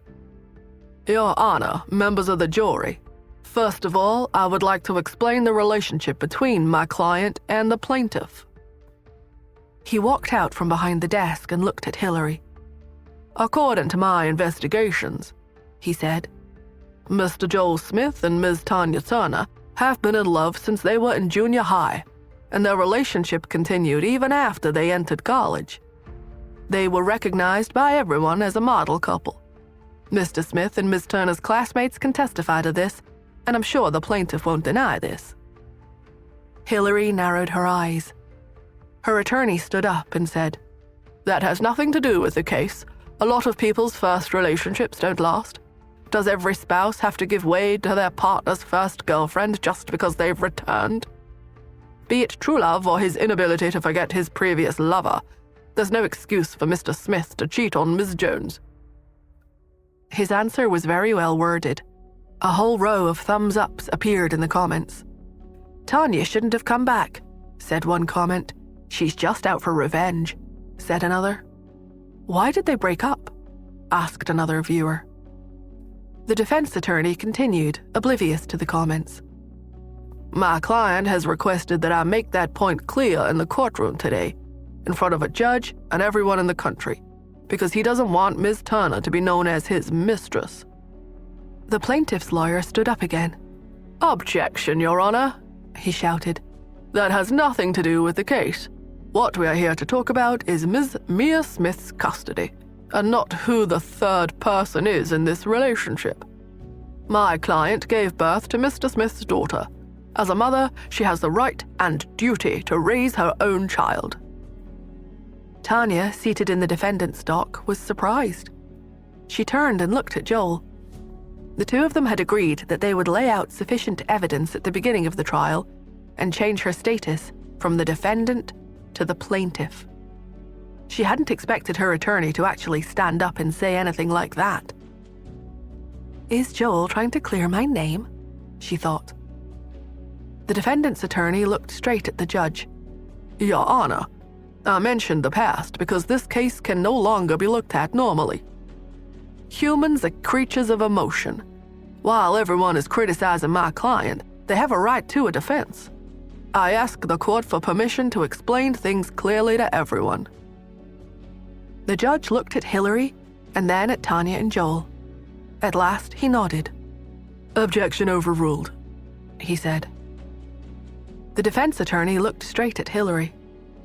You were the third person in Mr. Smith and Miss Turner's relationship back then.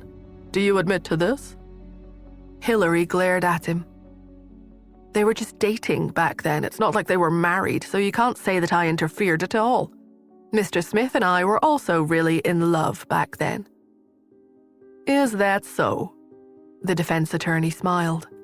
But as far as I know, even though you claim that you have given birth to a daughter for Mr. Smith, the two of you didn't get engaged or hold a wedding. Remember, you and Mr. Smith signed an agreement back then. This agreement stated that once Miss Mia Smith turned 5, Mr. Smith would terminate his marriage agreement with you, and the two of you would become single again. Once the agreement was terminated, Mia Smith would be in the custody of Mr. Smith. Therefore, can I interpret this as a transaction? Do you intend to go back on your word? Hillary didn't answer. Her supporters were stunned. For a while, even the comments on the internet dried up. In that case, it seems to me that the Smiths aren't in the wrong, said the defense attorney. He paused. But I agree with Tanya. It's wrong to prevent a mother from seeing her daughter. The plaintiff's attorney stood up, quick to see an opportunity to seize the initiative. The relationship between a mother and her daughter cannot be described as a transaction. Ms. Jones is not a surrogate mother. That agreement was illegal from the start. Besides, as Mia's mother, my client is entitled to visitation rights. He glanced at Hillary, who immediately got the hint. Before the trial had begun, the two of them had already discussed how they would deal with this agreement. Hillary immediately started to weep. Yes, that's why I want to ask the court for help in mediation, she said loudly. The Smiths are powerful. I had no choice, but for 5 years, my daughter and I were so close. We have such strong feelings for each other. Your Honor, what kind of agreement can stop a mother from seeing her own children? She then started to cry even more bitterly. Please, Joel, you have to help me. I just want to see my daughter. The plaintiff's lawyer produced a report and asked for it to be handed to the judge. This is my client's medical report, he said. She misses her daughter so much that she has been diagnosed with depression. At the sight of Hillary's tears, comments in support of her began to appear on the internet again. Joel was called cold-blooded, and he was accused of not considering other people's feelings.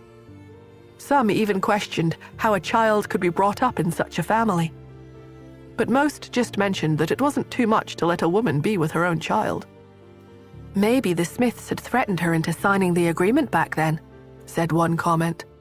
"My God, look at how the defendants are completely expressionless, even when they saw Hillary crying so hard.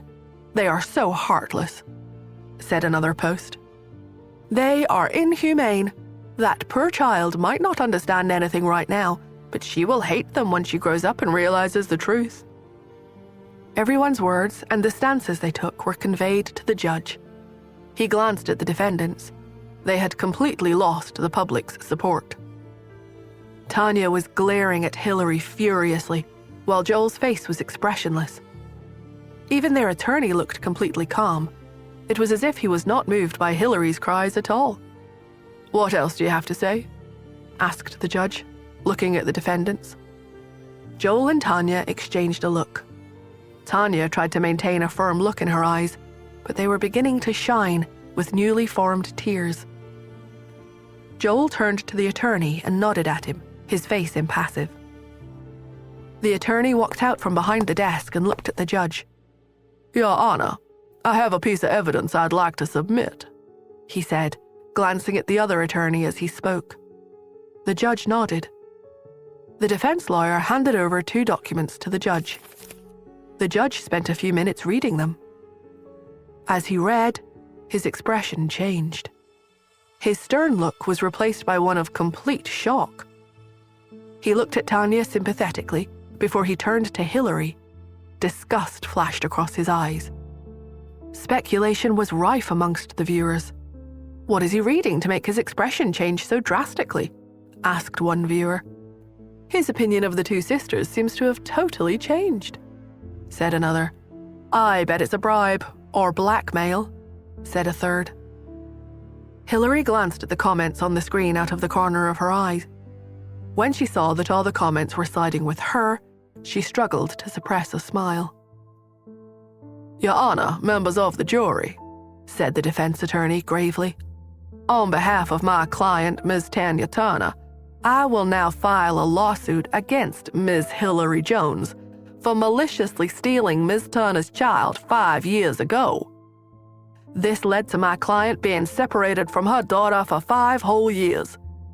May the law impose the most severe sanction on Ms. Jones. I demand that Ms. Jones compensate my client for emotional damages as well as damages for material losses incurred while searching for her biological daughter for 5 years." The courtroom was in uproar.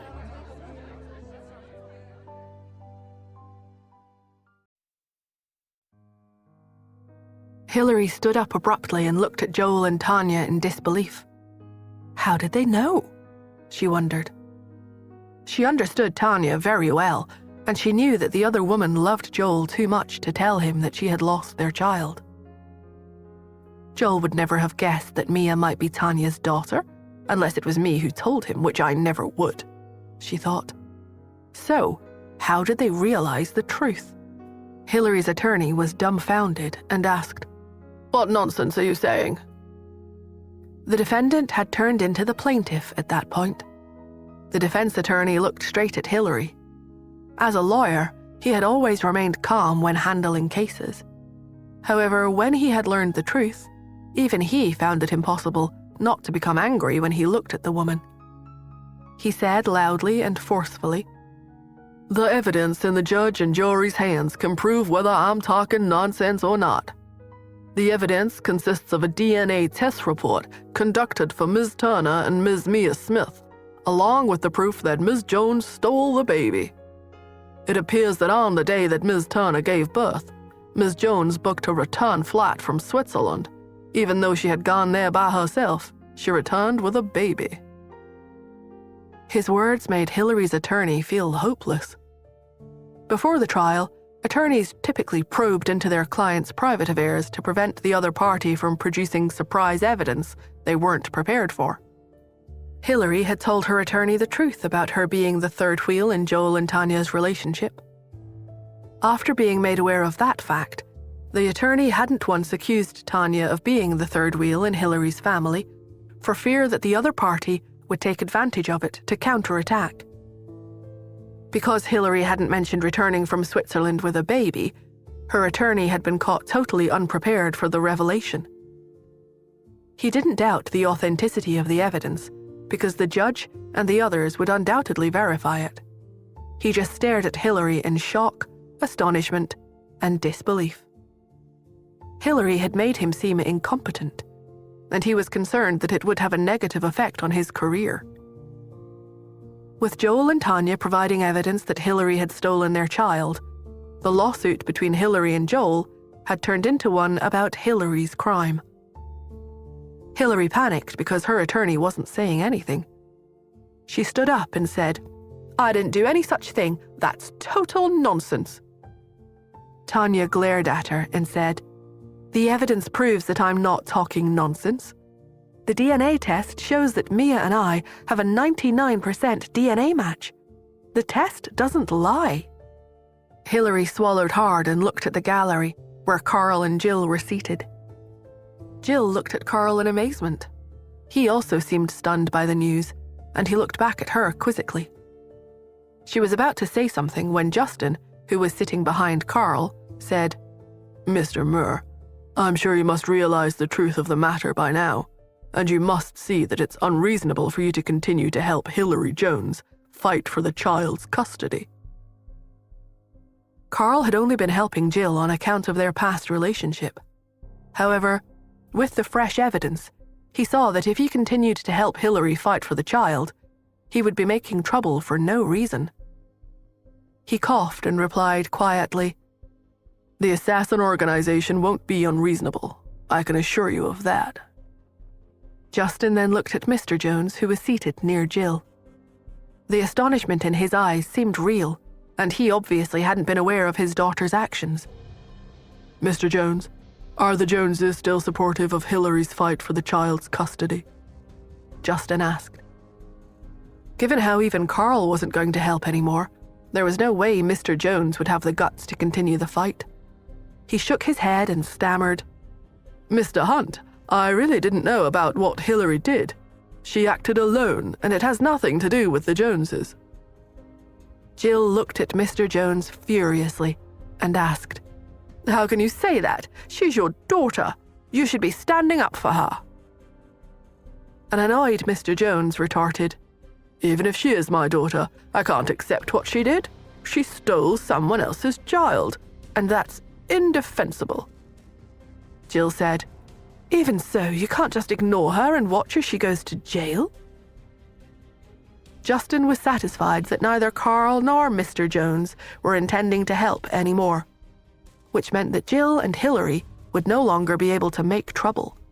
The whole of the court had been thrown into disarray. The judge called for silence and then looked at Hillary. He said, "There is substantial evidence in my hands, which includes witness testimonies and physical evidence against you. What do you have to say?" Hillary knew that things were looking bad for her, and there wasn't much she could do to save herself. However, she decided to protest again, trying to maintain her innocence. She looked straight at Tanya and yelled, "I didn't steal the child. I did go to Switzerland, but I found the child somewhere.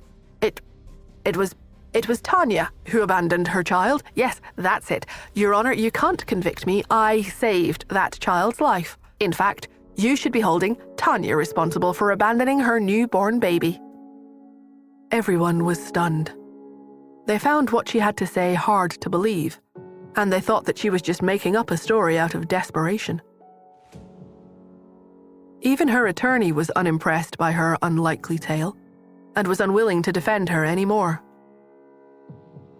The judge looked pensively at Tanya and Joel. Tanya had tears in her eyes while Joel's face was rigid and unsmiling. Their attorney said, "Ms. Jones, I didn't expect you to be so stubborn.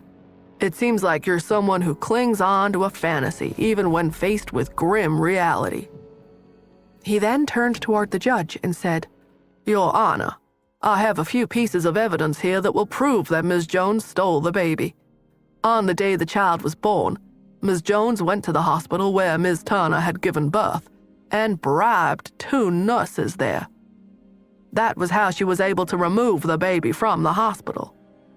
Also, Your Honor, I have financial records detailing how much money and effort my client spent in order to search for her child over the years. Your Honor, as you can see, Ms. Jones shows no sign of admitting responsibility, even when faced with overwhelming evidence against her. I implore you to dismiss this case and ensure that Ms. Jones faces trial for her crimes.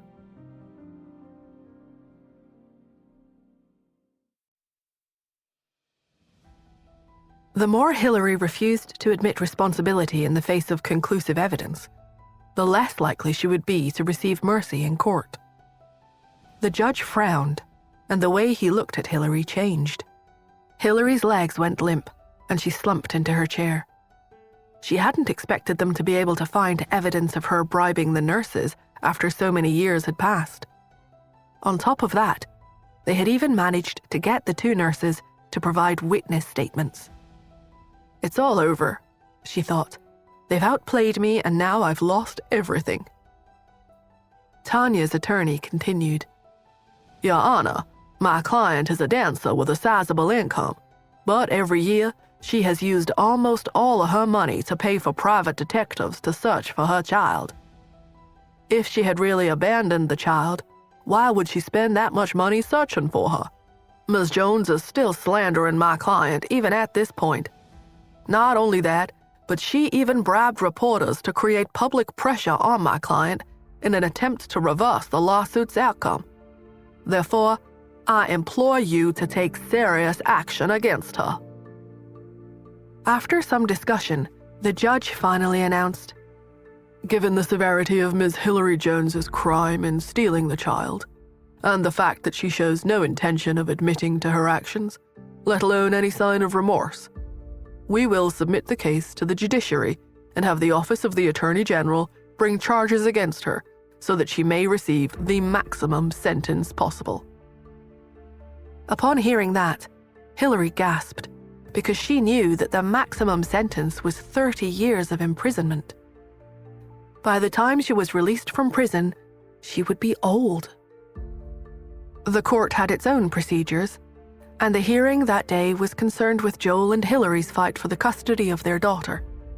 In light of the new evidence, the case was closed without the need for a full trial. Hillary was arrested and placed under supervision while she waited for her next court hearing.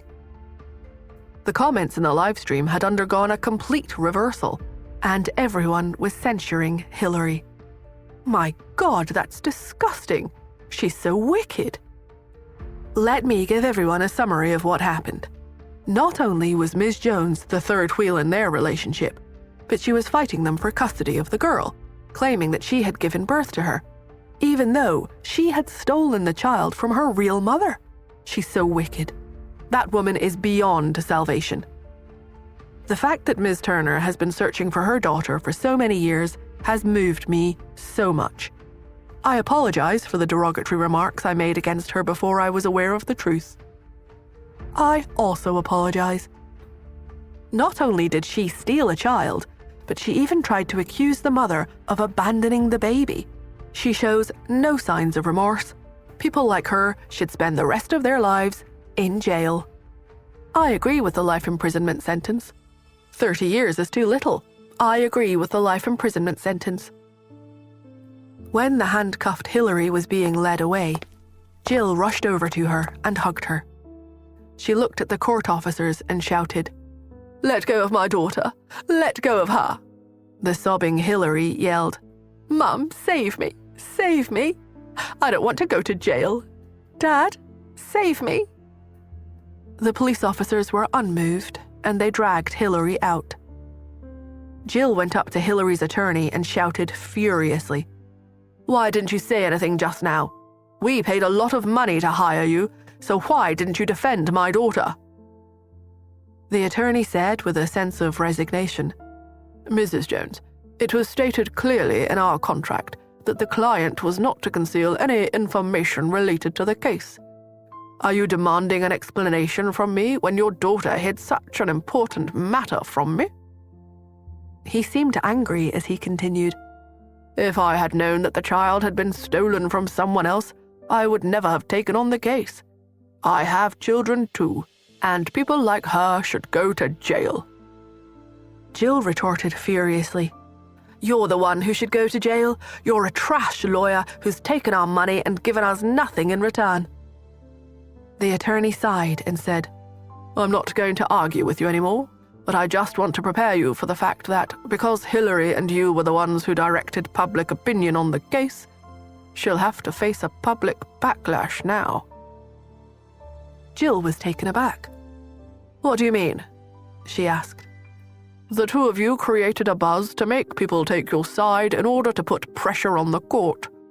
All of those people are furious now and are strongly demanding that your daughter be dealt with severely. Under those circumstances, I'm afraid your daughter will be sentenced to life imprisonment for her malicious actions." "Life imprisonment?" she gasped. When she heard those two words, she stared at the lawyer incredulously and said, "She just stole a child, that's all. What kind of nonsense are you spouting?" Seeing that she was being so unreasonable, the attorney didn't want to talk to her anymore. He merely shook his head and turned to leave. She grabbed his arm and said, "Don't go. Tell me how I can save my daughter. Tell me." The attorney sneered and asked, "What's the point of saving someone like her? If she gets out of prison, what's to say that she won't steal another child? Even if you were to offer 3 times the remuneration, no one will take up your case. I certainly won't." Jill tried to calm down. She held onto the attorney's arm and begged, "Don't go. I promise I won't lose my temper with you anymore, and I won't ask for a refund on the legal fees. Just tell me what I should do now. I can't just watch as my daughter is sentenced to life imprisonment." Seeing that she had taken a step back and was sounding more reasonable, the attorney looked around to check that no one was listening. He said quietly, "There's only one way to lighten your daughter's sentence." "What is it?" "She needs to beg for the victim's forgiveness. If the victim forgives her, she may still have a chance of a reduced sentence."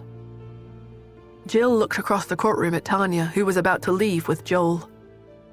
"He's right," she thought. "Tanya is the plaintiff in our case now, which means that she's the victim." She let go of the attorney and went straight to Tanya. She grabbed Tanya's arm and said, "Tanya, my daughter, don't go. I want you to help your mum out. You're the only one who can help me now. Go to the judge and tell him that you've forgiven Hillary. Tell him that you don't hold it against her anymore. Go and tell him now, immediately, right away."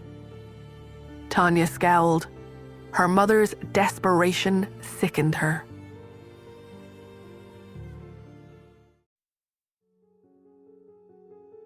Tanya stared at Jill, subtly pulled her arm out of her grasp, and said, "I've always wanted to ask you something ever since I was a child." Jill looked surprised. "What?" "Am I really your daughter?" Jill didn't answer, and Tanya asked, "How is it that you can do so much and go so far for Hillary, and yet be so cruel to me?" Jill was shocked by what Tanya had said, but responded angrily, "I don't know what you're talking about. We'll discuss it later because right now you need to go to the judge and tell him that you've forgiven Hillary, or else." "Or else what? What will you do?" Jill didn't know what to say. After giving her mother an opportunity to explain, Tanya continued and asked, "Or else you won't acknowledge me as your daughter anymore? Haven't you already done that? Or perhaps you won't pay for my tuition fees anymore, but when have you ever given me any money?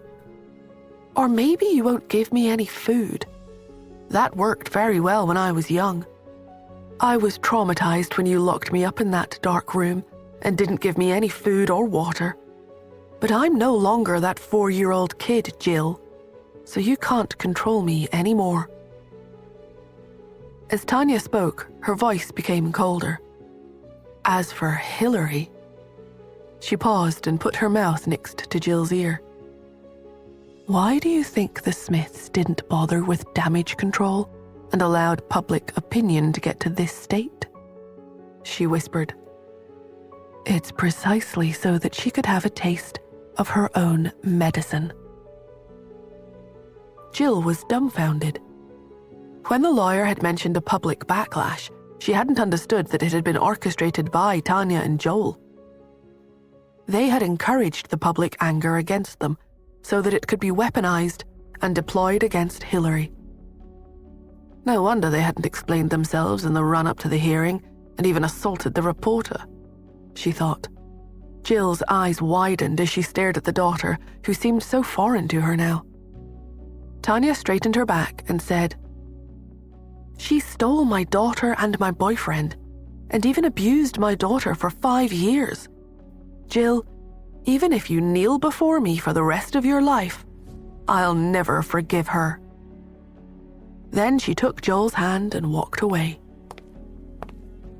Jill was enraged and ran after her. She grabbed her daughter's arm and shouted, Why did I give birth to a witch like you? I should have killed you when you were a child. I should have let you starve to death in that room. She grasped Tanya's hair and pulled it hard. She then tried to scratch Tanya's cheek, but Joel caught her wrist and gripped it tightly. He pushed her away forcefully and sent her back a few steps. He looked down at her and said, Please treat my fiancée with courtesy, Mrs. Jones. After speaking, he glanced at Mr. Jones, who was in the gallery. Mr. Jones immediately got the hint and dashed over hastily to hold Jill back. Once Jill had been restrained, Tanya and Joel left the courtroom. As soon as they exited, they ran into Justin in the parking lot, and Joel asked, How did it go? One of the reasons Justin had been present that day was so that he could convince Carl not to take any further action. Justin replied, No big issues. Carl is a big player in the underworld, but now that the truth has been revealed and Hillary's been arrested, there's nothing he can say anymore. Besides, the assassin organization probably doesn't want to offend the Smiths and the Hunts either. His voice became dark as he added, Otherwise I wouldn't have given him the chance to leave the country. Joel said, He's already done enough to pay back the favor he owes his old lover. Unless Hillary is his daughter, that guy probably won't do anything for them anymore. His daughter? Asked Justin. At that moment, both Justin and Joel suddenly realized something, and they both looked at Tanya. Their intense gazes made her feel a little uncomfortable. She glanced down at herself and asked, What's the matter? Is there something wrong with my clothes? Without taking his eyes off her, Joel asked, Tanya, have you ever wondered who your father is? Of course I have, she replied. But every time I asked Jill about it, she would always say that he's a scumbag and a hooligan who deceived her and got her pregnant. A hooligan, Joel repeated. Justin and Joel then nodded to each other. Don't you find that Carl Moore actually has a bit of a hooligan-like air about him? Joel asked. Although most people had left the courtroom, Jill was still making a scene as she shouted at her husband, I'm not going anywhere unless you do something to save my daughter. You're a waste of time. What's the use of her having a father like you? Mr. Jones said, Stay here if that's what you want. Who cares? After saying that, he walked out of the courtroom. Carl, who was still in the gallery, looked at Jill and scratched his head. His subordinate, who was behind him, leaned forward and asked, Boss, what did you used to see in her? Carl felt a little embarrassed. He coughed and said, Maybe I was blind back then. He then got up and walked toward Jill. She straightened her clothes as she tried to regain her composure. Her demeanor had changed. She no longer exhibited the shrewish behavior. Instead, she looked at Carl calmly. Are you okay? He asked. I'm fine, but you have to help me save my daughter. Carl looked down at the floor and said, You're in the wrong about this situation. I can't defend her behavior. Jill asked, Do you know why I'm asking you to help instead of my husband? Carl shook his head, and Jill said solemnly, "Because Hillary's not his daughter. She's yours." He was astounded. "What did you say?" Jill held out her hand. There were 2 strands of hair gripped tightly between her fingers. "I plucked Hillary's hair off her when I hugged her just now. You can do a DNA test to find out the truth."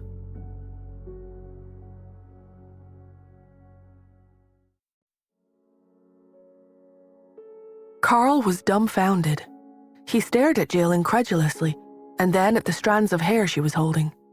He swallowed hard, feeling that his ears must be playing tricks on him. "Did you just say that she's my daughter?" he asked. Jill said, "You can put the timeline together yourself. When I married into the Joneses, I was already 4 months pregnant. Think about it. The child must be yours if I was already 4 months pregnant at that time." "But Hillary's birth date doesn't match," he said. "That's because I delayed registering her birth for 4 months because I didn't want to embarrass the Joneses," she said. "You can look into it yourself. I gave birth to my daughter in a private clinic, and they may still have records. Also, no matter what, you should have a DNA test done."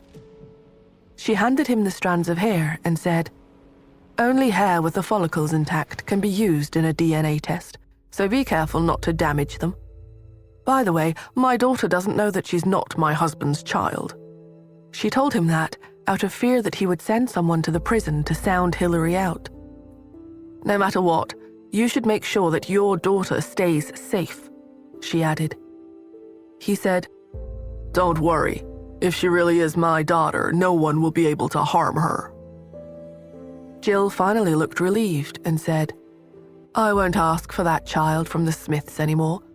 All I ask for now is just for you to rescue my daughter from prison and take her abroad." He asked tentatively, "If she's my daughter, why didn't you tell me from the start?" Jill didn't answer straight away. She seemed to be deciding how much to tell him. Eventually, she sighed and said, "She wasn't having any problems before, and you were also willing to help me out, so it didn't matter whether I told you the truth. But now that I know you are reluctant to offend the Smiths and the Hunts, I realized that I needed to tell you the truth." He grinned and said, "Jill, you should know that I operate outside the law, and it doesn't end well for people who lie to me, right?" She was so frightened by the way he spoke that she shuddered. However, she then said resolutely, "Go and have the DNA test done." Carl nodded and Jill left the courtroom. After she had gone, his subordinate asked, "Boss, is that child-stealing woman really your daughter?" Carl frowned and didn't reply. He thought about his next step and said, "Send someone to the prison to protect Hillary Jones for now." He then walked out of the courtroom. His subordinate trailed behind him and asked, "Boss, where are you going?" "To a DNA testing lab," he replied. "Find me a reliable one." Justin, Joel, and Tanya returned to the Smiths' residence.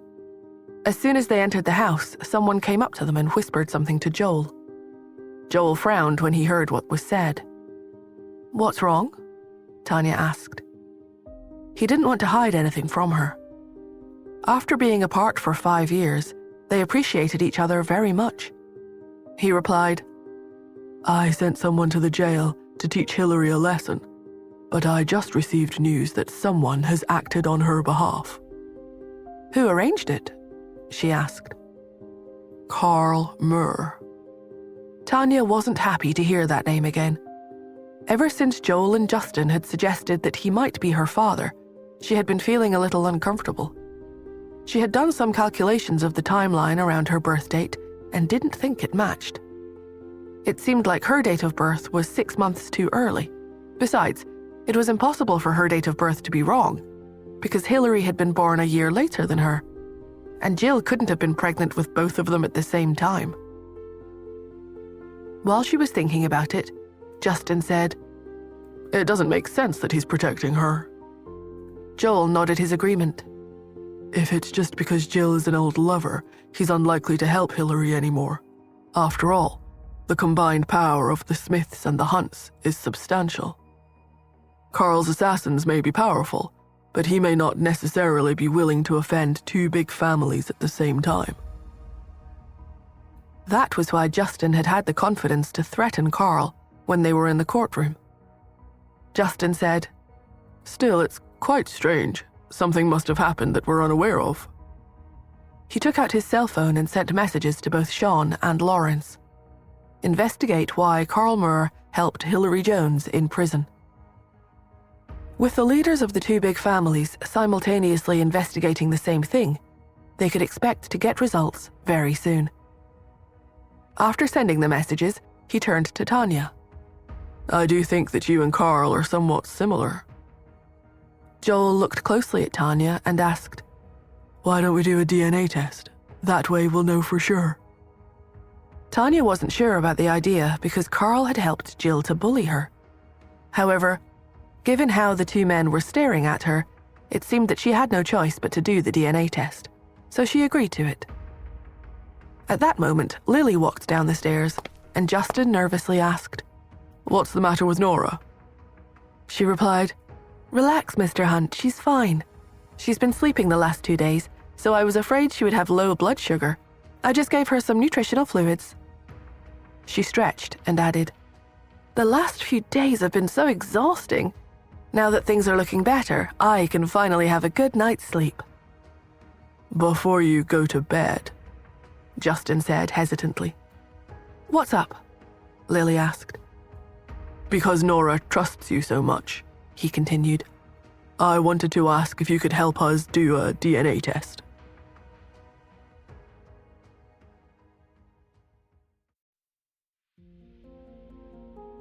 All Lily wished for at that moment was to return to Switzerland. When Lily had been in Switzerland, every time her boss had wanted her help, all she had to do was get someone to send her some DNA samples, and she was able to produce the test results within 3 hours. After helping to look after Nora, Ian, and Quentin, she wasn't in the mood to take on any extra work. However, even though she was feeling put upon, she nevertheless smiled and said, "Sure, just give me the DNA samples and I'll run a test on them." When she mentioned samples, Justin and Joel looked at each other and felt slightly stupid. Although they wanted to have a DNA test done, they hadn't thought about how to get a sample from Carl. It wasn't going to be as easy as walking up to him and asking for one. Carl was the leader of a group of assassins, and it would be almost impossible to get close enough to him to be able to pluck some of his hair. Carl was on his own DNA testing mission. His assistant found a reliable lab, and he went to it. After the technicians had extracted a blood sample from his fingertip, he returned to the hotel. All the places he went to were heavily guarded. Although he hadn't brought a lot of men to the States with him, all of them were skilled fighters. Even a fly wouldn't be able to get near Carl without them noticing, let alone a human. 3 hours later, his subordinate brought him the DNA test report. It indicated a 99% probability that the test subjects were father and daughter. At the same time, the person whom he had sent to investigate the private clinic where Jill had given birth had also returned. He had discovered that Jill had given birth to a child there during the period she had indicated. The child had also been confirmed as being Hillary. A nurse at the clinic had said that Jill's baby had a mole on her ear, which fitted with the fact that Hillary also had a mole on her ear. Carl listened to the findings and then asked, "Does that girl named Tanya Turner have a mole on her ear?" His subordinate was surprised and said, "I don't know why you're asking about her, but she doesn't seem to have one, though." Because the man was an assassin, he was very observant. Although he had only met Joel and Tanya once in court, he remembered everything about their looks. Carl said, "I'm asking about her because I keep feeling that something isn't quite right. If Hillary really is my daughter, Jill could have approached me as soon as Hillary was taken away. She knows that I would have been able to protect my daughter for sure. There wasn't any need for her to go to that other young woman and beg for her help. I had a suspicion that the hair she gave me was taken from the other woman. The clinic had kept pictures of the newborn baby. Carl looked at the pictures and saw that the mole on her ear was obvious, which meant that Jill had given birth to Hillary at the clinic, so Hillary was his daughter. He stood up and started to pace back and forth excitedly. Over 20 years before, he had gone to Switzerland by himself to build his career. People in the underworld inevitably got injured sometime or another, and that was true for him too. He had been involved in an accident in which he had suffered an injury to his groin. As a consequence of the injury, he had lost the ability to father any children. For a long time, he had held regrets about that. Although he had many women in his life, he hadn't had any children with any of them. On his return to the States, he hadn't expected to find that he had a daughter. He had only gone back to the States to look for Black Cat. He rubbed his hands excitedly and continued to pace back and forth. While he was coming to terms with the unexpected news, he received a call from Jill. He picked up the call and Jill asked, "Have you seen the DNA test report?" "Yes." "So you'll have seen that Hillary is your daughter. I hope you'll save her now. You can't just watch as your daughter gets locked away for life. The Smiths and the Hunts are very powerful, so if she stays in prison, something will happen to her sooner or later. You have to find a way to get her out of there." He said, "You don't have to worry about that. I know what I'm doing. I'm just getting over the shock of finding out that I have a daughter. I owe you one for giving me a daughter, Jill." After hanging up, he continued to pace around the room. His subordinates noticed the change in him, and they talked about it among themselves. "Just look how happy he is. The boss has an heir now, so there's someone who can inherit all the money he's earned over the years. It's a shame his daughter's character is not so great. Even by our standards, stealing someone else's child is pretty low. It's a pity that he hasn't got a daughter that he can be proud of." One of his men spoke to him directly. "Boss, you told us to protect your daughter, and we managed to stop them from getting to her. What are your plans now? She's in a prison and it's not going to be easy to get her out of there." Carl didn't answer the question. He continued to pace around and then said, "I still feel like something isn't quite right. How about we get a hold of a DNA sample from Tanya Turner and have another test done?" His subordinate asked, "Boss, aren't you making things difficult for us by telling us to do that? Stealing a DNA sample from someone living in the Smith house is a big call. Why do you want a sample from her anyway?" Carl put his hand on his heart and said, "I won't get any peace if I don't have it checked. By the way, don't forget that Black Cat is in the States, so look for them too." His subordinate said, "The problem is that Black Cat is completely ignoring us. They used to occasionally reply to the emails and messages we sent, but we haven't had any replies in the last couple of days. It's as if Black Cat has gone off the grid." Carl took out his cell phone and said, "Maybe they're just too busy to reply. Just ensure that Hillary isn't bullied in prison for now.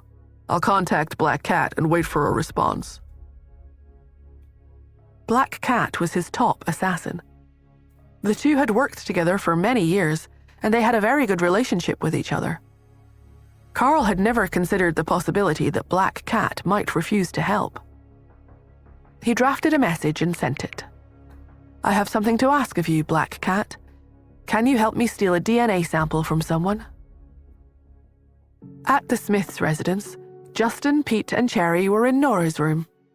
They sensed movement from the bed, and the three of them looked over at once. Nora very slowly opened her eyes and stretched her arms.